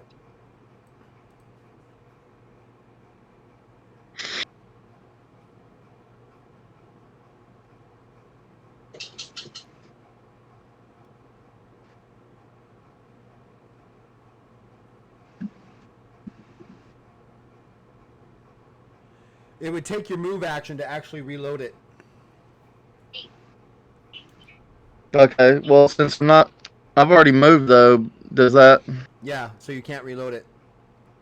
Okay, so I'm gonna drop it for now and unsheath a dagger and throw it at the guy.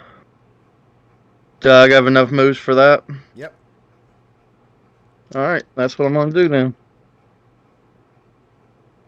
Damn it.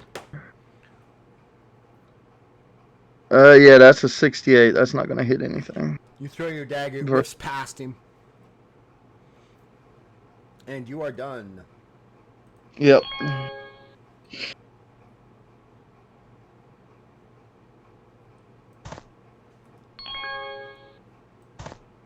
This guy steps forward and he strikes at you, and he misses. All right. Nezra. Good, because I was going to carry anyway.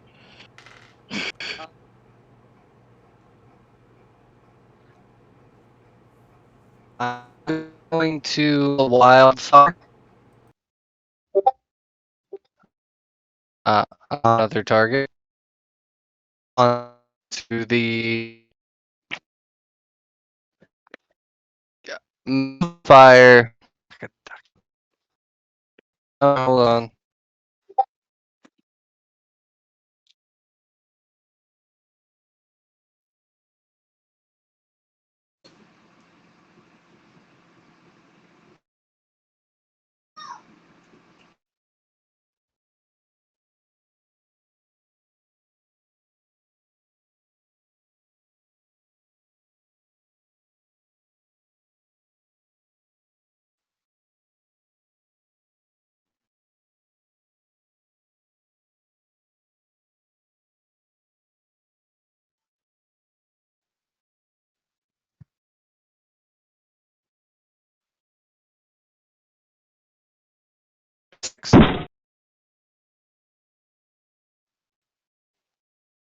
Six.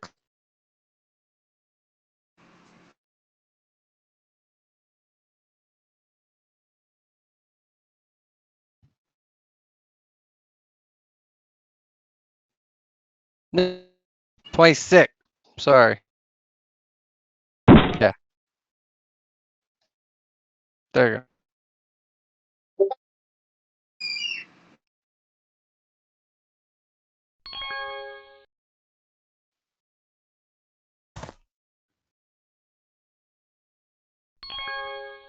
Hmm.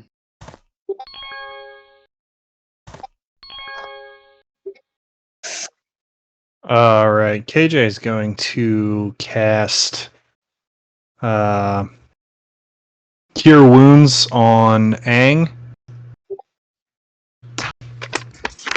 It's a 32, and Divine Knowledge is a 58, so that's 3 successes.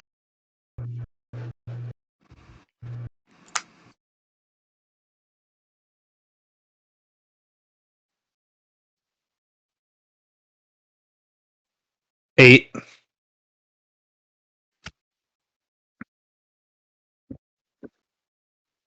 There you go, Aang. I'm at full. Hell yeah, baby. Okay, so I'm going to head down the stairs.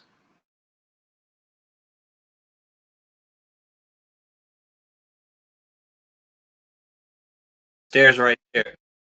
No. Well, no. Uh, They're going the stairs going down. Oh, I was thinking they were going around to get to us from the other side and come up these stairs. Okay. I will They're trying to fire. get away. Can I move up and get a good shot at the? Can I fire at the guy furthest away that's really beat up?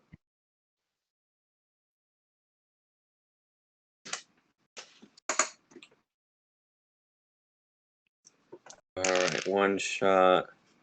14. 24. 4 successes.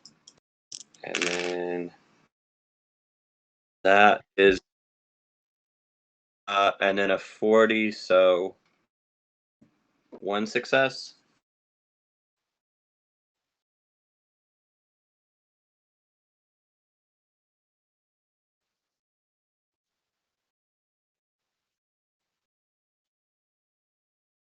All right.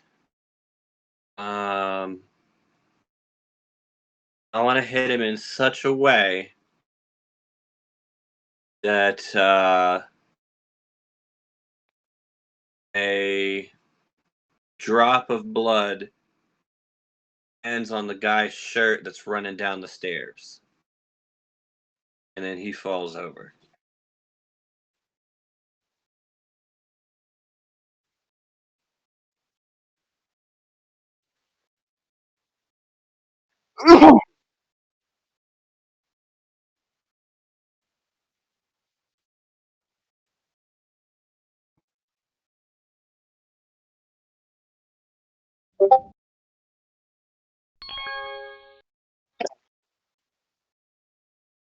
Oh man.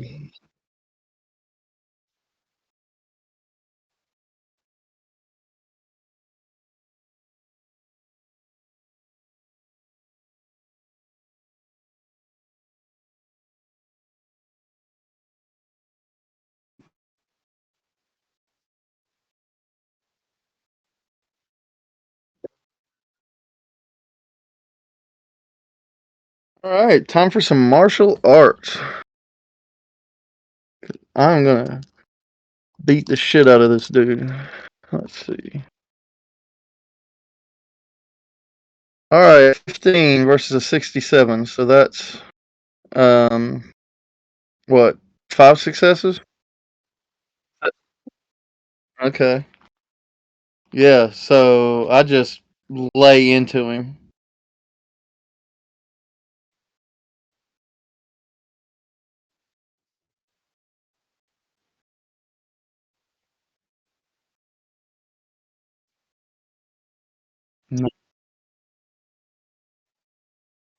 Very cool.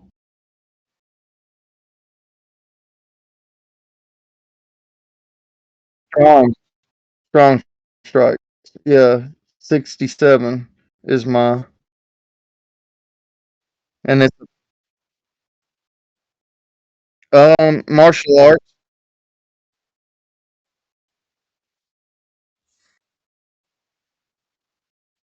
Yeah, normal. Mhm. Oh, I'm gonna beat the shit out of him. Then I'm gonna turn him around and I'm gonna snap his neck.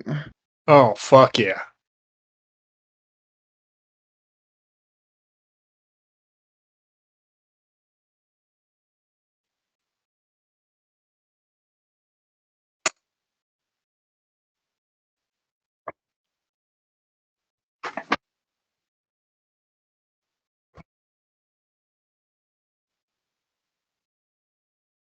And that's the first time I've used martial arts. Very successful. Very successful. Perfect thing. Oh wait, I still have a move I action, can right? move.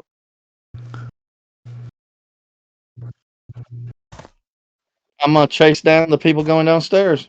I'm gonna start heading that way.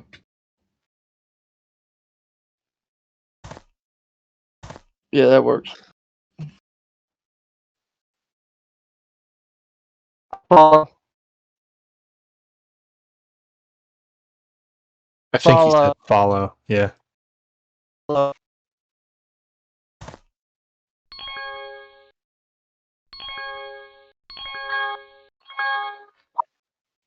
I'll follow.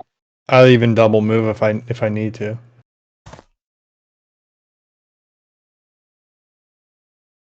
I guess I'll come to. Well, with our crystal back, this is our best shot.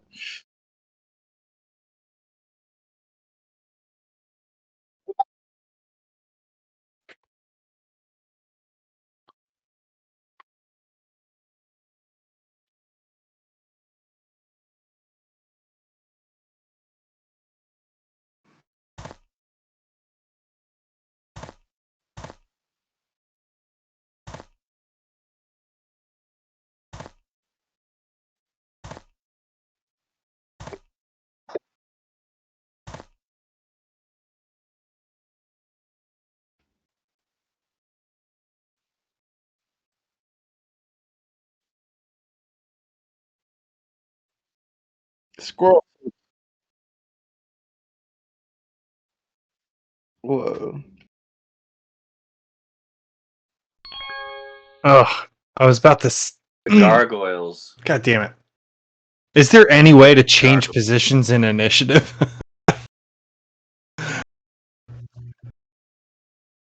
I want to go before. Yeah, I want to like swap with Nezra. Yeah, I know. I mean, I figured. I just like, oh man, because I want to cast. I want to cast Durza on one of them and try and stop them from jumping. Oh yeah. I'm gonna sprint after him, see if I can't catch one before it gets gone.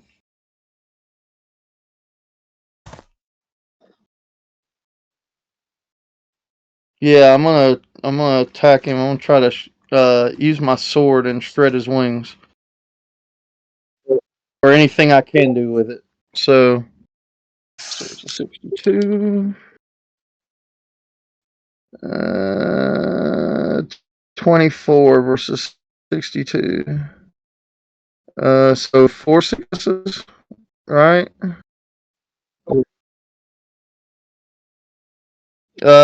Just after him in general, but if I can catch the wings, that would.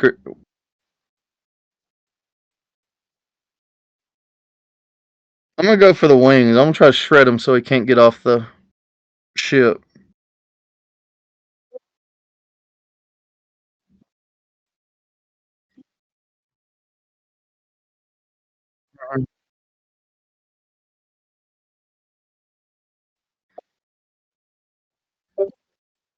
Four. 4. All right. So you've got 2 successes worth of damage. What are you trying to do? Use your big sword or your hands? What are you using? My Imperial sword, yeah. So that's 18 points of damage. You've damaged the wing, but you haven't torn through it yet. Okay. Will it stop him from taking off at least? You'll find out. This guy takes Okay. a running shot, and off he goes. The wings, he just dives off the edge. Nezra. Come on, you handsome devil.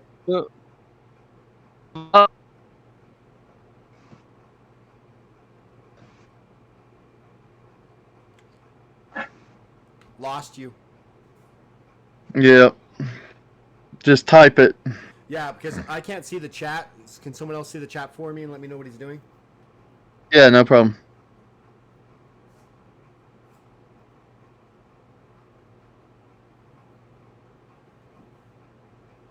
Move up and wildfire.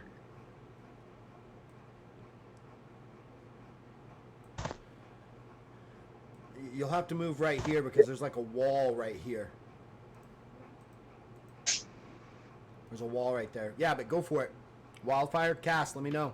Who are you going for? The closest guy or the furthest guy? Back guy. Back guy. All right.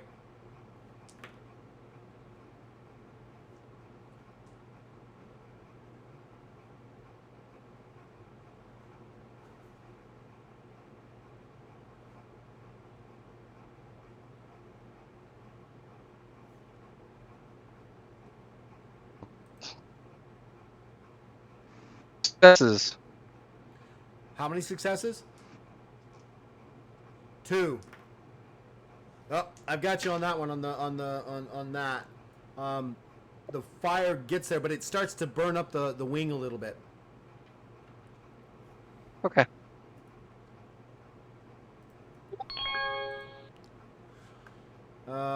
This guy, 1, 2. He's wobbling. He doesn't care about the wing as he's just jumping off, and you can now see as he jumps off where you hit the wing a little bit. It kind of tears just enough as he jumps off.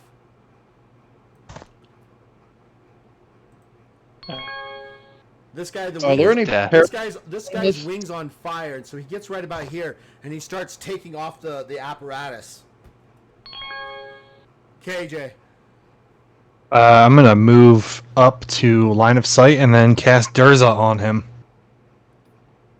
All right. I will allow you to attempt it this one time, but Durza is a power rank 5 spell. That's Oh yeah, that's right. I'm sorry, 2 I ranks forgot about higher than that. you, unfortunately. It just- Then I won't do it. I won't do it. I don't want to push the rules. Fuck that guy. I'm just gonna fucking kill him. Actually, I'm gonna Hey. cast Energy Ray on him. Okay. On 4. What the fuck is going on with my dice, babies? So that's a crit roll. And I failed my defense, so whatever you roll, Not- it all hits. 9. 9, and your your divine defense is 66, so that's 7, 16, 6. Oh, jeez. How do you want to do this? Dead. Can I not kill him? You want to try to do merciful damage on him? Absolutely. Yes. You want to take him? How far do you want to take him down? Do you want to knock To him 1. out? I want to knock him out. Yeah. So you I want to do enough damage that he like passes out from the pain and possibly remove both of his feet or whatever. But That's cool. in some way. That's so cool. So you hit him with the energy ray, and it you can see the blue white of your ray hitting him, and it just like hits him in such a way that he just crumples up in screaming pain as you see this electrical like energy just zap through his body like he's been hit with a taser, and you just see it crackling through, and he like convulses, and then plops to the ground. And I yell to, is that Jazz in front of me? That is Yeah. Jazz. I yell to Jazz in front of me, grab him right now.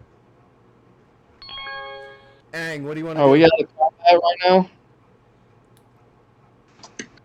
That thing in front of me, is that like a sky bike? That's one of your bikes that you guys. That's one of your bikes. But it's a hover bike, not a That sky like- bike. I don't think Fly it's in gonna the sky fly. or will it go down? I don't know. You'd have to find out. It's probably not gonna fly there, Mike. I'll just run up, grab the guy. I think we lost DX. It was getting late for him. I'm here. Can you guys hear me now? Yes. Yeah. Yeah, we can hear you. What'd you do? Take off your. I just Yeah, decided it's to go to video. mobile because it's working better than my internet. Understood. Well, there we go. So Wanted to take your shirt off. That's all right. Yeah. It's trying to get sexy on us. That threw me out for a minute. Ooh, there he is. He's back. Look at him, sexy boy. Hey. there we go. If only you did this not 5 minutes before the session was over. It just came into my head that it was a possibility. No So worries. Right on. Glad you're there. Now we can. So, back to where we were. What are you gonna do, Ang? Do you want to jump on one of these things and try to drive it off the edge? do I'm they gonna go fly? up and grab the guy. You're gonna go grab the guy? I don't know. You'd have to figure it out. You guys have never tried to do that. You know they levitate. We just don't know how far that levitation works. Yeah, let's just grab the guy. Can you see Ang? Yep. And just woo! Aang just dies. Ang just you don't see Ang again. Make the Oh, new trust me, I character. almost jumped off after him and decided better of it. So you grab the guy. He kind of Just wakes up and later. he's struggling with you. We're out of combat for right now. What do you guys? Whoa! What do you guys want to do? I'm gonna tie him up so that he can't struggle anymore. All right, Ang's got him pretty well grappled with his forearms. He's like doing a double barrel hug on him. So I'm gonna get down to his eye level and look at him. Draw my dagger, put it under his throat, and say, "Where's the crystal?" Convince him. Huh? Convince. Convince me? Try. Hey. Or That interrogate. convince? Actually, Don't worry, even if Do you I don't take it, interrogate? I can be very convincing with my dagger. Alright, so it's a 31. So I got one success on it. Who's got interrogate? Anybody got interrogate? I've got pretty good Can I aid him convince, in but I that? do not Can have I give him more interrogate. successes? Say again, Ang? Can I aid him with my interrogate? Yeah, you combine it all together. Let me know what you guys total get. I rolled 2 successes on a convince. 2, 1 with Jazz, so that's 3. Ang, 1 success. so 4 successes. He's kind of looking at you right now. All of you kind of gathered up around him. He's like, they took off with it. Where did they take it to? They jumped out. No kidding, but where's the And base we they're gotta taking it to? steal an airship. I pick the guy up and I pull the apparatus off of his back Yeah. and I hold him over the edge of the dock He or the is deck. pissing his pants, literally pissing his pants. And he's like, what do you want? They've got it. They're heading back to Jad, I think. I don't know. Who hired you? Cabri. The bounty hunter. What was it? Great. The bounty hunter. Gabri. Oh shit! Well, spider. This is a way to get 2 birds with 1 stone. Well, I suppose we have no more use for you then. Do you Drop him. I'm waiting to see how he responds to that. Well, he does. He's kicking his leg. He's got, he's holding on your arm with both hands like this, like he's afraid that you're actually going to drop him. He just they took off with it. You might be able to catch up with them. There's more wings. Where are they? Yep. They're in those cases, those other crates. All right, y'all stay here. I'm gonna go check those crates real fast. Yeah, so you walk over to you run over to the crates real quick. You can see that there's these 3 other crates that were next to the other ones that they just now pushed open, and there is like 4 or 5 other suits, these other wing contraptions there. Yep. So I'm gonna put one on. What do you do, KJ, with this guy? I'll throw him against the side of the wall and knock him out. He hits his head with a sickening thud, and he crumples to the ground unconscious.